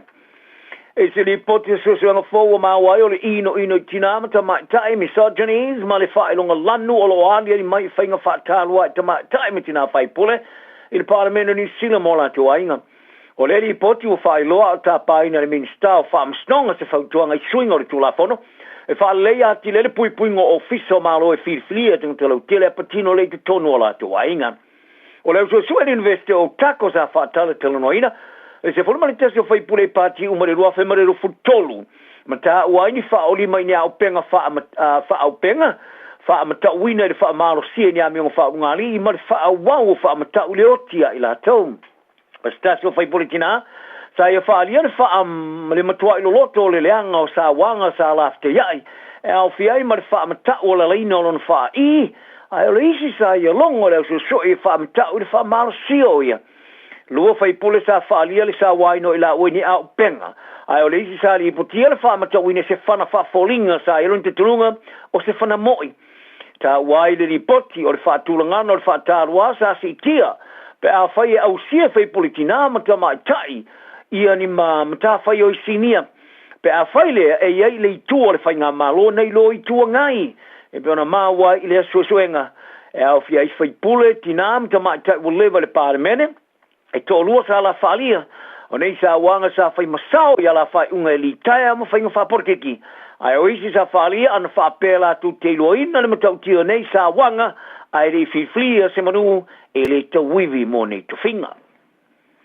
Wa whai a nei si so e ngana matanga noanga le soi fō malo loina ma leo i le whano le olos ta mai titi i au kilani, e vena lipoti ai sa tu pumaino wa mai atonga whitinga maasani e whai alona Tony Selly i a po tonsils, i lona ngutu i whare mai le Southern Cross. Ripotia le rominga le New Zealand Herald, o le ato mai titi ono te sanga le matua, sa whanoro na ola, ele whale mai o te mai te le Starship ila zon 4, talu ai di whaale tonu mai le ta o tonga sa whai ia, ile vai aso ma vai. I se whaamatalanga sa whaamatu ina mai le tio New Zealand. Sa ta waile soi fo malolo ina New Zealand. Sa whai aso ta inga ana fo mai, ma le soi fo malolo ina le Southern Cross Healthcare. O le whaatonu ale kulupo fo mai o ta o tonga le whale mai o kilani, Mike Shepherd, sa e whaalau tele atu wha mai senga mo le ainga o le te mai titi o whanono nola. Sa wha maoni ai leo e iei ana ofisa sa awa ia tu i se whaalawlawe wha fosei o se olo o whanu le whale mai o te maiti le fitu o le whiawhi o le asong fua. Wa aver whaatananga le te mai tai minister pui ngā whaafita New Zealand ta pai na ia waalele lai te whaatuntonu po drones pe a whaile e whaatonu tonu e tangata ola. Mai pau lava, mai pau ma e pau tanga te fasiliti ai wana oisi fita. E u lava se tasi o tanga te whapitoa le wawai o au penga o e whalia. O se tūlanga ma tau tia le wau whali e New Zealand. Ai o leisi mo tā oa, e mwhana whaatino i ne tsai ma le tūla whona whaavao malo mo tanga tola. O le fuafuanga fōu mo le anga wao pui ngā whaafita New Zealand se funma le 2 biliona tā la wa investi ai. O tāula i e whaalua i leo o tulawa i e whaaselau 5 miliona tāla i nei drones e whaafele i nei lunga o le sami ma le ele i leisi whaatu sanga. O lea whaapopo i e ma waalele lai ti whaatun tonu in whauna whelele i mea mamao long ranger drones i isi drones o mai alawan whaonga e whita New Zealand. O niso ni drones fau o lea whai lawa si le manuia. A e iei te pula e pe ona whaari ai ane minsta o le pui ngā whaafita Judith Collins i le Port Kalama in the Morning Report. Faria Collins, e la tu tele whaonga ina ni waalele whaatontunu ina tangata whaafolinga po AI. Drones e la tu te sa ia whaatapito i tangata whasiltia. O le tamatai Professor Lango University of Queensland, Australia, Marian Hansen, le Professor Levi suenga de wawa ingo au penga woi whalia, wa uru whale New Zealand i le matio Territory 4. O le sui pāle mia wa wasa wane Winston Peters o le atu i tali watu nei le Pasifika, i le te eo se au malanga o sui maurunga o le malo mai le pāle mene o New Zealand. O le aso e tu wa atu ai au malanga mo Tonga, Hawaii, ma Vanuatu. Whaali e Peters, wala atu wasia i le tulangi ma sui sini o le pāle mene. Nei e whaalongo longo i tunu whai paanga ma tele atu mea la atu te hao ina mai ai e winga i wha mua o lo tilo i ai le Pasifika. O le atu e tali umai lea o malanga le sulfito le masina nei o Aprila. Ua whaasolo na sua ngā leo i tua inga i wha o lima whaasanga i se whaia o ngai sea o ngā Kirisiano i au kilani. Ta whaalia e leo o le latu sua ngai whatoa amata ai sa latu wha maoni e li poti. I o le latu sua ino tua inga se wha o lima ma tela noa i tamaiti sa awhia wha pēr ma mori mau sa au fiain. O le aonga le Kingsway, o se aonga Kirisiano e whaatapina le malo, e whaatamoina i no whanga o ngai lua. Le aonga tūranga lua, ma le aonga maulunga i Silverdale, ma Red Beach, i leisi tūo le lalo papa. Le ipotia o le asu e suenga i tua inga i popole ngai tamaiti aonga i tofa. I se so tanga ma whaatinonga o le whaatontonu o ami o tamaiti a wala wale o toe aonga. E le tisai mani tūla whono New Zealand, ai po tūlanga wa o onga ua yei nei. E iei marama anga vango tala le staff o tau sisia le suenga oni tu o inga te tele. E ta longa o le tamata alo lua e au le Hurricanes Patrick Tui 4 o toi o foina le numana e lan tau tua e ta longa whawa malo mo farani. E rua mai ona ia te ena le kone kalate ta alo e mori ta amarasanga supalaka pi Pasifika. A saini kala po Toulon o lo ta alo e ma nonu le tama e nate mo ina. O le tama e luas fuktau sanga e ta alo e tūlanga lus fōweti. Sa whanau i New Caledonia le Pasifika. Ma ta alo ai mora ura ka pia wharani lalo luas futu sanga ili ta amor sanga tu nua e ono Europa. Ai wilea sa onga ila onga maulunga Hastings i New Zealand, eh? Ta alo ai mora kala po Hawke's Bay ili ta amor sanga NPC. Ma sa iere manatu e na te tulia le numana e olan tale ni ile All Blacks. Ino mo filifilia le awal Hurricanes mo ta alonga whavela. Sa whailo ai e whaia onga le Hurricanes e Clark Laidlaw. Sa tōma whaila na au iso la tūle lei e iei e tau whio whia i tui fwoi New Zealand nei mo Wellingtone. Ma o fwoi nei e se whea ngai ngā moro tōtou sanga e peitai. Wa ia mai tau wina le whainga tā tele pe wha tūsa te sale ma ofa te tele i wharani. Ma langolongo ai le Hurricanes i alana whai unga o whaia. O New Caledonia li territory of wharani le sa whanau i tui fua. E ma fwoi na qualify e ta alo mori tōwe vini. o fata o toina e wha mai ale so tanga tui fua ma le Hurricanes i le vasa nei ai li tue te rifarani leo le afso ta e manonu e pona ave matama na te viina o tui fua sa whanau i le lua fe ma le wha lua te usanga talona maea o no filifilia nonu lan tarongo mo le All Blacks o nonu sa tue sa ini atu ar kalapo tulona leo le atali iai e tui fua tasi le vai aso te luai sa ave ai ma se urua i tangata ta alo la ka pipito i matua le fasulu te usanga ina o filifilia mai le no fora o whaale leo i talonga ma le Castris i le ta sanga kalapo frani. O kalapo la kapia tunu i fafo e patino le ia pani o ta milo nei mo le winga le Blues ma le All Blacks ma terea. O le tau le lusfulu te sanga ma ele la to fenga inga ma le kapia New Zealand te sanga nei. A ye de mar maanga o sauni e tele e fola se fenga inga ma kalapo ia pani. Ta o e moni mau o le fenga inga o fa mautuina ma kalapo le Toyota le e faya o mua le All Blacks to i vao Sir Steve Hansen ma Ian Foster. Ributi ai ere o iese fa te inga tele pe a fai le fa inga tele e fa se e apani. O tele e sumali tau skoa sa ia mawina sumali iwa talong fai tauli o te moe ai mo le All Blacks. O se fa tau tawanga o fefeu ta matalo i tulanga wingi mo le peori. I vao tele a Caleb Clark o le Blues ma Sebo Rees o le Crusaders ma isi te mafou o va aini iaim. Ma tele a te wa o tilo i sisi la sang fou e sa waima se mai ngā te petele na te maua na i loa ron te tongi o lo maua i New Zealand, eh? O le i fo mai lau loa sa ave ma fo mai All Blacks Dr. John Mayhew i le lata e le luas mo tau sanga ua maliu nei i le fitsfulu on tau sanga o no wha fitau li lo na fatu. O Mayhew sa tau tua se fo mai mo le All Blacks ma le a feib se lau varas fulvalu e o le lua fe ma le wha. Se lau tau su tasi ta alonga fai taulia sa awa iai ma le silia ma le lua se lau ta alonga e awhi ai ma ta alonga o wha tau sina mo ta amurisanga e wha o le i polerangi sa tau vai New Zealand sa tau tua foi morkala polika le Warriors ina ua mai alona taimi le All Blacks. O Mayhew sa avea ma fo mai wha pitoa mo le tamata alo laka pipito la loa tona lomu ina wa fio na fatunga o le a feib se lau iwa sulunima Stasil sui mo mua lau do le All Blacks Sir John Gerwin sa i ta wai Dr. Mayhew sa la ve ilo na ola after ya i male tuvala no ma fo fau a ta alo. I le dua si maleono sa fili ai Dr. Mayhew i le tau i tau loa le officer i sila por Officer of New Zealand Order of Merit e tu sa imalan tau tua umi i ta alonga fa fo mai. Manuel ne yaso i ai fili e mui le tunu soi foia. Ua mawhai ona au ina atu le tala o le tau Iaso Taitasi ona o le langolango mai a le Pacific Finance Limited. Telefoni o Valselau fitu whawha lua fitu. Ua loa le tautua le Pacific Finance in no ngā tupe mō so se wha moe moe. Ma liu, whai puiponga, aso whanau, sa whai whai ngā balononga, ma so se wha lawe. Apa laine lo le pacificfinance.co.nz. Pea bala au le oval se lau fitu whawha lua fitu. E talo sanga sauna no ngā tupe i le bao le 5 se lau tala, ma le lua se furu hawhi tala. E lua minute whai lau talo sanga online, www.pacificfinance.co.nz. Ai tasi le tu lai whatali e se tali. E iai inga whabitoa. Bala au lo le Pacific Finance Limited ile oval salau fitu fafa lua fitu oval salau fitu fafa lua fitu.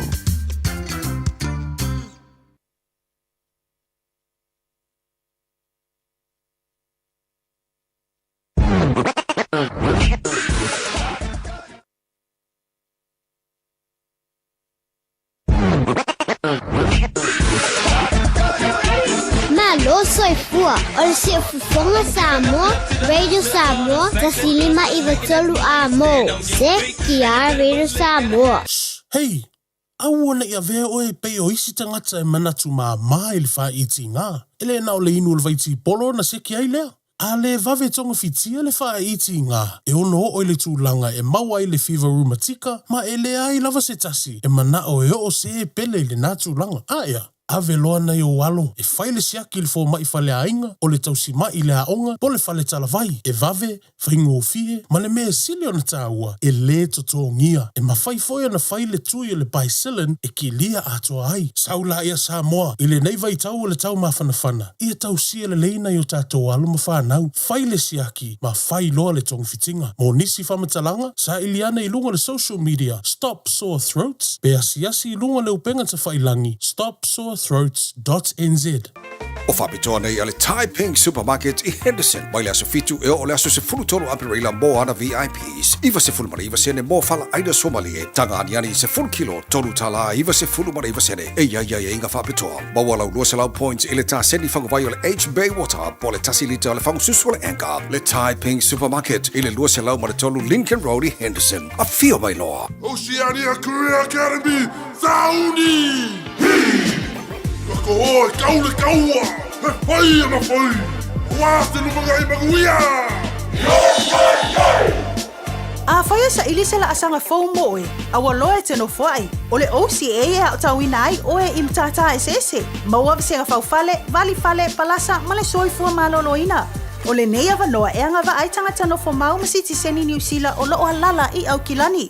Le sitala nei loa I le OCA, I le go.oca.nz/apply, po le vili mai I le ovar selau ono lua lua valo fitu tasi.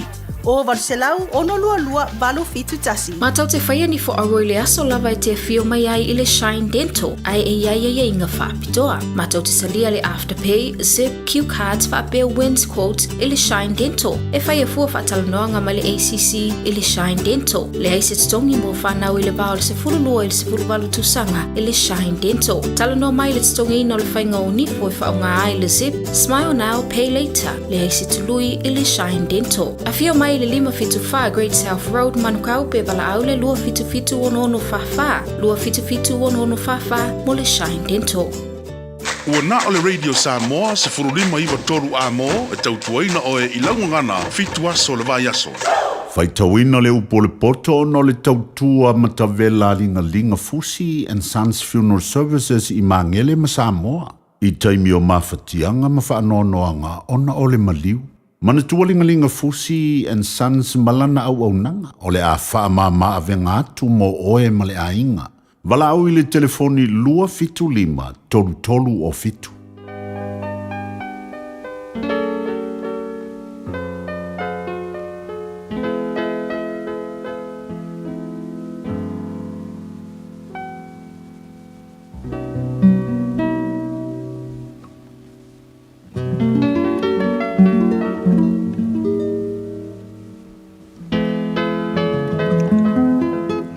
Faitawina le pole poto le nei tai au. Whapanuia le tua le faitawina o lana fiong pa ia. O whata oto Solomona. O le atali poto na te whawhiawhia lona tamā. O le tamavalea e whanono ai lona tina.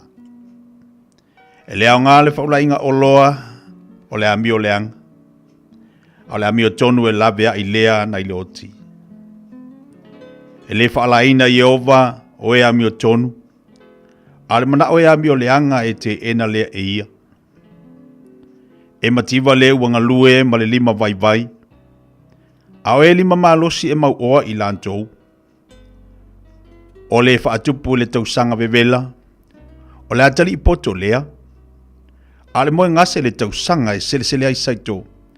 O le atali I lea e tupu ai le maa. O whamanuia ua I lunga o le ulu o le ami o tonu. A ngutu e ami o leanga waufiti ai I le whaasawa. O le whamanatuina o le ami o tonu. E vi ia lava lea.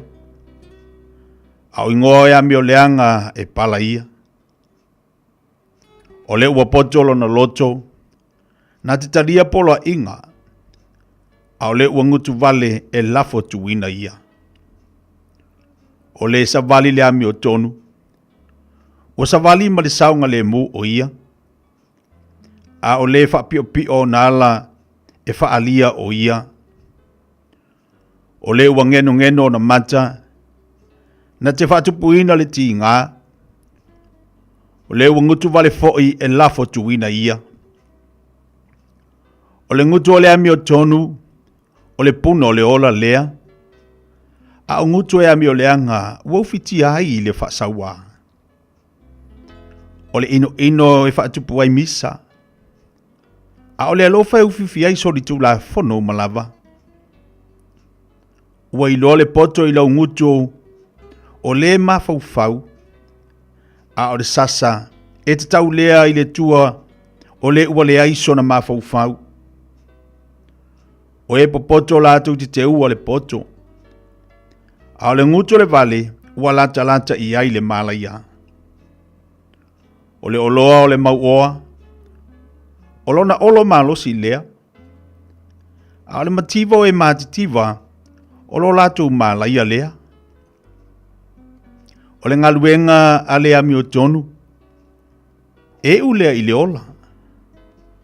A o mea e maua e le ua mi o leanga, e ulea i le sala. Wa i le ala o le ola o le tausi i mea e a uina. A o le ua tu ua le awa inga ua se lea. O le ua ufiufi le ino. O ia te ia la ngutu pepelo. Ma le ua faitala leanga o le vale lava ia. O le telo upu o le onge soritu la fono ai. A le ua taofi o na la ngutu o le tangata poto lea. O le laulau faiva o lea mi o tonu. O le ario e sili o na le lei lea. O loto e ami o leanga e tusa ia ma se mea fatau waa. O lau ngutu o le ami o tonu e whanga ina ai le to tele. Au e vale lea. E oti ilantou ina ua lea i se mafau fau. O le whamanuia i ova. O lea e whaatamau ai na ai. Na te le whaapopo i ai se ti ngā. E pei ona whaima mea e ata i le vale. Ina ua whaibe leanga. E whaapea fo i le poto le tangata mafau fau.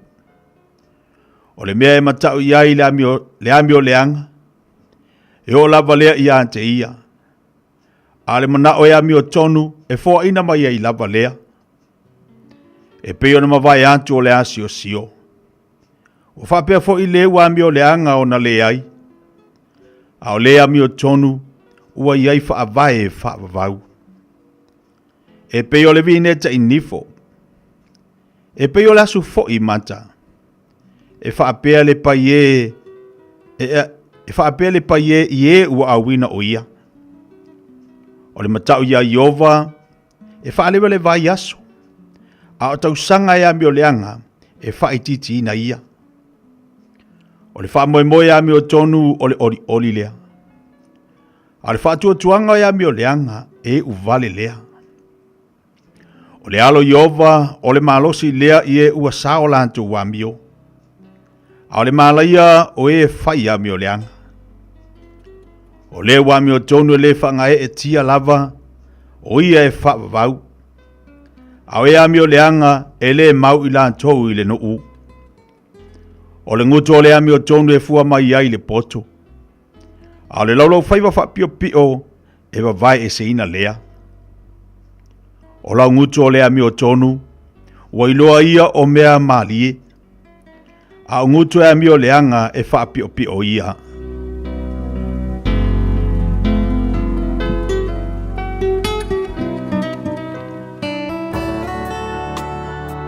Ua awina atu le upu o le poto i le nei aso o no le langolango mai a linga Fusi and Sons Funeral Services. Ua mawhai o na tu whatasia o nanga tala whea ngai i ni tautau ngō fia tele. E fsosoni atu ai a o whea ngai oe ma le popole ma le whememea. E mori whatasia atu ai ma wha mai senga, ma wha mawhana whananga mai a linga Fusi and Sons mo a inga uma o Samoa ua whea le maliu ma le oti. Malau mai loa ia lingalinga Philip Fusi lingalinga. To ia whaapō lingalinga, to ngia si ulavea, pesusu mai i le luas fulvalu Canning Crescent i Mangele.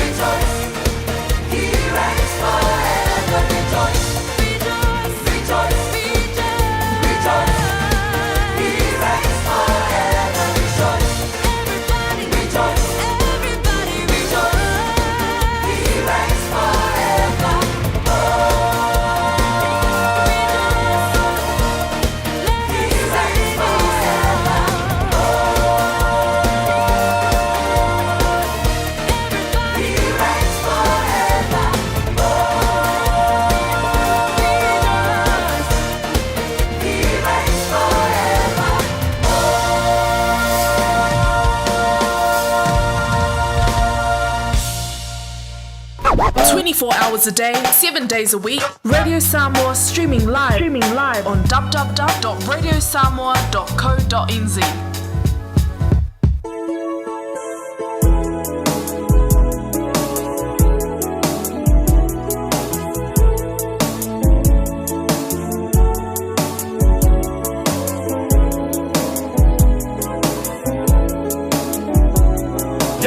Y'all know the name. DJ. Dang.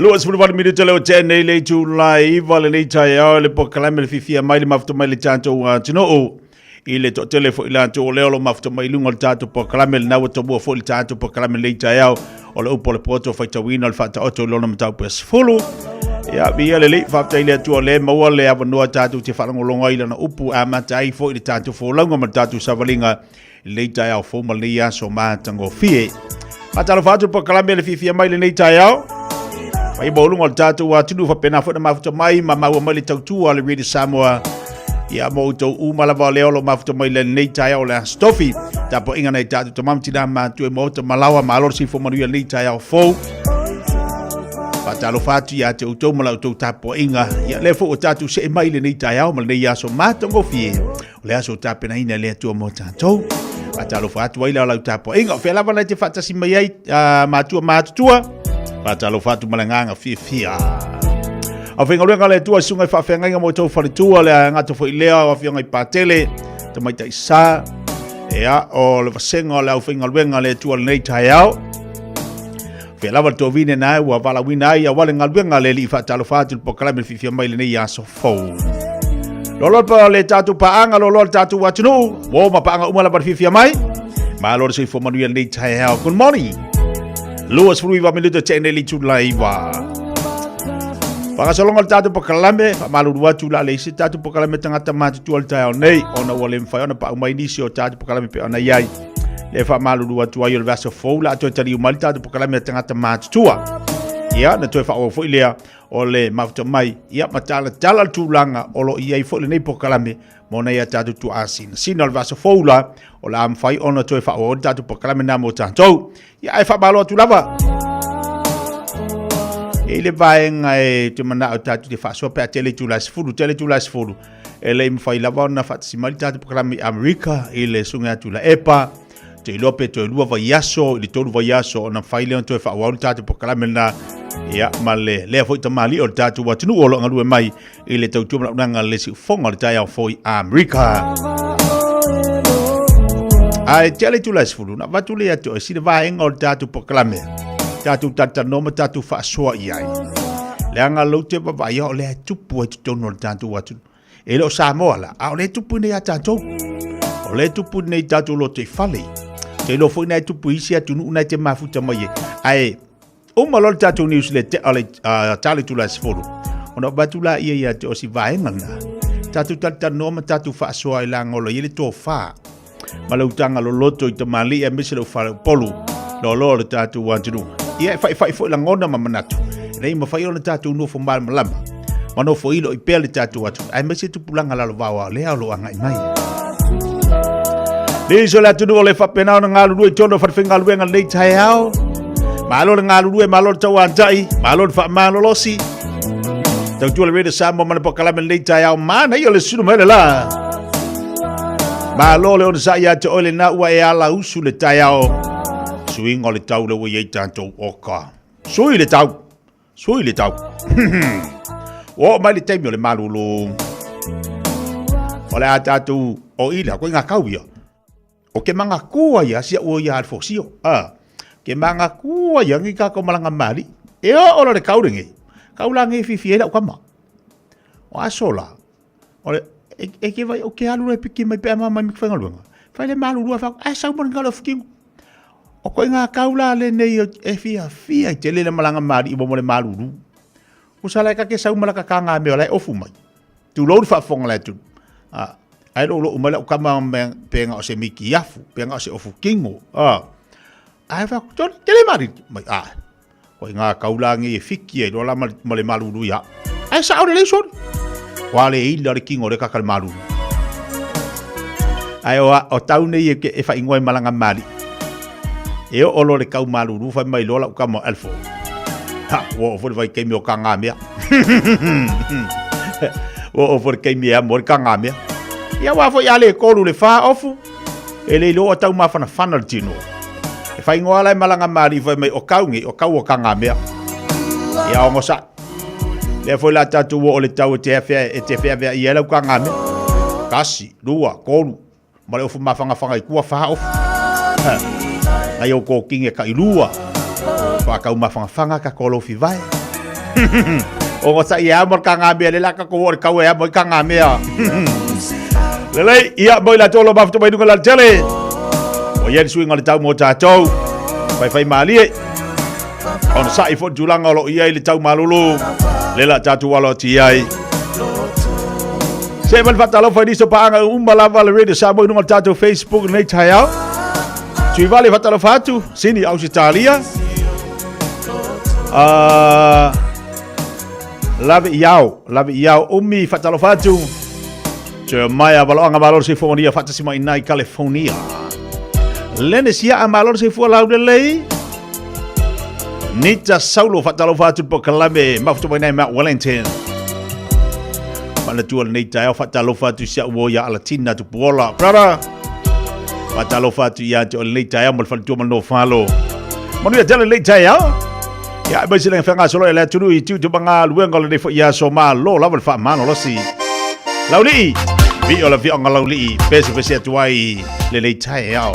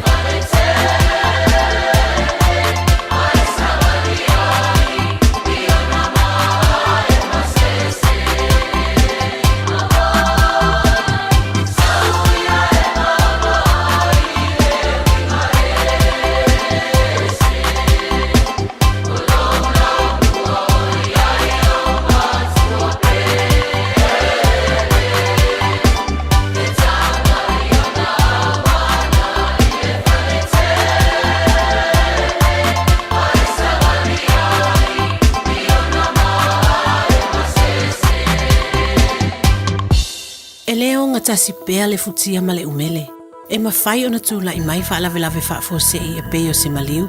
Se pili e le ima whauwhawina. Po se mata upo e awhia ailo a inga. A whaila e iaiso whale motu. Ma ua mo o mia se fisosoani tautupe. Wala au mai loa api o le Finance Direct Limited. I le o lua lua. O walu whawha 533. O lua lua. O walu whawha 533. E so ala upule ai o mana o ngata utupe. E whaatalo whaatu Samoa I le suafa mana malo I su keriso. O te wala au lia I le hava ma le whaaloalo. O e malo a inga. Tau te susu maa whiwhio mai tātou whai sauninga. I le nei sauninga whaapitoa u whaingoina. O lo a inga I le tafu e o le sa tauro. O a whawhita uli ma whaingata o lo o whia ngai malo a inga. Aua nei whaatuai ma misia le nei avanoa tāua. Mo le fofo o nei whawhita uli. O le nei sauninga o le aso maliu. Aso whareile aso sfulu walu o perila. I le lima I le afiafi. O lau Universal Church Full Tolu Lempi Drive, Manukau. Talofa Samoa, I mawhai na fisosoani atu Dr. Jen pe a whai te a fiele mai suka. Tota mawalunga, le maua se whanau, mai sela, whatunga o, ti ngā le ua po tuli, whaalusi le tino puta, kānesa, ma le tino mangeso. Maua fo I le kulini fulunifo mo ni fo ti ngā, ma toi whaafilesi ai lau mānawa. Tele nisi o loa e fisosoani I lo soifua maloloina. A whio ane loa e ai Dr. Chen, I le tuatusi lua lua ono Great South Road, Orahuhu. Telefoni lua fitu ono tolu tolu fitu fitu, extension numero lua. O e si la fia e iwa te si male tolu wha miliona tā la le se leni ale UTOS, ua toi whaasafua atu I ona sui whai unite I le lua o lua wha. Whai sau teo ngā tupe e teo wha whainga luenga ai lau se leni ina ia vave whautau nuu se wha moe moe tā ua a lau a inga wha pe e ka le sia. Wha o ngā au nanga le ANZ po le talofa voucher, le M tā la, ma le My Cash e ala I le Click X. Wha afsota I mai le ono valulima lua ono iwa wha iwa, le www.utos.ws, po le emaili o le info@utos.ws, po le Facebook, le UTOS, le wha aputu ngā tupe teo wha whainga luenga o le mawaenga tau sia Samoa, teo wha whainga luenga e mātau lau seleni, ai sele sele e oe le manuia. Hey, hey! Oh!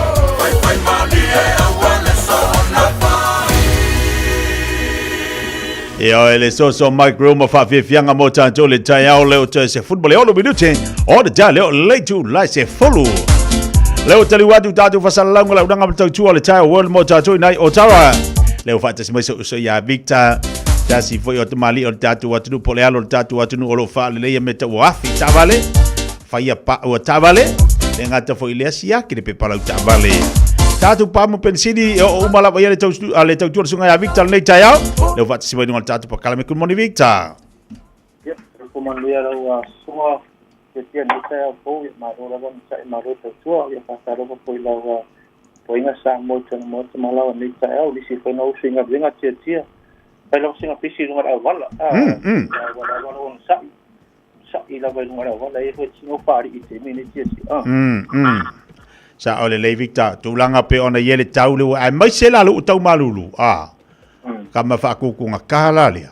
Ia mar kama foi le pe ke nga ka ai fa le tonu ta vale lunga awala.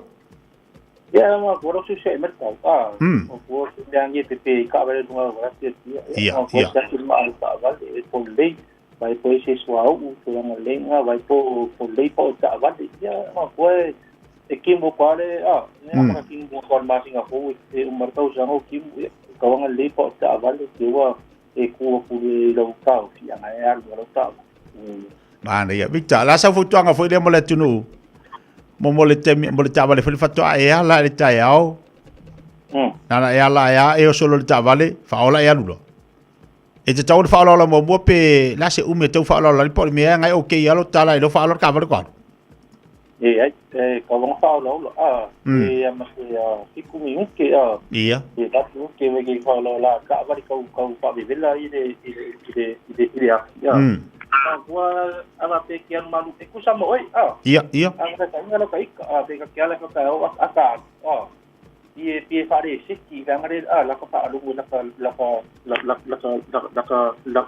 ka ki wa so lia male mata vale ti okay e lo mo fie ka va ma pisa va so on le ngare vai le ore ma du ria re ka wa ia ka pesca va ore ka kala yo le no para van me kai lo ngala le tau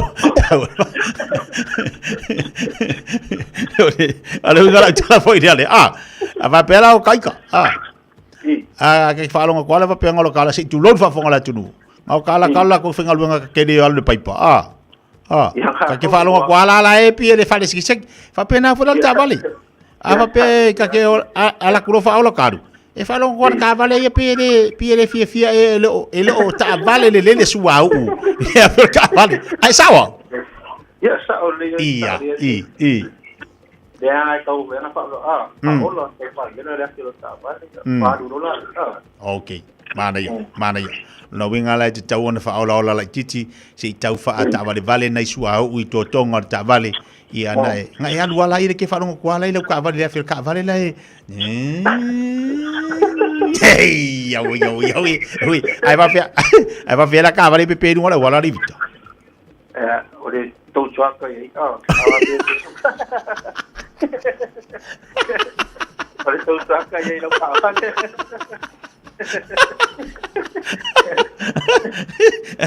Cosa ngale umanga tou do ko ka vale ave sa on mere o mi yo sa o dia sa mere o mi ma ka vale fa wa lo tau tu le atu fa wa manga ya ya wa le lo para si me foi ya o go koi fa ya ka wa le la wa sa wa mo sa la wa fa ola pero marca tau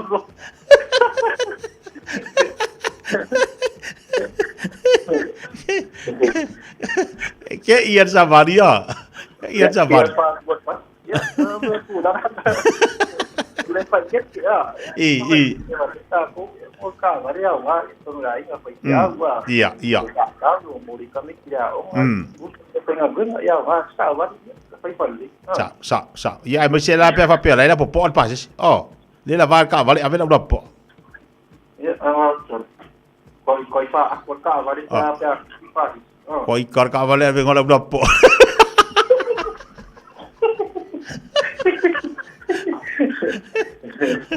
le sau fau tuanga mo le tino voi le fa le tonu tavali mai sa pe palanga tasi le vai ngai alu e halu fu se le ni o le sala o no le fata mala ya sa o le alu la valunga le ile rule ale awala ese nela e mo wala no sama algo le stili le ava pe sa o le lima skulu ya alu lima skulu alu ro skulu e o isa so e ma le o te pole sa to wolf ya ko vesti tiro mai nga pi lu mala wa diwata ya te no te ti wai to na fa tino te pole wa nga sa fa lo wa ku service ya ko ma le te panga e ko ko pa tino ya pa buara ki wa lu ke ki wa ma buara ki le fa ya e ka ma ki ko alu a ko ke ya wa le se nga ai alu ke ne le sai lo ka ba ava pe mo lo so va no e kom ti lo na ya sa wata ma do mo ta to ya no fa le lo ka va ni a kere tu ko ya mo ta mala ni ta ko sia ta va se ana bisi puse le la va ni ma do ta va se puse ta to puse ya le to puse service ya va pe la sia bisi so ta va le si ma to ta va se ni ne ya na ta po le lo mo to po pas mo se sta va le la va to to le ya fia disi lo ta vale dua disi to le si mo dunga na ta to lo si lo mo te ni i le ta to pa ni fa lo ki linga tenga ta po le ma ta vale pa ta si ya fa te nga wa to ke so ta vale po po so ta vale tenga dunga po ya lo so ma ta vale se lo ki linga ke ni i ma to wa i man po ki tu no po ka ki apu po recha highlights ni se e fai foi nga to i no ta vale to ya ba to so ta vale po ma ya ma to ya yang ka abade ya maka bade ni masuka la ya ngai tu kabale ngare kabale lai ki se pai to kabale la po ka piki apu to moto to for winter highlights season tu ya sai po ka tene ni ya fa pe to so piki apu de suma ya fala i poro te suma mo e pota to finance o la ale tene to lo hasinga la de tene fala to sa me masuka ta abade e mo to la vala tine tu ki ma ya ma to oleh satu pau tapi sepuluh peso atau pau rumah pak tuai rumah matu tinggal akhir so fikirnya tu apa peso rumah tinggal saya rumai menurut awal itu tapi tahu ya tengok sesi puan fikirnya tu malu dia tinggal ilo tak balik apa peso puan kalau tak balik tengok dia kalau tak balik aku kasih puan ini waya opportunity como suye si puan kalau tak balik di dalam lagi yang masuk ya pola wajib pola wajib lain tetapi bagi masuk awal sampai nanti pola ile satu tempat akhir suara pak maksa apa satu pola lah puas macam macam proses yang tu lima yang itu apa yang kau pak lah profesi orang tak balik tengok masuk tu lima itu ile maksa oleh kini ni jadi presiden aku mulai saya Westwood ini mulai tak balik dari mereka highlights yang mana statistik tak balik hai kita tu Westwood lepas itu sesuatu termini yang kita di masuk pola mengalami berapa mula tahun ini apa piala ke pola masuk ya sampai satu mulai Easter ya terfalo lepas ini sesuatu special yang mulai lah yasu ya oleh tak awal ni dah sore bulan kemudian orang kesulitan macam sangat bisik dia sesuatu selalu kita suruh di level yasu umang asyik yang cekina aku pola bah sepuluh ya lelaki atau tak awal apa yang sesuatu tak awal yang berlang aku ya semai tentang reforma tak awal ini itu terlalu tua si day atau day lepas yang mana biskup oleh bis pangai aku isi harus tak awal yang fix kalau tak awal ile satu polisinya yang ada pada satu petang, oi baru fitasi, colu oi baru fitasi, colu mana satu petang, jadi jadi macam sesuatu dia apa beri sinyal, ada orang macam not feminine. Te tele lava la sunga victim mol tapo kalame me se lo fa so mol tatu wa tinu ina ia mafai ona so so ani le victim le malu me se tatu ta vale fa le ia le foi vai tai molo tanto iai mo dio tu bangalu ngale ta victim Pena para sunga ke sia, para te vaso mo tai da.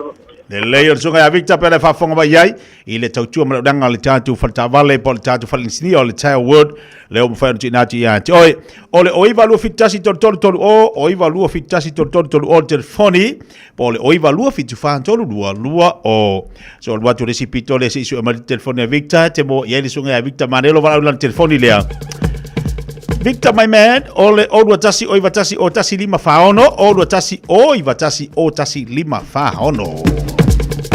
Se bari atu te bele wati leo ua toe fa, toe lima minuta tale o leitu lais folu. Tale tu lais folu ona tatu tariwa tu lea, toe fa salawina tatu tale vai fanua. Wai alesi chain, fatalo fatu nei taiao, laina tiu malu tongia, malo se fomanuia ma se Lina Brown, fatalo fatu po kalame nita saulo, le fatasi mai, malo faten mafta mai ni aba Brisbane Australia. Good morning. Au te loa le ye taimi e tatou fa pena fo tatu sa mo manisi atu nu. Ia lelo mafuta bari to telo tatu watu nei taiao. Lau fili moli fatalo fatu po kalame. Lungo le YouTube lo fatsi mai Rachel Sifa. Good morning fatalo fatu nei taiao po seta hadesh mua. Malo se fo lau le nei taiao po seta litia tamala. Atalo fatu fatu po kalame ya to umalava. Ai mai se riso tatu watu le fatu ama mai ni so tatu po kalame fanga solo. Ia ma vanga foi pe ona ye le taiao. Aso tofi fata fito nga luenga o ka se kere va le alo le masinga. Wai vai le foi la afa ia apelila. Va so foute lo va so fo la so maliu o malua. So oto le maliti va yeso. Va ile va vi. Ola. O ka ko fofuanga matato wa pokalame lo fata auto pay ona pisa to e per tatu pokalame. Ese tele va ve la luaso. Ai atato ni te wa tatu tuai ia au le lava o nga yo ia te milanto. JM paneta fatalo fatu nei taiao pena fo ia sao tu au fatalo fatu pokalame nei fo taiao fo malo si fo laulei. Sina fa fianga mai le fianga solo. E family de tale le July follow.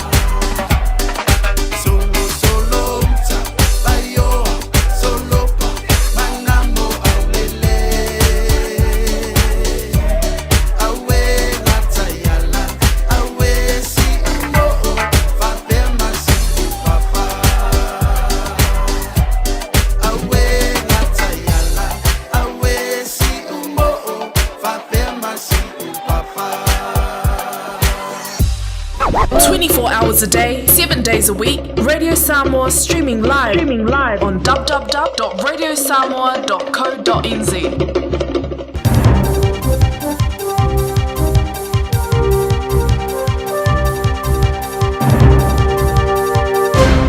Tai Maria, whakawhai talani mai Aotearoa, sila molau tāpoi mai. E se li poti susuanga fōua māwai o le ino tinamata mai tai misogynies, ma le whaelonga lanu o lo alia ni mai whainga whaatalua te mai tai me tina whaipule, i le paramena ni sila mola te wainga. O le li poti o whaeloa o tāpaina le minsta o whaamsnonga se whautuanga i swinga o le tūlafono, e whaalei ati le puipuinga o fiso malo e whirwhiria te ngatalau tele patino le te tonu o la te wainga. O le usua university o tako sa whaatala talanoina, e se whulumani tasi o whaipule pāti umarerua whamarero futolu. Ma tā uaini whaoli mai ni au penga whaamata uina le whaamaro sia ni amiong whaungali, i mare whaawau o whaamata uleotia i la tau. Ma tasi o whaipule tina, sa ia whaalia le matua ilo loto le leanga o sa wanga sa lafte iai, e au fiai mare whaamata o la leina o lon wha i, ai o le isi sa ia longo le usu so i whaamata u le whaamaro sia o ia. Lua whaipule sa whaalia le sa waino i la uini au penga. Ai o le isi sa li ipotia le whaamata uine se whana whaafolinga sa ilon te turunga o se whana moi. Ta wai le ripoti o le whaatulangana o le whaatarua sa si itia. Pe a whai au sia whaipule tina mata mai tai. Ia ni mata whai o isinia. Pe a whai le e iei le itua le whai ngā malo nei lo itua ngai. E pe ona maa wai i le suesuenga. E au fia i whaipule tina mata mai tai wo leva le pāremene. E tō lua sa la whaalia, o nei sa wanga sa whai masao i ala whai unga e li taia ma whai ngā whaporteki. Ai o isi sa whaalia ana whaapela tu te iloina le matau tio nei sa wanga, ai rei whiwhia se manu e le tau wiwi mo nei tu whinga. Wa whaia nei si so enga na matanga ronga le soi fō maloloina ma leo i le whano le olos tamai titi i au kilani, e vena liputi ai sa tu pumaino wa mai atonga fitinga maasani e whai alona Tony Selly i a potentials i lona ngutu i whare mai le Southern Cross. Liputi le rominga le New Zealand Herald, o le ato mai titi e ono te sanga le matua sa whano lona ola i le whare mai o tamai te le Starship i le zon 4, talu ai di whaale tonu mai le ta o tonga sa whai i le vasa o mawai. I se whaamatalanga sa whaamatu ina mai le le tio New Zealand. Sa ta wai le soi fō maloloina New Zealand. Sa whaia so ta ingana fō mai. Ma le soi fō maloloina le Southern Cross Healthcare. O le whaatonu le kulupo fō mai o ta o tonga le whale mai o kilani Mike Shepherd. Sa ia whaalau tele atu whaamai senga mo le ainga o le tamaititi o whanononola. Sa whaamaoni ai leo e iei ana ofisa sa awa ia tu i whaalavlavi whaafosei o se olo o whano le whale mai o tamaiti le fitu o le fiafi o le asong fōa. Wa aver whaatananga le tamai tai minister puipuinga whaafita New Zealand tāpai na ia waalele lai te whaatuntonu po drones. Pe a whaile e whaatonu tonu e tangata ola. Ma e pau lava, ma e pau tangata e whasioti ai wana oisi, fita. E ulava se tasi o tangata whaapitoa le wawai o ao penga o e whaalia. O se tūlanga matau tia le ua urufali e New Zealand. Ai o le isi o tā oa, e mwhana whaatino i ne tsai ma le tūlafona whaavao malo mo tangata ola. O le fuafuanga fōu mo le anga wao puipuinga whaafitawhita New Zealand se funma le 2 piliona tā la wa investi ai o tā la i e whaaluai le o tulawa e whaaserau 5 miliona tā la i nei drones e whaafele le i nei lunga o le sami ma le ele i leisi whaatusanga. O le a whaapopo i e ma waalele lai ti whaatuntonu e mwhauna whele le i mea mamao long ranger drones i isi drones o mai alawon whaonga e whita New Zealand. O niso ni drones fōu o le a whailawa si le manuia. E iei te pula, e pe ona whaari ai e le minsta o le puipuinga whaafitawhita, Judith Collins, i le Polokalama in the Morning Report. Whaari Collins, e la tu te le whaonga ina nei wale le whaatontonu ina tangata whaaforinga po AI. Drones e la tu te sa ia whaatapito i tangata whasiotia. O le tamatai Professor Lango University o Queensland, Australia, Marian Hansen, le Professor Levi suenga de wawa ingo ao penga wo e whalia, wa uru whale New Zealand i le matio Territory 4. O le sui pāle mia wa wasa mane Winston Peters o le atu i tali watu nei le Pasifika, i le te eo se au malanga o sui maurulunga o le malo mai le pāle mene o New Zealand. O le aso e tu wa atu ai au malanga mo Tonga, Hawaii, ma Vanuatu. Whaali e Peters, wa le atu wa sia i le tulangi ma sui sini o le pāle mene. ne ia whaalongo ia tunu whaipaanga ma te leatu mea lātu te hao ina mai ai e winga i whaamua o lo tilo iai le Pasifika o le atu e te liu mai lea o malanga le sulfito le masina nei o Aprila. Ua whaasolo le sua ngā leo leo i tua inga i wha o lima whaasanga i se whaia o ngai sea o ngā kerisiano i au kilani. Whaalia leo leo o le lātu sua ngai whatoa amata ai sa lātu wha maoni e li poting i o le lātu sua ino tua inga se wha o lima se wha o lima ma tala noa i tamaiti sa afia wha pēr ma mōri mau sa au fiain. O le aonga le Kingsway o se aonga kerisiano e wha te peina le malo e wha te moina i no whanga o ngai lua. Le aonga tūranga lua ma le aonga maulunga i Silverdale ma Red Beach i le isi tua le lalo papa. Le ipotia o le asu ngai tua inga i popole ngai tamaiti aonga i tō wha i se so tanga ma wha tinonga o le wha tontunuino a mi o tamaiti a wala wale o toi aonga. E le tisai mani tūla whono New Zealand ai po tūlanga wa o onga ua iei nei. E iei maa maanga na vanga tala le staff o tau si sia le suenga oni tu o inga te tele. E ta longa o le tamata alo lua e au le Hurricanes Patrick Tui 4 o toi o foina le numana e lan tau tua e ta longa wha malo mo farani. E lua mai ona ia te ena le kone kalate ta alo e mori ta amarasanga supalaka pi Pasifika. Ai saini kala po Toulon o lo ta alo e ma nonu le tama e nate mo ina. O le tama e luas futau sanga e ta alo le tūlanga lus fōeti. Sa whanau i New Caledonia le Pasifika. Ma ta alo ai maraura ka pia wharani i lalo luas futau sanga i li ta amarasanga tu nu e ono Europa. Ai wilea sa onga i la onga maulunga Hastings i New Zealand nei. Ta alo ai morakala po Hawke's Bay le ta amarasanga al NPC. Ma sa iere manatu e na te tulia le numana e lan tale ni ile All Blacks. Ino mo filifilia le awal Harrigans mo ta alonga wha sa whailoa ia le whaia onga le Harrigans a Clark Laidlaw. Sa tō mo whaila na au iso la tūle lei e iei e tau whio whio e tui fwoi New Zealand nei mo Wellingtone. Ma o fwoi nei e se whea ngai mo tō sanga pe tai. Wa ia mai tō wina le whainga tā tele pe wha tūsa tisa le ma ofa te tele i wharani. Ma langolongoa ia le Harrigans ia lana whai unga o whaia. O New Caledonia le territory of wharani le sa whana o tui fua. E ma fwoi na qualify e ta alo mo le tō vivini. Ua whata o toina e wha mai ale so o tanga tui fua ma le Harrigans i le vasa nei. Ai rei tue te li wharani leo le afso ta e manonu e pona ave matama e nate viina. O tui fua sa whanau ili lua fe ma le wha lua tau sanga talona maea. O no filia nonu lan ta arongo mo le All Blacks. O nonu sa tue sa ini atu ar kalapo Toulon. Leo le atali iai e tui fua tasi le vai aso taluai sa ave ai ma se ulua i tangata ta alo la ka pipito e matua re whasulu tau sanga. Ina o filia mai le no whora o whaale leo re ta alonga mana Castris. Ile ta amarasanga kalapo frani. O kalapo la kapia tunu i whafo e patino le ia pani o ta amilomilo nei mo le winga le Blues ma le All Blacks makterea. O le atau le lusfulu te sanga ma ele la to whenga inga ma le kapia New Zealand te sanga nei. E iere ma maanga o sauni e tele e fola se whenga inga ma le kalapo ia pani.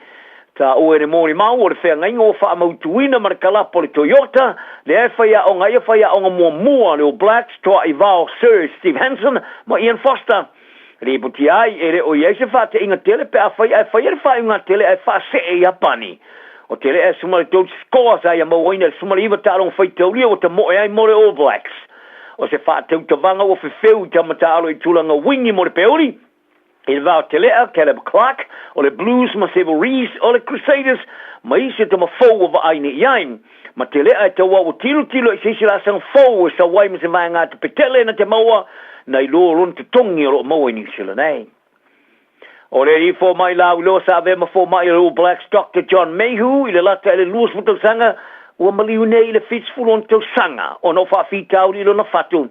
O Mayhew sa tau tua se fo mai mo le All Blacks, ma le a feib se lau varas fulvalu, e o le lua fe ma le wha.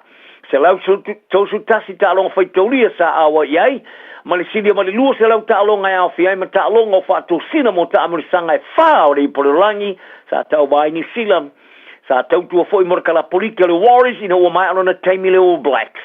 O Mayhew sa avea ma fo mai wha pitoa mo le tamata alo la ka pipito la loa tona lomu, ina wa fio na fatunga o le a feib se lau iwas fululima. Stasil sui mo mua lau do le All Blacks, Sir John Gerwin, sa i ta wai Dr. Mayhew sa la ve ilo na ola after ya i male tu valo no mafo fau a ta alo. I le duaf si maleono sa fili ai Dr. Mayhew i le tau i tau loa le official i sila por Officer of New Zealand Order of Merit e tu sai malan tautua umi I ta alonga fafo mai. Manuel ne yaso, ia I file mu ile tunu soi foia. Radio Samoa. Taslima Ivatolu. Amo.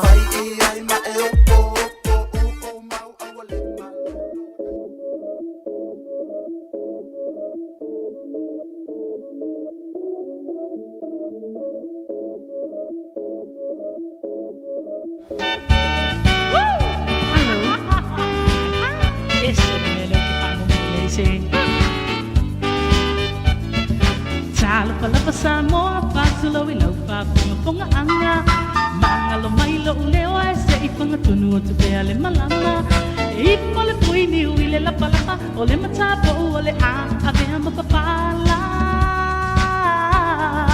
eh, Pasino Tonula, Bestele, Almai Tawale, Alpalele, Pai Ponai Tangata, Wangalu, Paula Tanga, Silly, Eselava, I Tinelo Pamoe Mohe Talo Pahe So my other tie can see I know if I'm malus my Fatuana Ayala Sabili so memo I Talia and Manatua in night to pull it and write them on the Vivina Lea Faina Tale Vaina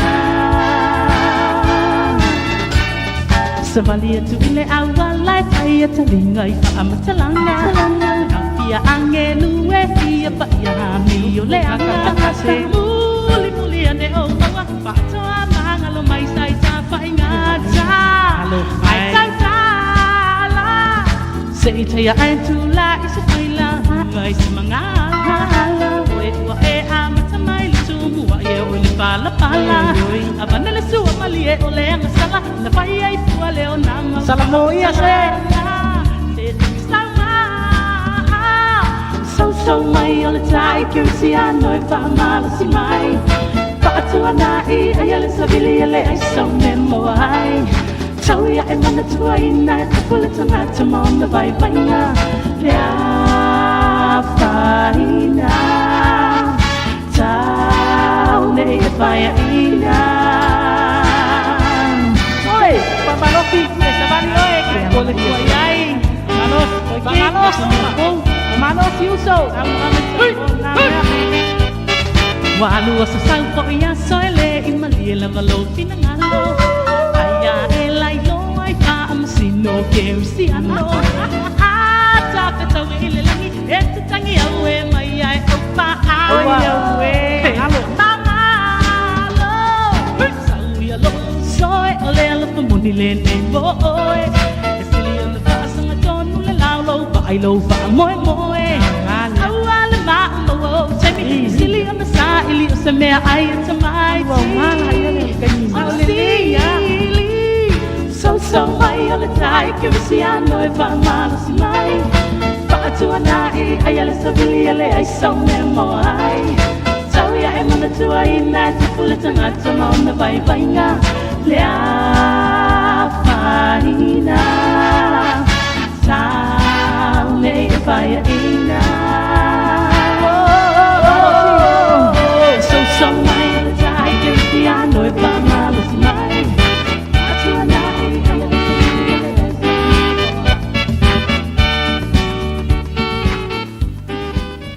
Se for balia sunga mata fu fa matua inu fa mai tua ile o tatu chale vai fanua ele tau tupa uranga al fianga se yuli malau mo tatu chala oto ile nei foi tai aus fulu tonu minuto tene ia le tu las fulu wala fatu fa malo atu le pai mo lunga tatu tinu fa penal ma fto mai nei tai au fo se mai tatu pokala me sine bainga tatu tatando ma tatu fa so atu no se vano le fo ile tatu tatando ai ma tatu fa so o le bainga o le tita o watu mo tatu watu nu tatala fo ile tatu la ina tatu tatanoa o le fatau o le fatau o le fatau a fa pe se fa la vese a inga po se maliu o I tonua e patino iai ia le fatau o le atunu o I tonu ai patino i ele fatau o I tatau na patino i o le kalesia po Samoa poto. A o ai tangata te tau ona langa le whaatau. O le fisili na. Langa le whanau tilo atu o mata o tele fo i mea te alu iai. Mota mai tau wina. Ta te wawa aia. Ewe vesi. Ewe vesi ale whaatau o le atinu. Nea whainau mai tau wina atu le whaabla vesi tu laupa ia o ainga na lua. Ele maliu al tamai a waipua. Lea whaina we vesi ai. Ai ei fo isi i mea mo mua no tilo fo. Ewe vesi ale whaatau o le atinu. O vesiri lea. Oi tonu lawai patino iai ia le whaatau. Oi tonu wai te tau o na langa le whaatau.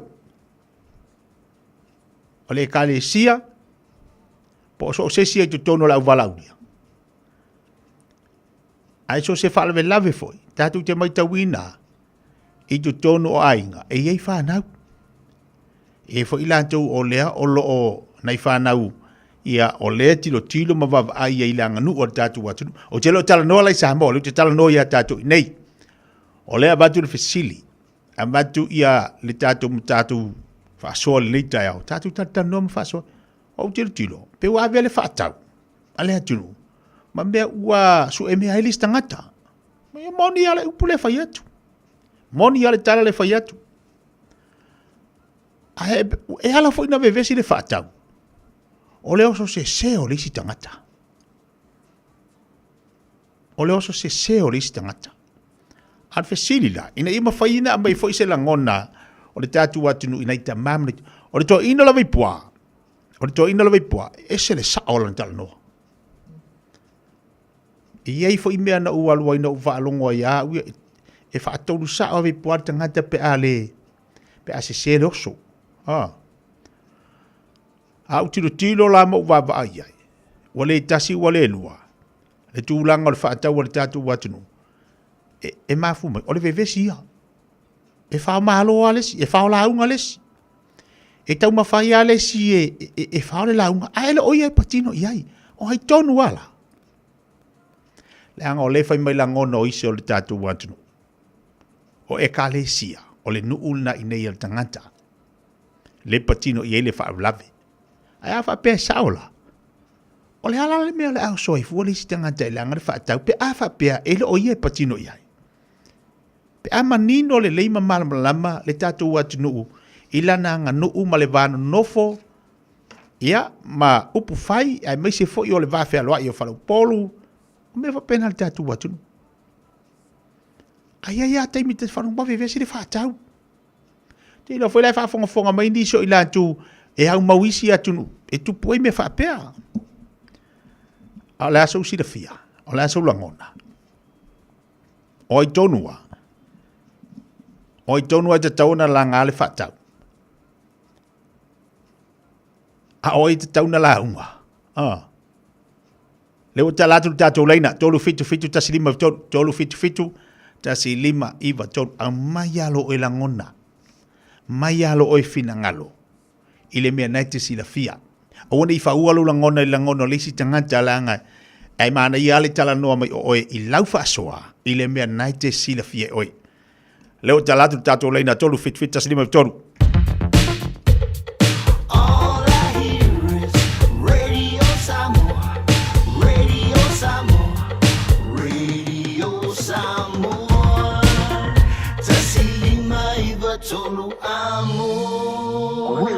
Samoa, kasilima i wakuru amo. Tātou leina lo talatu, tātou oidunga tātou walau talofa. Serofa talofa. Alo toi fo mwe ki kia. Malolo si walau leita mama malolo sa mai o amalitai. Ia manguia fa kai vangele sangwanga i lau fionga. Ia lele ba wala banoa. Ia la fa pu wa se mangat.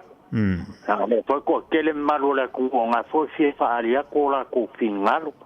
O ya wa ya. Ya ko ngare pa u le kalesia. Ia. Yo e pa u ko ngare kalesia. A fa yela nga fa ka u le kalesia. O me ko ngare pa kingo le kalesia. A ka ka so vale nga e so mai e ku le vanga. O ka ka fia fa imenga. Ia mro nga fa lo manguia la. Sai monir tayau. Talofa. Talofa. Malo na sa imay. Apa sa ifo mungi lau kalenga salmulang. O kako por kalame por kaya ngeyo le dianga sa kalai me ngeyo por fakau wa. Iya. Ya. O lo ukal kongunga ya ikiki. O fa ngo fie wo longa ala nga ba ole ole manga mea mali o sofali mai kau foi por kanga kai fa e kalisia a fa ole kalisia ko ngule ole ko pol fa bilam ole kalisia pa u ya il fa kau a sa mo ia mali lokeli iso la ko kai mi muli mai le fai foi fa kamala ele kalisia e ka palava se ia finangalo o Samoa ia le kalisia ole kalisia pa u kong el fakau e vanga ngala se maliu ele fai e kalisia kanga kale u maliu e ainga le ku palfa bla ia o lokar kong ia e o kula fale o ngulea e pakingo ia kanga kale maliu ia o kula fale ngai e la ngal fakau ele so ngo so skangak ta nga wale ai la se kula fale o ngule o ia ku kong ia nga fako a ia le o se si ko e la ngai ngal fakau ai o lokal kong o kanga kai le fa ia kalesia o le kula fale o ngule o kanga kale u maliu o kanga kale ngai la ngal fakau ale kalesia ia kanga kai fa le maliu la fa ia kalesia o le kalesia o lunga kal kungu Maria malo fa tai mo final talo fa ki malo no sai mai atol tama o sa mo ai mo umanga coffee ki ia a ka o sa mo fa ko ngu ia a ka ma New Zealand yo mangi ngo fa ko re karisi e va ko pa yo ka ko kungu ele ka fa re sim ka ngala kule su e fo mo ia ma kai ngau ke vai ka ki musu e kaua ar fai ko are karesia mo ala ngale karesia kula fai por karesia le fa kau a kasiro ia fa ko ka paro le usonga puri mo ko mo e mangingo le me vanga me wa fai I mangele mo ka sabo fa ko akura ko le mo nga wa ngai mangingo ka me ia me le la ku fo le sima kai la le ka fa la ku fua manga ela unga la ngo fo le kalesi o se mele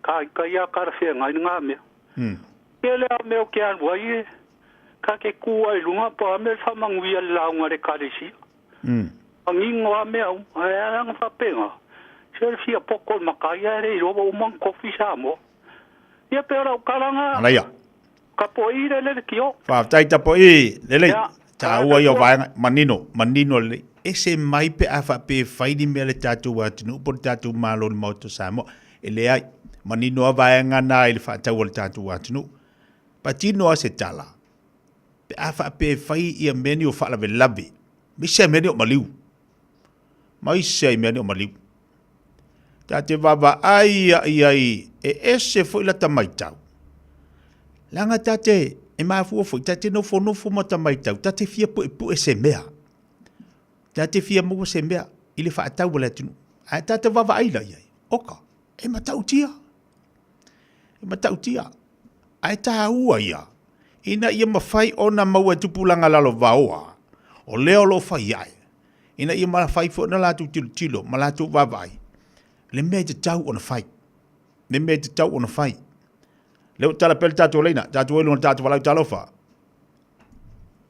Kalava kia balol no sai mai ya ole nanga leanga e feka laing ma nanga sa uye mali wa vai pua ya salo asiat ya ele se bebesi de melenga ku me ka walulunga e upo ave de va ka walulunga fa ka ulunga vinga wa makanga kala po ai le usufongo le mangingo mo kupulanga a le fa ka o le ko ia e se ale fa ka o le kai ke kele ki a fau wa ku mo mapule a e so se ngu wa sa mo por maliu por sa fai o le ngu wa e la ngar fa ka o mai ngi sila o au lo ku wa o ngu nga ai ma fua o nga bebesi mea o le malama o se kasi pela o le azole ele ia se au loku fa piko o le azole o vai poa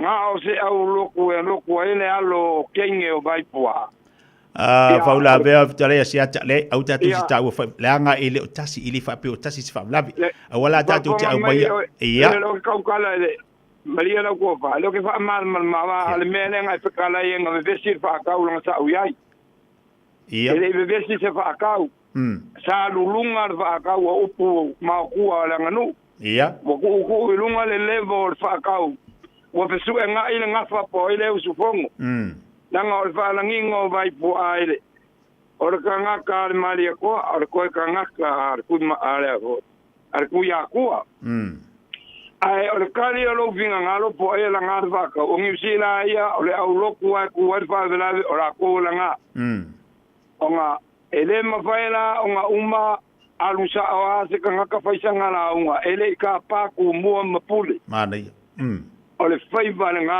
masangele kungu a ka pua i lawa a inga makapau ia o sosangia kule mele ngā ngapalo mongo ilau kaya tai siata Maria talo fa kia balor se fo modia tina ya nangi mai ngalo fkaleng nangai ka up nga u fkalai siaka kia ele ya se maliwe ele kupo se me fapenga anga afkara ya siaka ole ekalesia o ku lo la mango ya pulim kumua aki sila fia voi kia ia ole sivalo fa masaka po ia la kun ole manga ia fa ngulong o ngai lo ai le makai la balanga fa ko kanga melmoe wa po le ale lu ngala lo ia ekasiar ka ka vele palpala e vele modia la au fonga anga na asolmu le kalesia fo anga fkara ya sak le akole ole fakau ale kalesia male fakau pulem kumu mangia le aso kia tai ole si vai nga taua i to tono le fatau ma na ia tele la le falongolongo fa soa ma fa ila ngono le tatu atu e ele si makai nga ku ai lunga fa bangu ile lauma ala ku malo fuai ko sanga le kuai runga ala o fura fuai va se tu load fa fonga la tu nga ko nga ya manguia lo koko ala ko mala fuai e tala fia ngai le vai e tala fia ngai fo ila le vai le anga o me la tupu ya mane tala bel tatu leila to tele o pisile mane tele fa ngolongo fa fonga tatu wa tunu fa sole finangalo tatu wa tu le taya tatu le vala tala fa alo kia balor si fobria ole kuranga le me pe ngai le pisili o so se maliu lava ole kale sia na me ti ko pon yai ai a umolo nga pai fa ka ole kale sia la sunga pa pe ngai ngam malo le kale sia ka po mai yo e apalole e kuma nga pena nga e pulum kumua ai leva peola e ku kwai lunga o me lai fai pongo le kalesia ya ai ku o ia o mai se o me nga o le ku mo le fengu mi ai yo fengu mi ya me o de o te kau ya ai ya mo ia no por kalame ai o le fisili langa le tupu e ia le tangata ile lo tu le kalesia e ia fo le tangata ile au ai tu e lunga langa le fatau mo tupu ar visili foi la na ina i manino i pea ma mamla ma tato ia ma e tau foi le mo tato wa le tato te o ili tiro fa la velave le tato te o ili tiro fa la velave ta foi la manino ili fa ngolongo le tayao fa so tato wa tinu a lisi la vaenga e pe ona o vatu murmuri O lisi tangata e la tō male o fua se tūlou whaafonga ngā kua i runga whaamanguia. Ai sea, ku sa e ki ngā whaango e lo whekaui. Ai kua i runga whaamanguia i le lau. E tā wheanga e le vaenga. Tala pēr tātou leina. Tala wha tātou walau. Tala wha, tutia. E whai te tui whai la lula tāwala a tāle tio wha wan mole. Tala whai. Tala wha te tio. Balolo sei mai. Ba lo la wala soi fo munue lau fionga lo fa pena tai so ne vai vai ngada su. Ia? Ya, ma na e fisi o te mana tu ale le te lele fisi le o me ne vai vai ngal tao. Ina ia no fo mala malama ile ko kelo la ku e me se ka ku ngi New Zealand ngi mela yo fa la maliu. Ke mga kuaya nga o se fisi a nga ke le fa mga ku nga o sa le ya la sunga kia o ke le nga ku ele o fa ya ma ko la ngi le ma ku le ngai I kanga le ngai boling kongi. Ngai ma ku fa kasa. E ku ya me yo le ku nga o le langa fa ka. Ale ngo fo le kale sia e le sa ku fa la ve ka ka o nga langa ka la ku fa ka por fa la ku si po se makai le kale sia.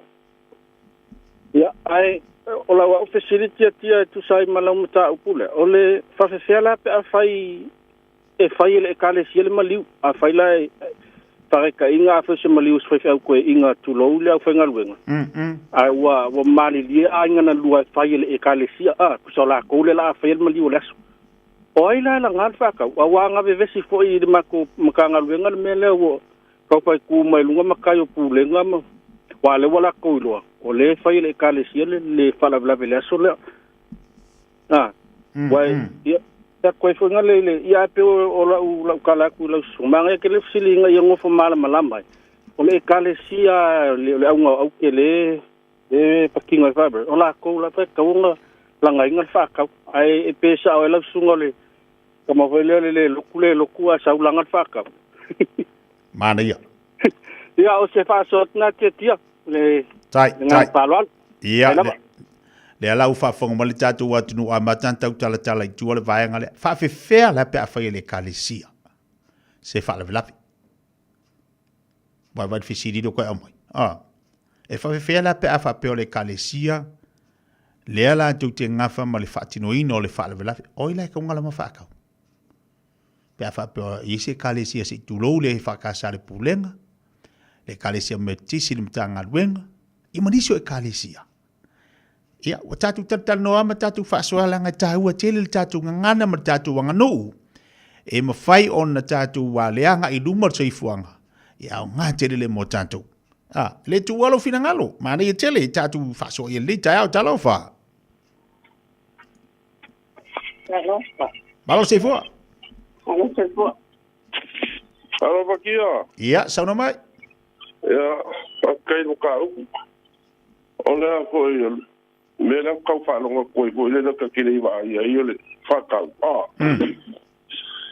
sa o le fingaro le vai malai ya shaka o maliwa ngai ka le si e fa ngai le ia la fa ka wa le ka le si ai ma ku fo le ka le si afa pe o ma ka yo le ngule ku malo le ka mari pe o su il fongo e ile avongor ka korungu e ile avongor ka korungu e mulmuri yang ngo bo umo fa ka ole kalesia e ka wa pa I ma vai ka ka la ku fa ka ba ai le fi angor ka kale ma diu ia a ma se pule mo ku mo e a fe a pule mo ku mo o le u ke nga fa ka ai pa wa se ku la lo ki wa vai pe lu ka ku la ia ile o ia o fa ma angor koko kai pule fa le aso la kirkiro e koko a fa nga mai lima ole fai kawa ia male mau se ala la koko o koko se mi ngo ya ka u yo mi ngo lumo mi ngo ku mi ngo ya ka ale ole koko a fa nga mai lima ele ma reise ma ai alo sa nga me ka ko ni sila ole a po ku malor ku pole le ngu ngai le kalesi ngai po ai e langa le kalesi fa ka a ka ko nga fo ma ka le ku fa ka e ye le fi a ka le mali e ka ko ngo ye la ye pule maku mua o ye fakau o nga ma malu ai awa se fe fakau o me tuksina mo lunga las mo ye fa so va ko vai ai tele tu vai ala sa usi da fia ye langa lena bel fesidi se tasio to nei tayo e fa fe pe fa pe le kalisia la tu te fa ya laso o ai la langa fa ta pe fa langa fa ka yo me nga kupu mo lingo fa se au wa fa le kalisia pule ia ma fa se au ai mo muriang ke wala ai ngol fa se au ya le ala fa fa ke wala wa sa ku pun nga se vanga ku malo se ia vang fo il pe fil po pe ku malo e pa pera pa ku pun lo nga e mo mori mo se fe au se kalesia e ma sa nyo ku ko la ku pu ma ko kalesia e ke ele kalesia mo ka nga nga pol pule nga sa mo ai mo muri ang le liu la ngol o fe au te ule le kalesia o nga la ka wala nga ye lo e ku mo pule lo la fa ka ko mo pule ka nga wala ngala ku mo yo yo mo la u fa lo ke mo we paso tai vai mal malo vai le manga ya e se le manga yo mo fa ngolongo ka fa ngolongo e ta wole po ta wole ta tu fa ngolongo to o le wa mai le tai au ia ni te wa e halu se fa le velabe a ela tu puai na e toi ma fa mai mana tu na tu le I fina ngalo fa il tatu watu upe na yele tai au nei tatu wai lunga tatu le na le tai au tatu wal valau talofa ya sono wai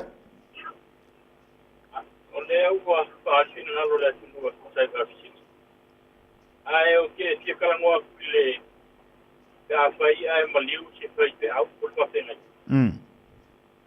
e ai mo meu au do vai ter le metisi e me ka o le sino aku hola le sakasa e ka o mo problema ona winga la e langa fa kau sikanga ko simoki ia por ga tan kanga no oila ko uma e langa fa kau o wala ia onga fa ole ia ule makumua e pe sa wa uma ka ia no winga o ka ka ka ko le asolea ka mo langa fa kau e a fai o le fai ko mole ya o ko le mali o le ka ia o se makai ia ko yo le fasingo ia ko kanga runga ko lenga fo ia o nga ole ia ko mo kule ia se kasi ile aso wale famwe foi ora o to sangile ku sai para kau Komieras tai talofa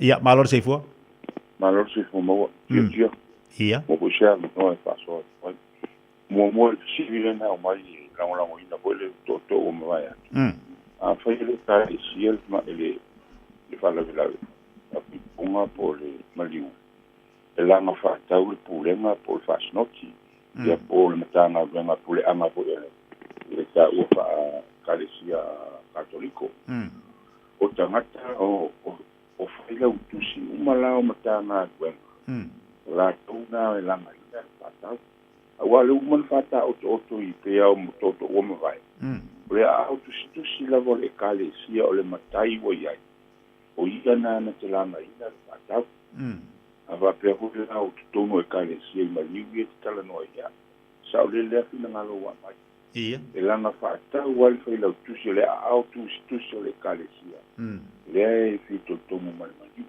a uma fata le kale sia asi i viu mai loia tu mo puli ole me tu e se le mani o tatonga no e mau ia mea mau ia tau te ale leile me o soa ia ai le fa lo mo tu ele tau ni me la so awa pu ia mai fo pa tau pe lu su wa tanga te o pa tau lai lo uma mai ai to fo tanga tama sia na mea ale fa lo alo la fu le kale sia e ona le maliu le tu ele se me está ele fa pleno wota ye pe fa sa lo fata a i lo le ala e o fata ma e alo kalisia le mai lo ya ule mtu mu la va no ala na to e ko se fa no i vai me na o mai sta tu to ma mtu wa le ale tu inga lu ngo le fata ala ho sa esi le sida o ye mo mata ia na me ves Ele fa pen fa tanga vis na vis.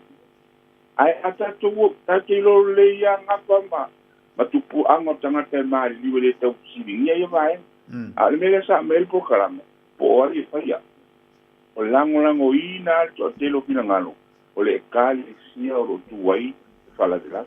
Ai afa pi le kali sia pe au le wa. O le fi awale kali sia na. Ye mo falo lo ma tai. Tai ne, mo final. Tatu va bulu chalo fa. Ya, kalau fa kala nga sam yang. Malole on sai mai. Ya, ke palo. Sao no mai? Oi, ole o yai. Ya alu taua. Ya. Taskai lava ke. Soi fo mun ngi ka fo. Ya ma lo fo le lawa I love kala nga wa ka kum ka. Ole vainga mo ke le nga skala yai. Tos fa lava ku pula uloku. Na uma la uloku. A uma fakau fai fakau le kalesia. O ngau lola ia le pulenga. A uma pulenga so manum kanga e kasia il koko le ulo. Maliu por fai ponga por alava. Por finga nga ia ngfa ho lo le ia ku mom puli. Ioi. Por finga nga fa New Por vaenga le nga skla ia fakau. I se fa habla de esa teoría fai le kalesia. Ia. Kau mali o fai sia wa ya kuia kau fai nga gwen.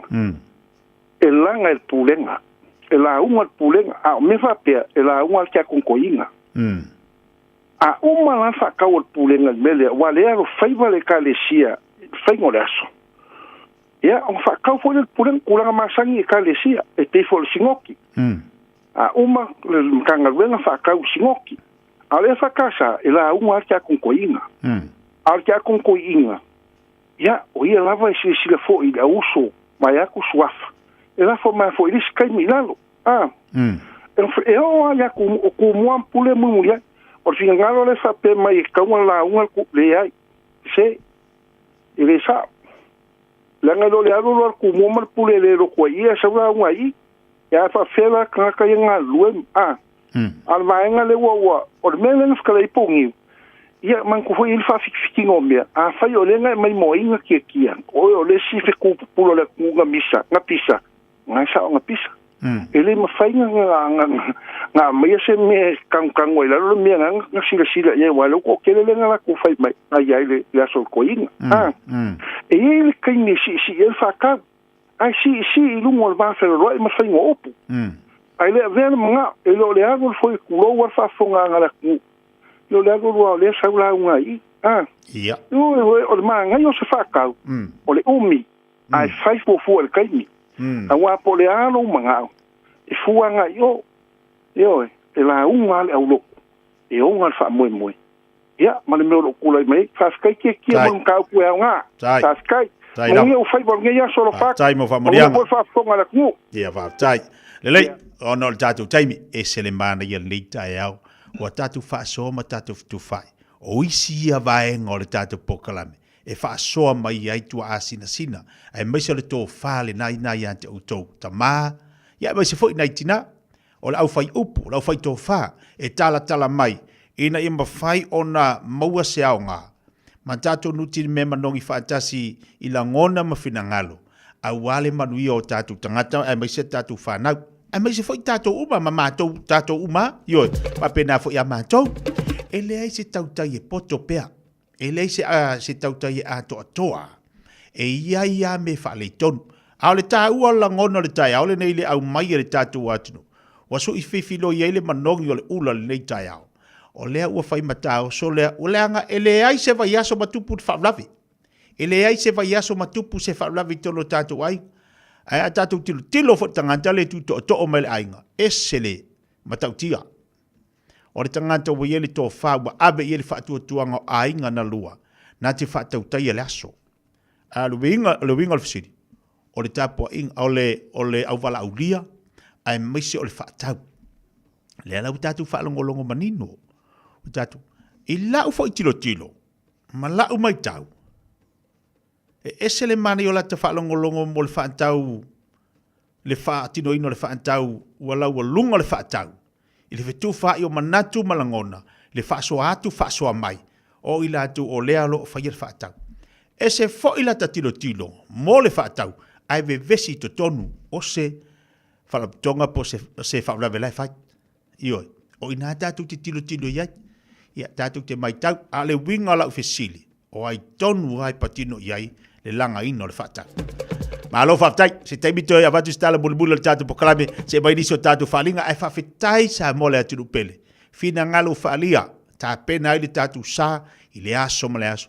Ia langa i tua tātou whaulawe, ai manino fo i nei te ua o atu nei ia, wai ko kelea o matai se, tu lou suafa, o wha suafa ina li to telo tātou. E ia matai fo ia na le atua o nana pale le matai, alua tu loa langa whaatau, e iri tama matua tu lai mai, i le whaatau, alai fi nau atu ale tamai matai, ia ta te le pule le na vaenga, a le vano nofo se i titu leoane, ia nei tama matutua e tutulunga le whaatau, ia ala la ka mua whai ale langa whaakau ki nganga la ikiki, ala ka mua whai a o ngai, so ia alna ia ngi vai kaimu kako ia walu alu luma le poto ma le mamlama, ia ai le mea tau le bafe aloa i ma le vano nofo. Au kilani, pamulu mole whaonga te tau le suawai, ua whaiti tia ti munga nei lole masani ai i masina o tea, ua malusi tele le alu le vai i le tātou a ai, whaamulu mole fe sosori mai e ala i le whaiti tia o lo whaonga ina o le vai i fafo ma le whale ta ele, whaamulu mole fe sosori mai e ala i le whaiti tia o lo whaonga ina o le vai i fafo ma le whale ta ele, o nei ngai o inga e lua o le a maua ai se ese ngatele, whaafitai mo lo lango mai, morisi whaamtalanga, tanga iane i le watercare.co.nz. Hello ladies! O fia whaafunga lo wao pe toi whaamomosi o fōlinga. O le Beauty Trends Hair Salon lava le tali. Mato te o fōina au nanga nei. Keratin, nanoplastia, botox, hair spa, oti pe vali lo ulu, roots, ma highlights ini tau lilei. Vala au mai loa kas o le Beauty Trends Hair Salon i le olo lua o wha whaiva valu ono iwa. Olo lua o whaiva valu ono iwa. Te tala i le fitu aso o le vaiaso. O fia maua sau ta avale po sau piki apu. Ai tongi ta i vaiaso, lua vaiaso, pe ta i masina. O le sleek cars o le a maua ai le fisosoani. Ua ta pena le au whaingaluenga a le sleek cars mo oi malo a inga. Aua e te popole i se mea e tasi. Te tala fitu aso, mai le sifulu i le tai au, anga i le afo le ono le afiafi. Tele la lai au kilani i saute, mili mai loa i le o lua tasi wha, fitu lua selau. Po le o lua o, wha lima, tasi lima tasi. Aua ni a vealo popole vale ma mawhau ngai le mawhai ai o na whaatau no ul whai poiponga alo walo po o sau ta whaonga. E mawhai e api o le Finance Direct Limited o na fisosoani e whaatino o fuafuanga. Aua loa e tito e whaatali. Ai wala au loa api o le Finance Direct Limited i le olua lua o valu whawha 5 Olua lua o valu whawha 5 Mo se fisosoani mo sau ta whaonga po o se whaipoiponga a se tasi o le whanau. E fia le mona rental se whailo antula na whaabitoa mo le masina atoa o Aperila. E lusi whakapasene ua pa uma walalo ai le tongi pe asili atu ma le tolu aso i te whaonga i nai so se tu ai ngā taavale. E mawhaiona piki le taavale mai le malewa lele i whale olo po whangali. Whaapelo tātou ofisa au tui ala fua. Pema moli atu i le whale talibalo o loo e whaamautu ai. Ai ngā whaabitoa. O loo ia tātou insurance cover e te fili mai ai. Ina dei tupu se whaalawelawe. Ai o loo iai le whaamama avenga. E le tātou accounti New Zealand. Be la fosao le Moana Rentals e whaonga i le Pacific Easy be whaonga foi low credit card. Monisi whaamtalanga walau le Pacific Easy i le o walu se lau o tasionono le Facebook le Moana Rentals po le moanarentals.com. Moana Rentals o laupaanga e taitoloina oe i au malanga siasi i Samoa.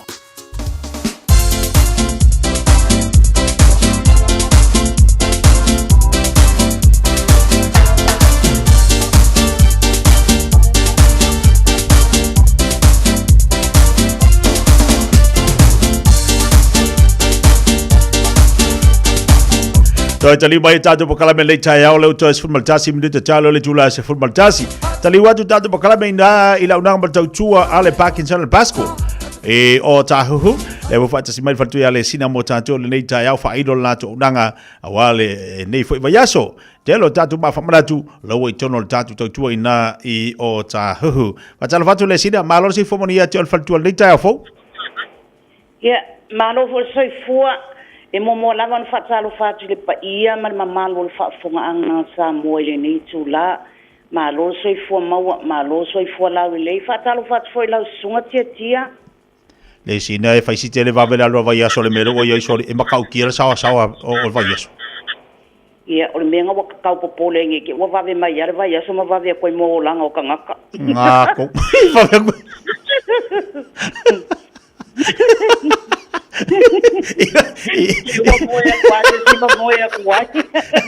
Kere vave le basica, kere vave koe base si mere wo ia yo. Ya ai. Ya ai yo sai. Pon barong sai. Ya ai.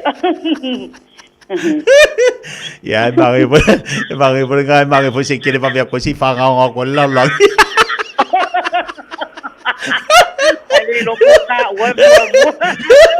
Sei baka nga ko le lalo langi ma me lo tumu. Ya le lei pa tai mo le unanga mo tau tu mo tatu wa tu le tai au e fa fa ile mai ia la tu o le ale au unanga mo tatu le Parkinson Pasco a malana unanga per masani ia le sina. Okay. Le lau amaka ku le fa mkalanga e winga ile Parkinson Pasco. Ia. So ole Parkinson and Pasco ko so company le wasilia tu mane se lau tau sanga salon fa vaina. Ma o company fo ile wasilia tu le umi I tono New Zealand. E tu sale male se lau tau su tau sanga. Ma to fie so ani a inga I fili pe fa to fo ma e tu sai molo la to mana. Lelei ole au nanga le Parkinson and Pasco o a tonu ava nga lo fai ona nga ila tu tau tua. Ai mai se o ani tau ni maa o leo lo fatino ina tono la unanga le Parkinson le Pasco. Time of facility. Yeah, amata mai lava ile cremation packages por sunuina e fitu se la o le tau na wa ile GST e o atu lava ile a favor se la. Ia wa umantu ile GST o mai amata mai le lua felima se la e o atu le fitu a fetou se la. Ia wa ile fo le GST e fofo lava le tu ainga mai te mana umia le la po la ititi a to ai fo ma le lanu ma le sikaili o le tele lava ta wa ma it comes as a complete package e au fia I ma o upu a ia lua se la upu o le ata ia mana umia fo ini funga la au te waile ma em fai fo na ma to fa tuina ma a pe fa pe tono au kilani fa pe o fa fo atu fo yo Hamilton ia e tongi fo em fai fo yo na mato la foina maa I le Pacifica e yei Samoa American Samoa Cook Island Fiji Niue Norfolk Island Tonga to Tuvalu ia afa pe fo la na fai fo na mato fai ente te unga pe mana o mie se tau fa popo po se fa tsa ina fa pela o se fa Samoa po se coverball e se tau fa popo ole fa mtalanga le wina I le tau leo maa tietia Ia, tu sa ole tau e fa popo iai nga wa iai male GST. Ia, sina fa malanga winga ile. Ma ai e fa tau e mato. Mana ia, a fa pena ile ai nga manna o se ma o la se ume ma fa iai on fa tino ina se ma le manna ile ai nga lesina. Ia, e tu sai e tele ngesele tai mi mo ai nga fa tulanga msa ilimta pena siata. Ia ma sia se fa mtalanga fa to am fai leon a matalanga luenga se ma fa manatu ma to te mana o mia leono ile valu vai aso that's for Auckland unveilings ia po ole before collecting headstones ma to te mana o mia le valu vai aso 8 weeks notice da fa bela ole before shipping cut off dates when shipping within New Zealand or overseas e mana o mia le fa ma sina mo sa unio ma fa manatu fa ptua ma fa manatu lanu ai le yo le unveiling po le aso piki ai le ma mo ila to foi po nai a inga ye fu mo fa ngol tau sanga e mo fa na mo so sani fo de tong tong ile ma ala mtanga ye fa to a piki al fa ngol tau sanga sa le a ya e te lela manoa a fa pete suma a fa pete suma il officer ya e mo fa ya tala no ina ole ondanga nei a sa we file deposit e final file deposit ia na fo tong ia le a ma war se le ni ia fa ya na file le tong ngole ma ai afa pe lo to tasi le masina 1 month pe afa pe ole yo ole unveiling po ole installation ole fa pi no le ma ia wa ta no fa mai a lo le tong no le ma alo fa tai Wani si vai ngalo tau la nga mo tau ya mai se foi ya le tele o la ai mai e po le telefone fanga o lo ele tau o ani telefoni ai mai se ia ni to atu se fai on fai lo mai mo tatu atu. Yeah. E ono mato showroom sa Kilani ai tasi Tauranga, tasi Onehanga, tasi Papatoe, tasi le West Auckland e whapsanga e male Waikumeke Cemetery, tasi Albany North Shore. Ia, male la leo te tala no atu ai o le toru wha Great South Road i Otahu. Ia, mona i o tato a inga. E mana o mia le so swani whapea fo ile ngangana. Ia, e mwhai ana su mai ia fisiri mai fo. Ia, e mwa fo ile so swani mo sina tau pa ua le maa. Sanoa. Ai mo telefoni pole address. Ia en fayanga o ilungo le mako website which is www.parkinsonbosco.co.nz. Ia ole mako website la ngai mawaile the telefoni mal address for yo isila la. Malo fa te tere le sina fa ilo lo to tubla unanga mai se fa marino ni so vaenga pe ona yai le tatu na vangana o le tele titu bangalu nga nei vayas ia fa pena foi tia lo fatu ia le ma tu le sina ma le tatu al tatu Parkinson Basco ina I o tahu pena fa fonga ba le tai au pala one le over se lau fit tolu fa tolu over se lau fit tolu fa tolu al telefoni te mo ile sina la tu la ina I o tahu e te more lua fitu o lua valu tolu lua fitu o lua valu tolu vai se ma fa manatu mo le ainga ia po se tasi wa pele ia oe por lau tautonga po se o talii po se afina se tasi wa makwa mafanga le luma ftanga vai se ma fa manatu na wa ye le sina talano tatu lava ngana ia pa fa so atu la mo se pa u ia oe Doi family te talo le tula sumaltasi, tali tula sumaltasi tali umai lea tatu telefone ngana Britania. Doi fa leo le nganga le fa tai le fa soa le tatu watinu le tai au. Ma tango fie foi le fa soa. E se foi le mana I le fa ngolongo, telo fina ngalo fa manino le telo vaenga. Ai mai se le fa tau. Mai se le fa tau pe ona yai. A tatu fa ngolongo la le to fa le wa mai le tatu watinu fina ngalo fa alia. Mo tatu. Ia tarusi ia tatu fa ngolongo ma tatu vabai. Ia awan I toe tupu I le tele uniso o whaavlawe pe a tatu wawa iai. O leo manino a le mata le vai, ma manino le tele o mea. Na ua si le fia, o se tasi o le sui e le kalisi. Ai mai sa le whailau tusi. Mai sa le whailau tusi o lana lea mata whaioi. O ia na te langa ina le whatau pe a whapea. O le sui o se tasi ua whailangi le whaulauma. Pua tu malo o ia I lotu le kalisia lea. O ia langa ina le whatau. Manino ale fa fonga tatu watunu wa mai foi finanga lo tatu watunu e se foi dale mani pe tatu tu lautele a fa tino le kalesia se fa lave ia na manino le telo no o vaenga pe ona yai e kalesia metisi se tu lo ana e kalesia ta o swafa se matu e kalesia metisi e fa kasa katoliko o manino ale telo vaenga ai a tatu fu e ma fu nga bevisi ona ua sol tangata e le o sana sana ngaduenga ele o sona taimi tu sa o oso ele o na taimi lea ai a tu ua le tangata te tau ona ngafa maleaso fai ngofie le leu mai leisi tu fai ngofie aluatu leisi tu fai ngofie ngale ai a leo se vives le ai a leo se metup ai a kako whaalongo longo fo ila ai manino o vaenga umai tu tono le whaatau ai tatu whaalongo longo la se I whai le whaatau ato I ina oka e ia vaenga o walwa ia o whaalongolongo ai whitaua I whaatau. O le winga lau tala fo le wha ingo o lango o upo to ina. Mahanga ia le whaalongolongo. Ese le manga ia. Ai a sua fo I lama pe ye whaapalo e lesiko inga. Oka. Se saua ia la unga to ina matu I malia lo te loto. A lesi fo I le vaenga taua tatu tilo ye.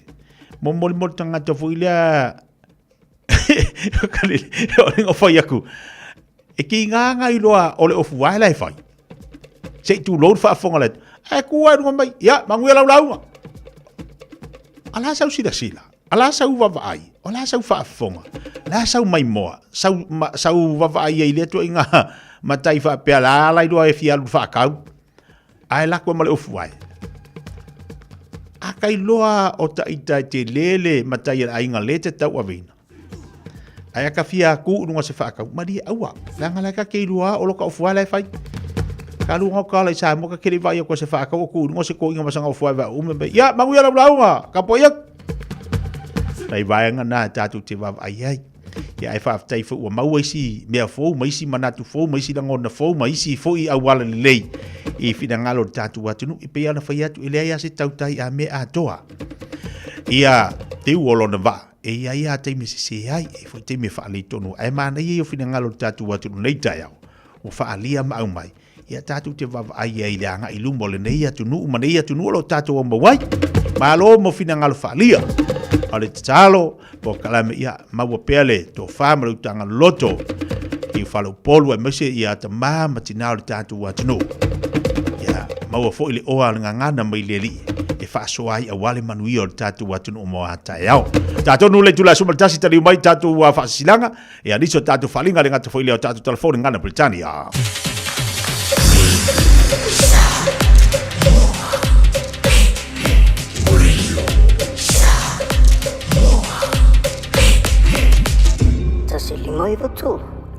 Aloha, we're the Katinas, and you're listening to Radio Samoa on 1593 AM.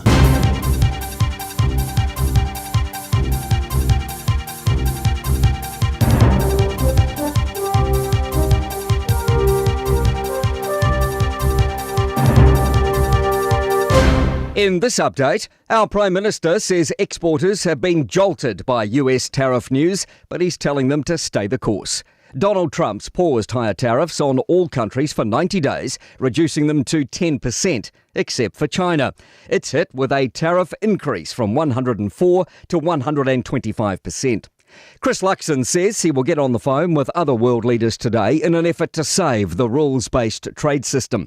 He says we need to ride through this tough wave. It will be confronting to watch strategic competition, deterioration of the rules-based trade come to our own neighbourhood here in the Indo-Pacific. But the response for New Zealand cannot be retreat. And the New Zealand stock market opened this morning at 10 a.m. for the first time since this morning's developments, and it's risen 3.5% in the first hour of trading. JMI Wealth Director Andrew Kelleher says the Dow is up 7.9%, the S&P 500's up more than 9.5%, and the Nasdaq's up almost 12.2%. US share markets have absolutely exploded. A foreign affairs expert says the government's Pacific delegation will ease concerns over global tensions. Foreign Minister Winston Peters is leading the cross-party delegation, which leaves today for Tonga, Hawaii and Vanuatu. Other ministers will join him, as well as opposition MPs like Carmel Sepuloni and Jenny Salesa. Otago University politics professor Robert Patman says it's a critical time in geopolitics with looming US tariffs. He's visiting not only to communicate that New Zealand is going to be steadfast in its support for free trade, but also wants the region open to New Zealand's perspective on international affairs. Pop star Lorde is hinting that new music's on the way, posting a short snippet of a song on social media. The Kiwi's been dropping clues her fourth record isn't far away for more than a year, and her latest TikTok post seems to confirm as much.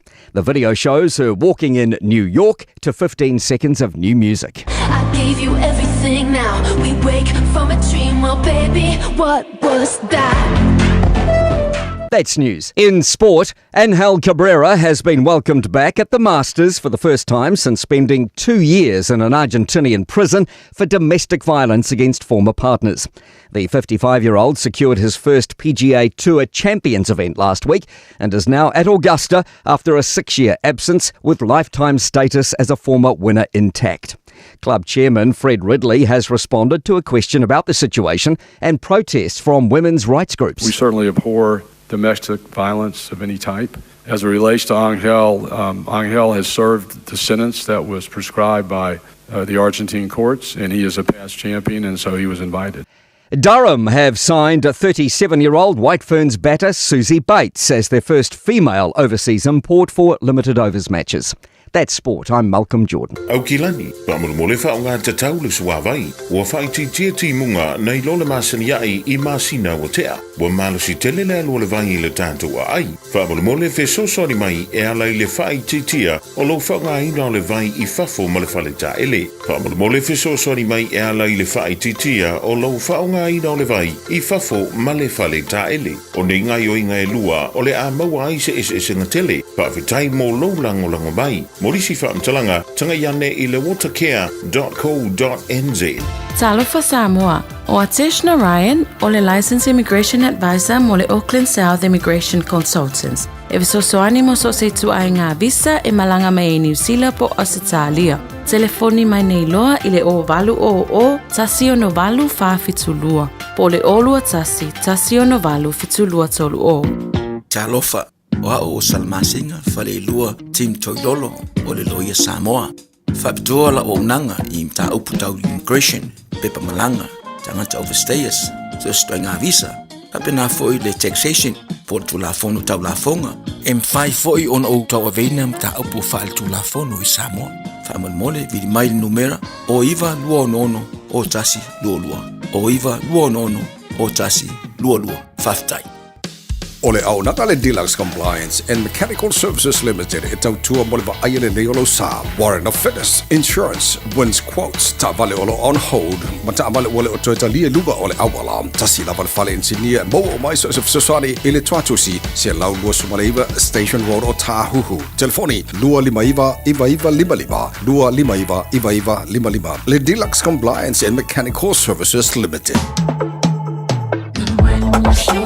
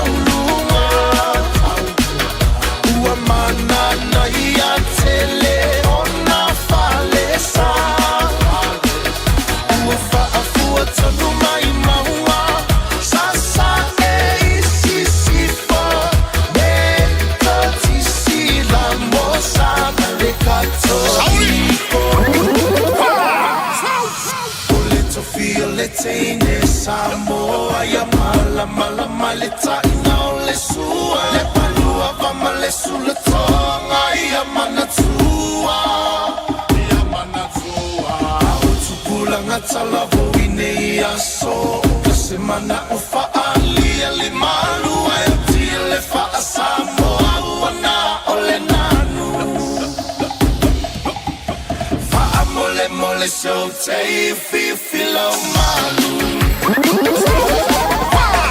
Ole tu feel it in the Samoa ya mala mala mala tana le sua le palua pa male sula tonga ya mana tua ya mana tua o tu pula na tala boine ya so kasimana ufa ali ali malu ya ti le fa Samoa una ole nanu fa mole mole so te filo malu now ya e mawale poto sili awane ya ona olo lua ia sili lo Spolo mele tole o tene le tula se football jazi fa fianga ma ya Wayne ole nei tai ao. Diso tato du tala la mfana fa tawe lungo penga tfai lang ya reader Samoa. Tato tala melo tupu tolo tato wa tunu o Samoa ole mfana fa si maile tato to sala tato proklame ya alela tango fa e mo tuna yu tala ya wala fa tau. Tolu suma jasi o mawa tu si pasi mole o ina o to mai sinia male va io ta vale e ola ile eltise. Na wingala le wang ia tu o ia ta vale fo ia ola eltise. Ia la wo ia la to o le ua o ina I le vaenga. Ia le u fa mo ina o mola tu spas.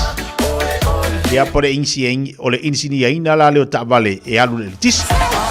Manga ia fa lo tele to mai. Na insinia mo na ia lo fa na o tatu wat no. Masalo mia ni tamaiti. Ile u fale fa malosi official pro ketel miliona. O yo le kato o le tatu orilalia. O le ana foi. Vivesi marisi vai temi. O le wale lo le laptop foi le le ala fa me o le wa masalo bien kamiki. Alo sia.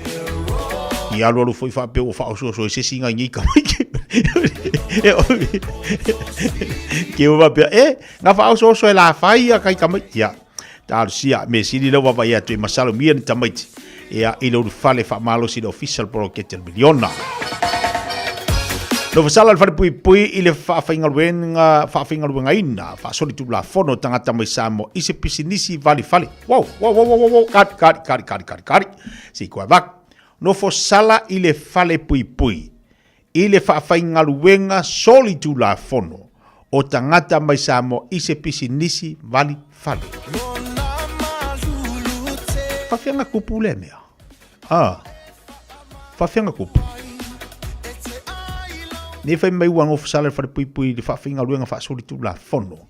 O tangata mai Samoa. Il le pisinisi vari fale. E makau kia fo ia ko nga o iari. Fa ia ko fo. Alu te va ia to te sanga lua fa sufanga ia tu le lua o lua tasi. Na au mai Samoa tanta fa inga luenga fa pisinisi vari fale ni sila. Pai mele tangata anu Samoa. Sa ia whaia lenga yo inga le malanga mai I le tatu watunu. Masa ilin tangata onisi o tu ainga inisi o na tau ainga mawo. Ma ia whaia ai ni whitanga inga I le tau sanga o se visa siasi e ulu whale I New Zealand. Ma le wha moe a tau nu atu o na whawhainga luenga lea I pisinisi vari whale. Lua o tasi wha.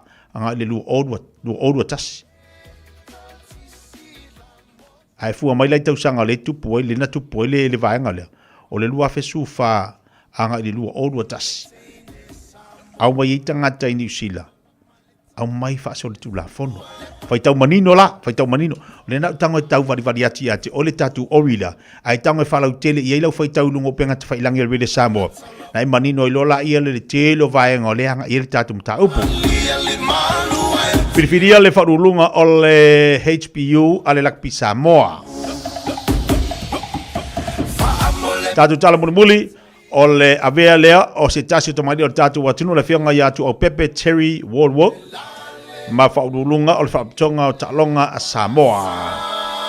O le Cessna. Ia, le na. Tatu tala umai au avatu i ante oe. E mawhai ona e whai tau wai mawhalau tele ai I aru mamlama. Ma e sila fi ai I mei e tupu tono tātou atunu. O le to telo I latou. O te wawa I rungo penga ta whailangi. Ia nana whai tau wā.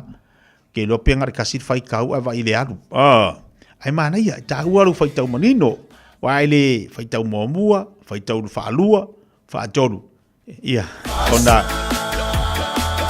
ele mamala fo ila ia le ano moni o le winga tu singa le vatu lungo penga te failangi au nisi na tatu chala le maftu bali tatu wa tunu le tai yao pero tu ina tu lungo tau tu bla danga le Samoa se mali maftu amo e te alu lai lunga o le tau tu le Samoa ia lana penga te failangi o ina te mo ia le la telengo tatu chala pero tu ina tu ai tau le ia ilaina ma failaina ia mamanino ai fo ilau sila mai manino ai mamla matili i tatu talape ona tu ina tu mo le tatu wa tunu Sunu 5 minuto channel chula sumatasi. La watu la musika le motato. Ama ele tatu si atu fu ile tatu non litao tatu tale talonga. Ti lo le tatu te mitao. Ai ola tatu le na tatu faso talonga le te. Baba iai. Matuli matai fa ngona vai so le pulu mal mona. Ole pulu mal mona. Moana Pacifica, male blues, ile fa un alvayaso, ya le la tatu tilo ye, e makau kia le saure moana le ye sole. Patalo watu le sunga le pula le chancho wa Island Style Barbecue. Sunga ya tanga vai ese mal fatu ya Julie Mando Falo. Awore ngalo le tu sifo au kilani le tatu fa inga na le fefena nei. Ya bo ila to uma lavanga ya tu tatu free market na Henderson. Vai sa barbecue le fefena nei. Olo ofu le ofu mai fiki vai le wai sili mai ofu le ofu mai fiki olo fu nga sang mala wo le Island Style papa kilo sunga ya tang vai me alo mai o faku mai ia vai le mama ofu mai fiki talo sunga le pole mal belo fa spot fitu e tele tula sumatasi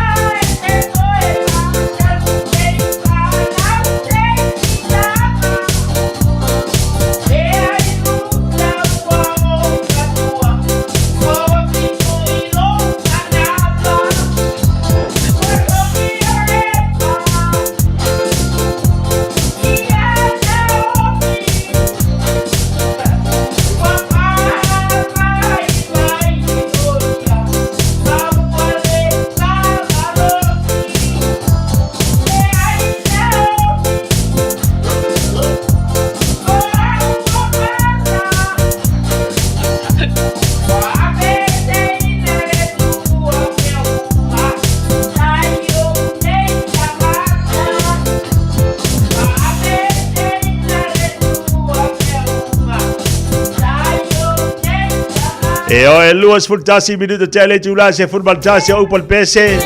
Songi ya Naomi. E a ngai songi la Naomi ngi aso.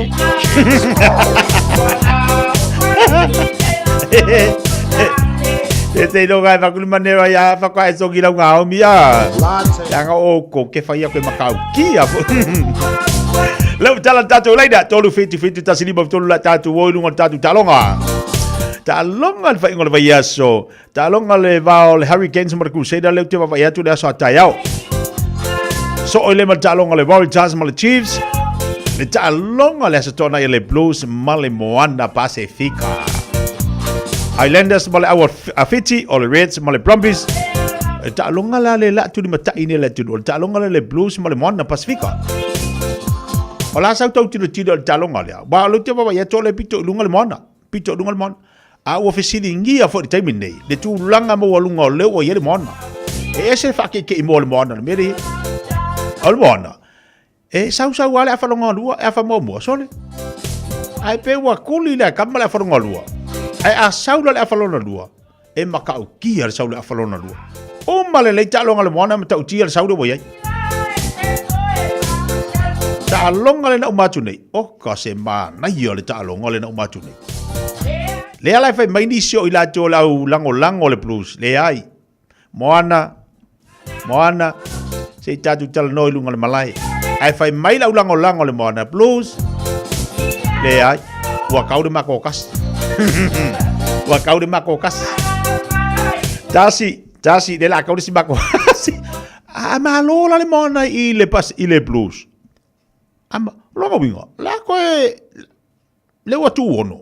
Fori ngala mi ngoi lo lunga po se mari tu fa ile lo na fa ala sa ulo ye o ye man malo talo ngale lo te lo o lo la lunga ile va ai le tunu fa ngol va yaso talo ngale Blues mal mona talo tatu leina tatu talo ngale te me ole taya luas fu tolu minute tele tu la super tasi fa balo tiri so tatu pa ngai lunga tatu Facebook te pro muri talo e ai o la kai ka o fukingo nga mai sia wole ai style papa kiu le sunga ya tango ina fiti fa ko afo i mai ya tango mal fatua mai fiki o ko se la fu da yes ale ma yo skai dia ya ma ko fiki no boy e ma ka fa pula e ma ka fa la pula o la au le tala tato leina tolu fiti tasini ba tolu tato wala talofa kia malo se fo bria ai sole ya ma lo fo nga lu iya ole va umana wali ma kwa yang ka polele vangi el fa foga samo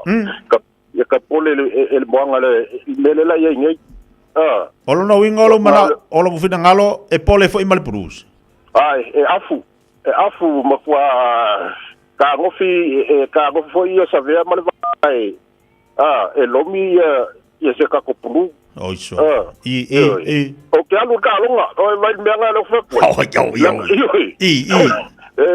me nga de vai e sikuela mo ka maka o malai le sko ngai manga e ke dua uma pe ke longa oi o ma ko mo fa no oi iya ngai manga mo ke i vol foi mo ka maki ya fa pa so le manga ya le ko uso o ye ko Seki. Ya, malo tu ay min Pacifica. Okay. Malo mo ko fasifa mo i per fasingor ku seida. Ya lo faku. Jalafa. Jalafa, ya vea kia. Malo le sai bai no talai. Ma o sai ko. Ya va kai na mo fason ni turani. Ya o ni ta. Ia. O ia mo lo nga sa mo na sa we pero kan mo por que lo que ia ama lo se foi vengo fin o vengo tex o le wala nga o le malo se foi que mo o ngai a foi a o tenga foi a o ska de ka a lo so ne kenge e a faro o o malo se foi que mo ka pare con el foi que mo na amakanga al ko sa un ngolongo ia ngaranga ko faingo fin fainga vengo tex ya ore potulanga nga ore ka no ngwa yaso nge ko tawa ko e ko malo kun bon pulu sala mo ila volo au pulu fo iman mo ya okay ro ngai ma lo mo nga i le pulu sala le fa ele model pc le fa ile ai nao mi ya nga ko wa Mario Tayao ya sei voi ya telephone no ma dia balo se fu mia sei fu lo le brother Mario le Tayao wa mai ya Mario fa tai ya e fa la wasit blue les ko ya e fa la wasit blue les ko o sa wol mo ana le ye de ko e ko pa kamala a ko maka ki kalonga te tielenga uma ku si kalonga uma o ngai mistake la iki ama ngai sa sia ngai kam ai ma lo ala ku kalong a ko maka ki kalonga uma ku la makanga me sina ar sa wol mo ana lo sa wo a ngar fu al mo ana pa la was mele le au e o mo ana le samping e o mo ana nga samping ka sa ngi sa lo finga ngalo ele na mi ele na mi au ma Maria Tayao telephone ora fote tio na lo la 50 io o lo ka ofu mai fiki ia sa ofu mai fiki ma lo mele lo tangata e lo fungia io e fa kai voi wa ka ofu se ofu fiki ia te tio la ta e ta long o ka long tia ele faingo fi la o le saule na saule plu ia ma we te tio ili fakanga sau le plu ai o lo ko ai o mo tia o ke kari ko se ka longa maka inga le maka o e fanka ko nga ko sa ukali fa pe mo plu me ko longa winga malo al mo na ko mo na mangwele so tia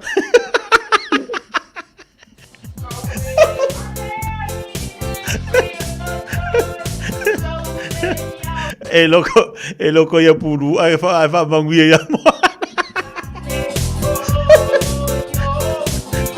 Olo ko puru ai ko mana le manga talafa le aina o mi ia ayo a se ko te tia se vola lei ele manga ia ka lunga la o ia o au ke au mai au e do ia o ke au mai au e do ai ma lo siro mo fo ngwa mau mo na puru so na o ke ai e finga ka alo ka maso dum ko I malo si mai ale sa won mo na ia o au mai ko ka po ai won mo na mal puru ia o ai ala au ngai malo ia au ka ma wo malo ai alo wa fo nga ke wa mal mon mau mo na puru ai ya le ai na o mia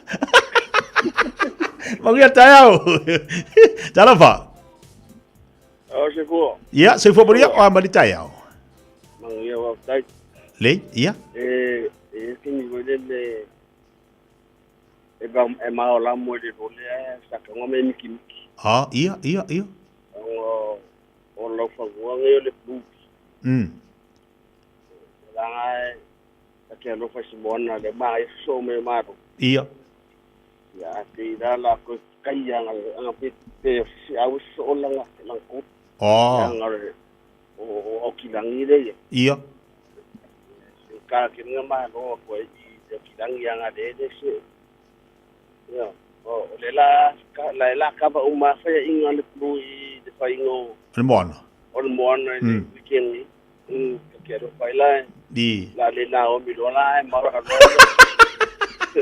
ya quiero fuera bona se le na mi ai maralo la maralo la mamon Jackie mo lo vaso ya mira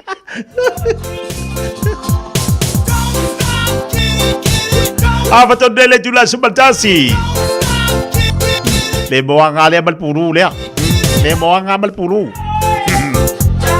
le blues la le mal moana e la kawawa nga le ai Naomi lu gal valau telefa Alfa valor se fo mania tia o le ngai ke si le fia le ina está hoy upu poder kamalo ma ko kumalo mali o ke lo le el ngai do fina ngalo le pu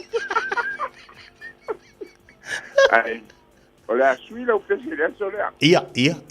Le ai pulu o a mona. Ya não ia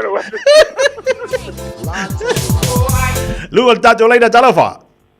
Ma sai fuka. Ia o ngosa ma lo ngosa. Wa mai lu kai. Emang wia ka kai. Ia o wia ka siara ala. Ya? E kan pingan mona. E maru mona. O ye ma lo mona. Ah. Ia. O ngala o ngao mi oi a. Ai, o ngao mi.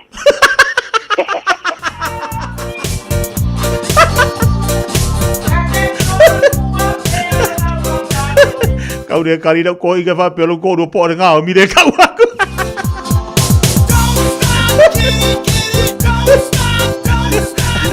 Ayo se agak lo bok kau. Oh ngau mi dah fe beke kia ngau.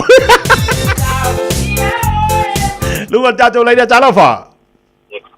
Alo fa malo sa fuera fioma. Ia sai fu mangi o mai. Ia man dia fa sai. Lele ia. Ia o wa yo la au le flu a mai la masang. Ia. Ia pe fai mai wa au li inga ole moana. Ai ole pulu e masua. E wa kwa kama masu. Ah. Kama kila ikinga ya after flu. Radio flu. Ya malo ya man ya la waso.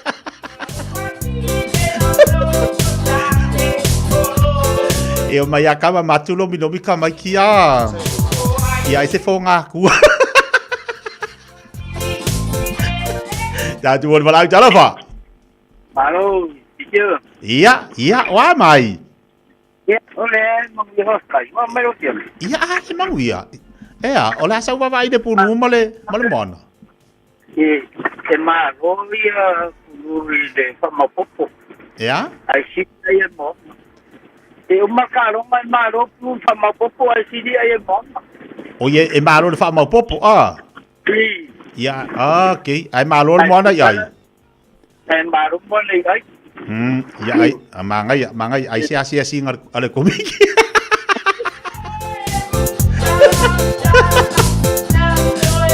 Ya la pode malo fa mau popo ai sia singar.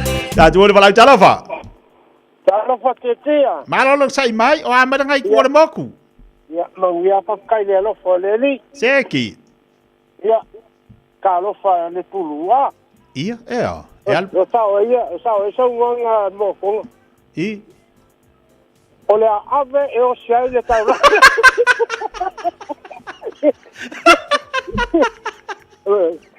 E mau foi ya sabe me vai nga uso. Non ve pa kala me ave e so tau langa.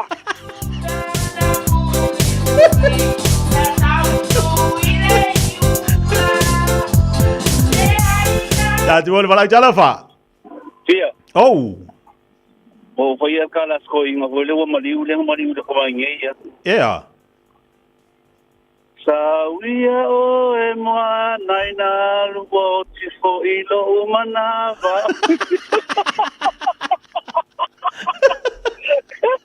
Lusa la foi moa na punga ya pu. Sau e anu. O ti fo ilo manava vole ai fo so wa no moa. Ia, ai sa. Ai va fe pe ke wa maul pulu. Lei a o ki pulu a o ki mona. Ni. Do ko ke kioi. Na singa ai se kasi ano ko ke o makua i lammi ko kurina la fai gen mona ya pulu. Ya, manga ya. Pa wala me fai. A fai ai ngolor pulu. O aku sa o lo pa kiu les ko nga i fai mesame.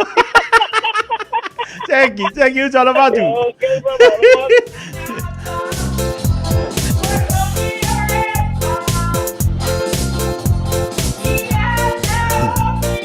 Tay bale wati leo tau 25 minute talo le Julai 92. Palonga mata ina le se to nai. Ua finau iai matuli le atinu o le talonga le blues ma le moana. Ia le wai fonga. Ia la ulango le blues, la ulango le moana. Dio.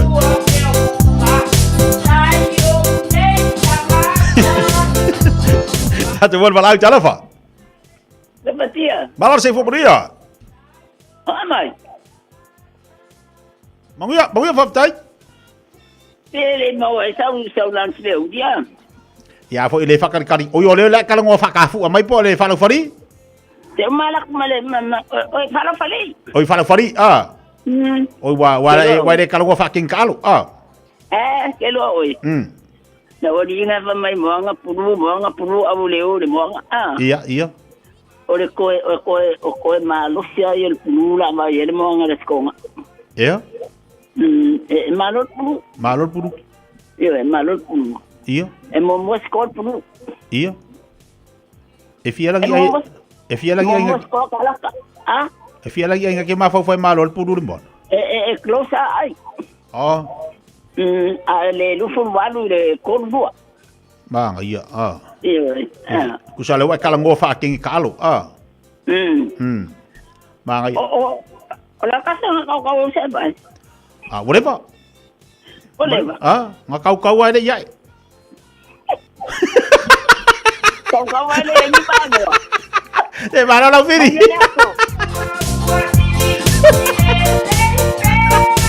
Wala kini pa mesang balako gute mo. Kapare. Lo magkulo lo Firi John. Umang kalau ngofa kafu kalau ngofa lau farifa kalau ngokal. Apa ya kuari di salah soal ko nguari. Kalau dia ngari. Tatu nu tatu le talo fa. Tunggu nuya, dia. Kalau si fuala le ama di tayo. Ya, menguya la bangi la tengah di tayo. Le poye menguya ya. Lenga ya kisiona dia ya. Ne lo fatu la sunga. Malo. Ole la kalo mai le la kusale la kalo ngofa fa kama kalo ili ya sola Ya. Ai kusale ama o ma tia sata alo ya o sa vai Iya. Ala sa usi de fiel talonga le moana male. Tatalonga moana wale na fa inga la crusade. Ya la nga foi la de tudo duma.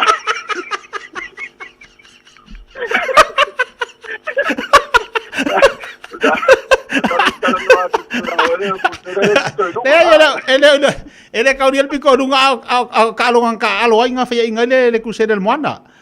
Kusa le ka kalonga le moana, wale nga fa inga crusade. Ale la kalonga le blues. Ya, ole tulang ala ma wala terno ma tia kitiona. Iya. Terno fa tam tal. I. Ya ma wal mo an blue. Okay. Oh. Usala le la lu ka po el moana. Ya, mata po el moana wale au Pasifika. Wala wo mana ma tu ala le fianga ala bit. Iya. Alo fa. Apa peo lewa wa uta foi mana ia le tasere wa le roi e paulan me mo ole angi solo mai foi de tono la tapa e ko kutale le llama ser mangu e ko afta uso alo fatu e vai agora ele vai engar cuseira le boda vai me le pico do cuseira o kala kapu wa ia cuseira sorry wale ma fa yango ilalo ari Toi, dua tatu walau talofa. Ya, wasau markako kamanga o kesolmuni. Ya, tabe lawa jela jalu asfultasi bide jalu ala jula asfulma lua. Liso tatu po klabe pe jidatu mo malo tatu wa tunu nei tayao se ban tatu wala mudmudi talofa. Ya, lele mana ya koi kiki afa de kongula ka fa longo leleo. Talofa. Iya, tahu ngol apa kalau memang ngefalol? Ya, kau foi fang agora. Aku. Fangu vai pe fangu vai vi. Fangu vai vi. Pe fangu suku.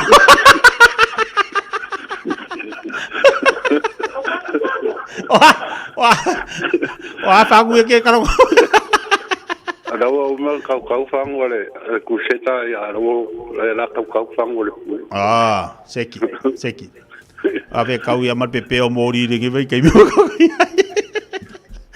ya le maria va tadi vala bai ya se foi ya to lungol tatu pokala bele table taya fa tel fasol tatu watulu tatu talonga tatu tulu mata fa ingor va yaso talonga le blues mo le moana io pe ia talonga le leolo va ile tatu watulu tatu tilo yai ile awe manu malo au fa ku foi le makangal kausangi ba le vanga sula kong kalaki na umanga sangira ufom dililo in mon mai ba o kilo akula le mona fa pe sorry fa sa ole le suila kong kalak ala kau wala use vai ai songa la ve ko kasi de mango le se vai koko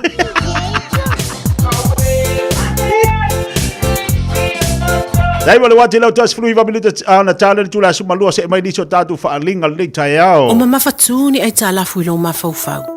A fai ai so fale motu. Wala au mai loa api o le Finance Direct Limited. E maua ai le fisosoani e kilia ai au ai tala fu. Ma toi fa afo i mai lo fia. E mawhain fisosoani atu e toi fa atu langa le fa ngai no au tupe. Wala au mai loa api o le Finance Direct Limited. Ile o lua o valu fafa 533. O lua o valu fafa 533. E file muai lo mafaufau.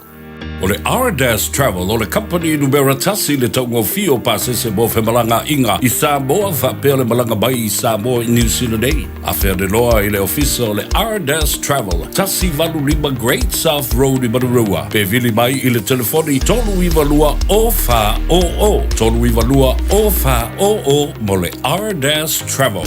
Talofa Samoa, o Atish Narayan, o le Licensed Immigration Advisor mo le Auckland South Immigration Consultants. E visosoani mo so se tu ai ngā visa e malanga mai e New Zealand po Australia. Telefoni mai nei loa i le o valu o tasi o no valu wha fitulua. Po le olua tasi o no valu fitulua tolu o. Ua mawhai o na aura tula polo kalame le leimo o i aso taitasi o na o le langolango malo si le whale maliu a se alo le aturuu o ese tātupu Funeral Directors i Manukau City. Po kalame leimo o e tālo whalava. O le tālonga o le whanawhana au e iai o na tūlafono whawai. E mua na o inai le tangata taalo i le tālonga o le whanawhana au. Le whawai lea e taita ilima inai le tangata taalo. Mua a misi ele au lili o mumu. E mua tiro le tangata taalo i a te ia lava. A wā o ia lea e se ai. O lona lua. E le mawhai o na se lili o mumu. Lona winga o le whaale leia o lau tai au. Ia matua i whaale leia le tangata taalo. Or to improve your aim, improve yourself. O lau ta whaonga i Australia sa over ai se ata na whaapipi i awala. O ni tamaiti pepe e to ono. O lo ono nofa whaatasi, ma tusi le lima o le isi i le isi, ma whetangisi. Na o vave i lo mawhawhau se tasi o vaianga o leo langa. O le tangata e sa whaamatala ina mai e le ata. O te whaaperetania ina, Gry Babies. O le masani tamaiti pepe e whetangisi, ma whaasino le lima i le isi tamaititi. Ia o aso nei ua whewhewhe tangata e talia le mese se ua whaia. Ma le ma whaia o na whaapeane i oe o au ua se ia whaamangalo au i lou se. Ai ma tele le tua i le leanga i le isi tangata. O nisi wa tua i le leanga i le malo. O nisi wa tua i le leanga i matua. O nisi wa tua i le leanga i whaife au. O nisi wa tua i le leanga i le au lotu. O nisi wa tua i le leanga i le uso po o le tua whawhine. O nisi wa tua i le leanga i le ainga. Ma le tole o nisi mafuanga. Ua le mawhai o na laulau inatu o na o le tātou taimi. O le winga o lo manatu na wau. Wala o na tuai o na whaale leio o tātou sisi o manga i le nei o langa mo o tātou tangata.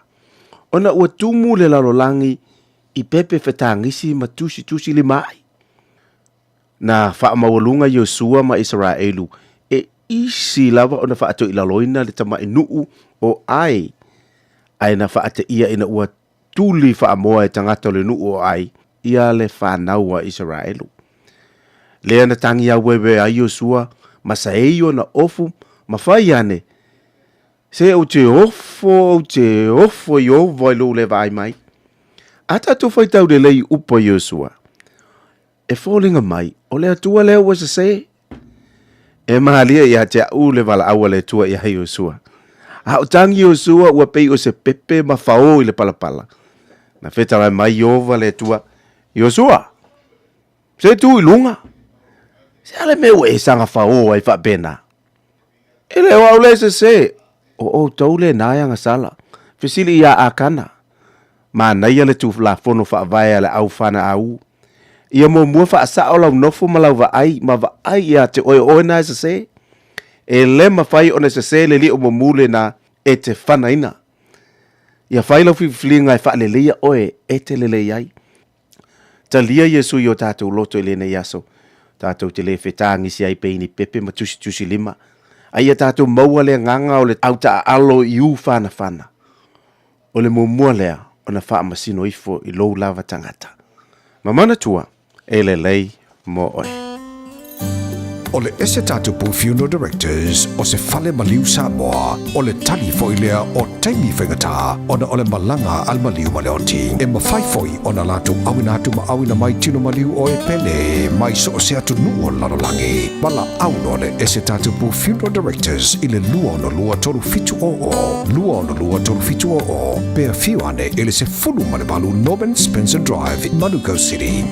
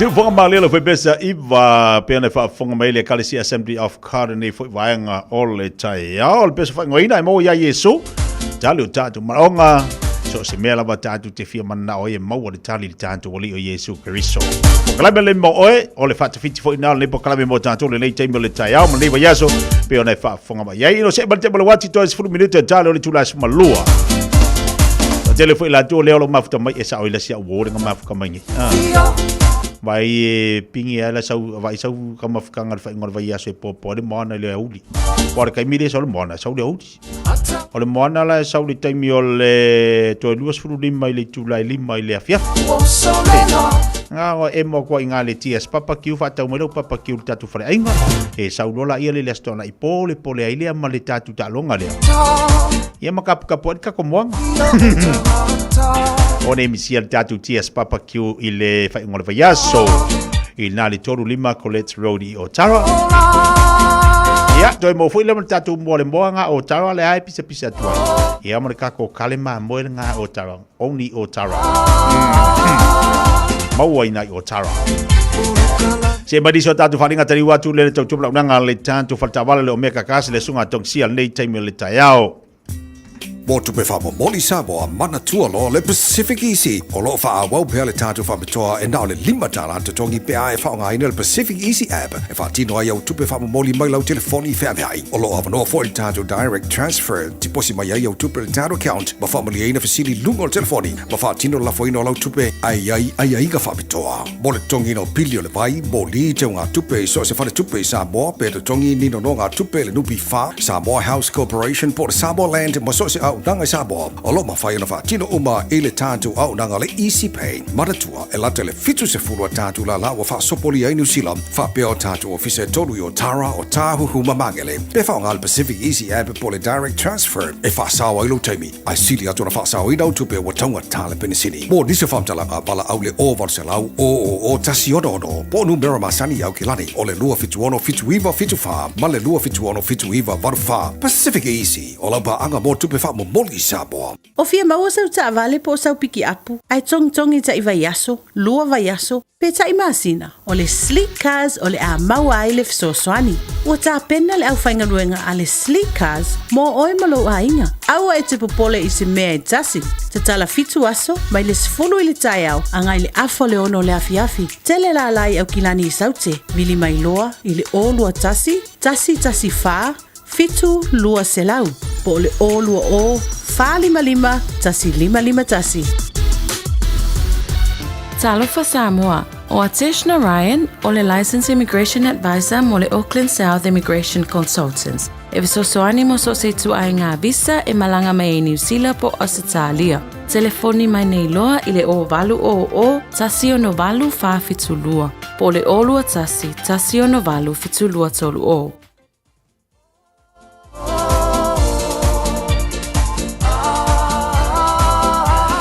Tai bale wate leo toi fitu minuta na tale o le tula se forma le lua tong fai atu le tau tubla unanga le sunga tong sia mo le tatu o mekakas wai si piso le sunga tong sia le tai au wala wane le olu atasi faa fitono lima fatasi olu atasi faa fitono lima fatasi telefoni na te mo le sunga ya tong sia mo le latu tautua te le o ta vale o le tono le tatu lo toa e mwhaerof so sani tele mo tantou ya e maise le mwhaiona i talonome fa so le sunga tong sia le tatu lava ngana ia e so sani fo ile awa le tabale ia fa malama te le vaenga pe ona yai nei vaenga na fa ilo tu mo fa fonga le tatu atu no fa talo fa le so ya te pai ia se fo le so tia wala unanga le tatu blueprint lamba ina i fea i moto Samoa i mangele ata se ile mo so ya pesetas yo ia pe fo le fionga le pepe kama ia ka irua awe kapua ia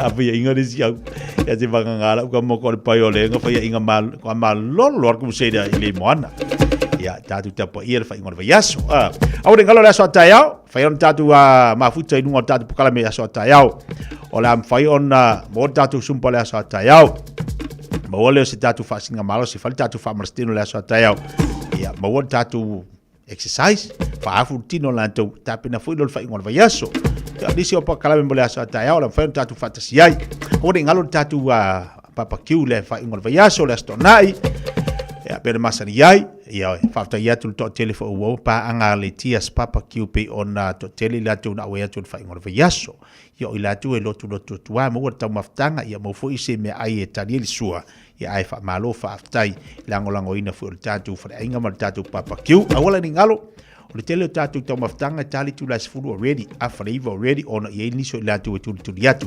Ia tātou tau maftanga i le tai au le aso tonai. Io, aso tonai foi la, to e seki le tātou papakiu. O le ale iai la le tātou mamoi, ala tātou se ia pipi. Sau tau maftanga la, na ua ilunga o penga te whailangi. Ia le tātou menu. O wala tau maftanga le whaingana vai aso. Ia, manu te leina fuafuanga le nei tai au, man le fo iaso i tuta mga luenga le whengai mal tātou watunu. Whatasi mai le sunga i le ao ia te tutaloto, whaawau le tautua le were Samoa. Ia, wala vale, tautua ina le tātou watunu iso o tātou pakala me whanga solo. Ai manu ia, la vale nei iaso le whatasi mai le tātou watunu. Le afrisi tautua, ma se aunanga o le tautamari i lau whaafonga Samoa le watunu pele le loto. Fa mangalo se lo vai le to auna e le aia se ato to le tautua te ti le aso mo le aso ia vaenga le atu le ngana ia mai se fo le tatu maftanga pi ona ia fa bangalo mai ai se up to fa fo imasi tala titia malanga maulalu tatu filo le aso atayao ia ile lofa malanga le leyo le atua ta ia tuolo to se fu maso wola vai ona tatu to mafuta fo ile ai lofa atulu titia mal pokalame mo to umala sa mo le atu pele fa taita mam tida ma tu mo tapo inga fa taila finga luenga le tua fa taimo me mal talo mo le tatu watnu alofa atu se fo mai maria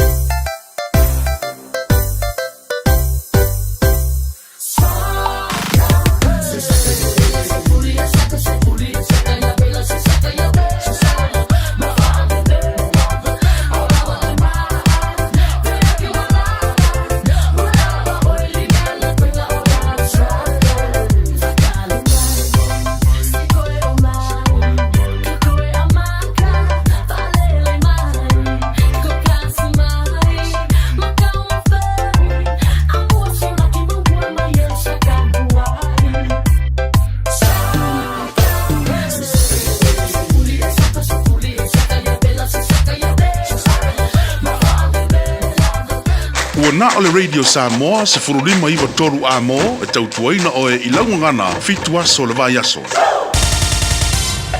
Usi mai alau whaafafonga, talafo mai Samoa yaso taitasi, wa au mai amo oe ona ole langolango mai ale talofa voucher. O te whatalofa fo i lo tātou o tino o le ne wa tātou toe mafuta fo i le nei aso fo, i au si mai alau whaafonga, talatau longo mai lo tātou o tino. Wa whamauina nei seisi matati ai to maia o auina, ile matata insinia ma le aveina o ta vale o le tise. Ina ua whaau u le taurus fuktasi o tangata ua maua tu spasi. E anga wa ayo na latu ua o atu ia to mai, tau matata ese. O i lato ua maua tu spasi o whaia onga o le matata tau insinia. Manisi o ave ta vale, ma ia onga o matata ese le Universitea o Samoa. Le aonga matata ese le lau mua o puna oa i whale ula. Ma le aonga matata ese le Don Bosco i alafua. O i lātou ia le alātou wa wina halu ma whanau le tinu. I lātou o lo a o ngai le teimi nei ma le lumanai. I matata tau insinia. O le tasi leo vaenga o le porkalambe wa au tū. I se si o manga lanu lau ava e whai titi ai kasa kaponi. Mai feo inga le lau ele marasami. E pua ina atuai ma whaalea ngaina le o sone. Wo ngā tāsi lea por kalame ma le whaatati ai o le taiala. e lima ina ai lea tau mawhainga, e pēna sa whaailoa i se sauninga i lea solua le vai o sonei, e le minstau ngā ruenga te tele le malo. O tātou toe poto le nei aso e te tala lo ia ai. Le isi fo i ngā ruenga tā ua sa tā pena ina i lalo le nei lava poloketi al Cap IT. O tai ala mafufua ngā rua mamao mo lona ngā lue ina. O le whaititia le o kasa kāponi, o loo pua ina mai whilaua inga i lunga lau le ele, ma le sami, se ia pa ia le tausanga i lua afe tolu sfut. O neita iala, ua awhia i fufuanga mo le whale leo o pūlenga e pei o swinga o tūla whonom whainga whawai. Whape fo i mawaenga tau se leni mawhai ai, o na wha mama a venga i tātou malo. O loo au fia i fo i mare ati na ina, o anga waa mato mai, o tangata Samoa whaapea ma mea whai ngā ruenga. O se mitamitanga i tātou malo, o neita i ala, sa ta i mua ai, tātou tangata Samoa i le tapena ina. A wale manuia o su tātou utno i le numana. Ua sosoni fo i nei ta i ala i a Samoa. E wha malia i nai ni isi o manula i ti. O loi tu tonu o malienga wha vai fafo. E au fiai le ati nae e ngafa tau li maina. O lo pe fo i o na muri ta ia ni nei ta i ala fo kua ngā duan mamau. Ali tātou malo o ta ua le lumana i manuia o Samoa.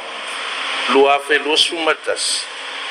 I le lua afe ma luasu ruono. O le ngata fo i lea.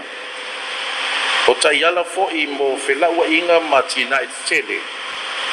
I le lua afe luasu matoro. I le lua afe luasu marivali.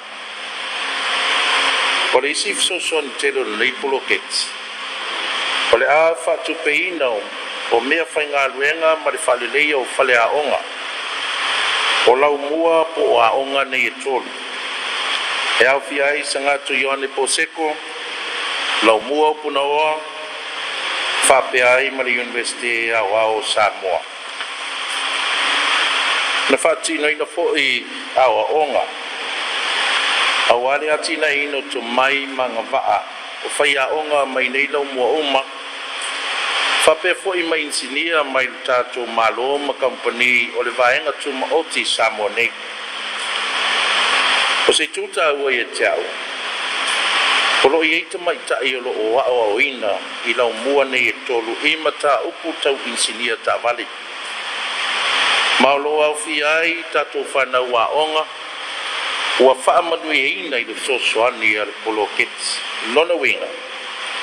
O le a whaau pea, o na manuia Samoa mo tupulanga whai mai i le lomana i ono sosoani whai pea ale nei lava polo kete o le Cap IT. Le tō whaolo fiti a fuawa ai o le minstao ngā ruenga te tele ma whelaua inga. Ua whaeloe le ofisa siri lango lango o le mta ngā ruenga o tina mata mai tai, a tina e o fio anga maanga fiso tai o lo o whaurulu, i ngā ruenga o le polo keti tasi le miliona tā la le malo. O leo ua whaelo atu e leo, o iei nisi ua masalomia, i le ngai o inga na uru fale wha malosi ai le ofisa, o le polo keti ma avese le masini computer laptop malona drive. O tangata o lo masalomia o ni tamaiti se to lua, ai leo ni tangata whai ngā ruenga, o lea mata ngā ruenga o lo iei le vai o le wha ngai o ia, o le polo keti miliona. Whaalia le ofisa sili, le tō wha ia unasa viane, o le masini laptop u avesea, o se mea whai ngā ruenga se tangata ofisa sili o le polo keti, o ia o le principal officer. O whaamtalanga o le polo keti miliona o lo iei le laptop u ngau ia, na whaalia unasa o lo maua uma, i isi wha maunga le ofisa. O le teimi nei o lo whaatari pēr mtanga ruenga o tina mtama tai, a tina e o fiu anga banga viso tai, i se whaamtalanga antua leo, po whea wanga i ai alatou suesuenga. O le vao le tausanga i lua afes full farm le tausanga i lua olua tasi. Na watu ai mai Samoa ni tangata e whainga luenga i se pisi nisi vali fale i New Zealand. Stangata anu o Samoa na ia whaia lea ngai o inga i le malanga mai lo tātu o tino masa ili ni tangata o nisi o tau a inga mauo ma ia whaia ai whiutana inga le tālu sanga ina leo visa asiasi e uru fale atuai i New Zealand ma le wha moe moe atau nuu o na wha whainga luenga i lea i le pisi nisi vali fale. O le wafa ilo i se li poti le leitio a New Zealand o le vai o sene ina i o ina i e lea tangata o na morianga pe tai o lo i aise polo inga lea tu mau o le wha msinonga i New Zealand ua wha saayo na wha ilo le swafa o lea tangata nu o Samoa. Stasi leo ngai o inga o wha ilo i le li poti wa ali e lia inisi o whainga na wha whainga alue ngai ni tangata i se awala e soli tu la fono i le male i tu sili o na wha noa noa ai o tutongi na tu ina atu mo ia tangata e matua le tāle whengai ma le tutongi o lo whātū la fono ina. Whaaria le li poti e iatangata le Office of Malanga inga New Zealand ia pia sa fesoa swani i le whaangai o i o visa mo tangata sa avatu mo ia ngā ruenga i New Zealand e le tangata ua nofo sala nei le wharepui. Sa fola e le ua nofo sala i tangata na ia avatu o se ava noa le leilea e mau ai ni se leni e lafo mai i Samoa e fesoa swani ai i o lato wa inga. I le ava noa i o le tofinga pule o le vaenga wa o onga ma porokalame le ati na o le laka pi Samoa le High Performance Unit le ana tau ave le tō whase o Manu Douglas Ngau Jan ua ave anei mo officer city o le laka pia le tunu. O le ua whaino lau te le maida whidiwhidi o mata a Far Ramsey Tomokino e tau ave ina lea tofinga. O se tamali i sa ave ma whaia o ngauru o le tātu au laka pia tama itai o le manusina ai sa loto lo toi fo i porokalame mo le tapena ino le tātu au tele o le manu Samoa wha pēr tātu au laka pia teito fitu.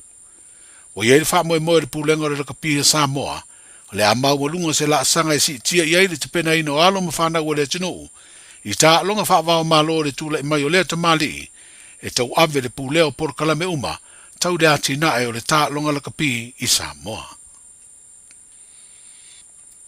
O le ua whai loi le uwala o fisota inga le tā longa si i ua mea mawha Samoa le manu malo ai o le Palestine o le tā longa i lo tātu o tino i le palota na sa ili aise Palestine o le whaalapu putonga o tālonga Samoa ma le komiti o tālonga le Olimpeka, le SASNOC, po le Samoa Association of Sports and National Olympic Committee. O le veai o le fionga tu au pepe me Palestine o le whaalapu putonga au tu o tālonga le tunu, se isi leo la sanga mawalunga o ia ausia, i le ati na e o tālonga i lo tātu o tunu, a wa ui o se tasi o poutu to le tālonga si ua me mafa, se tālonga o si tia mawalunga i le tūlanga o le tātu o tunu, i tā longa whaavao malo, ai mise lava i tā longa le Olimpeka. O sui tūlanga lea tamali i le sunga i a paunga tala le lei paunga, sa avea ma Palestine o le SASNOC. E whāta usanga le umira no fua inga mo le tofi Palestine, o lea whaalap tonga tau tā longa a Samoa. Tala nao le ne yaso, soifu. Tā lofa lava, o le si ufafonga le ne o Samoa, le Radio Samoa. Orange Guy and Pup here. The local elections are this year, which means your enrollment package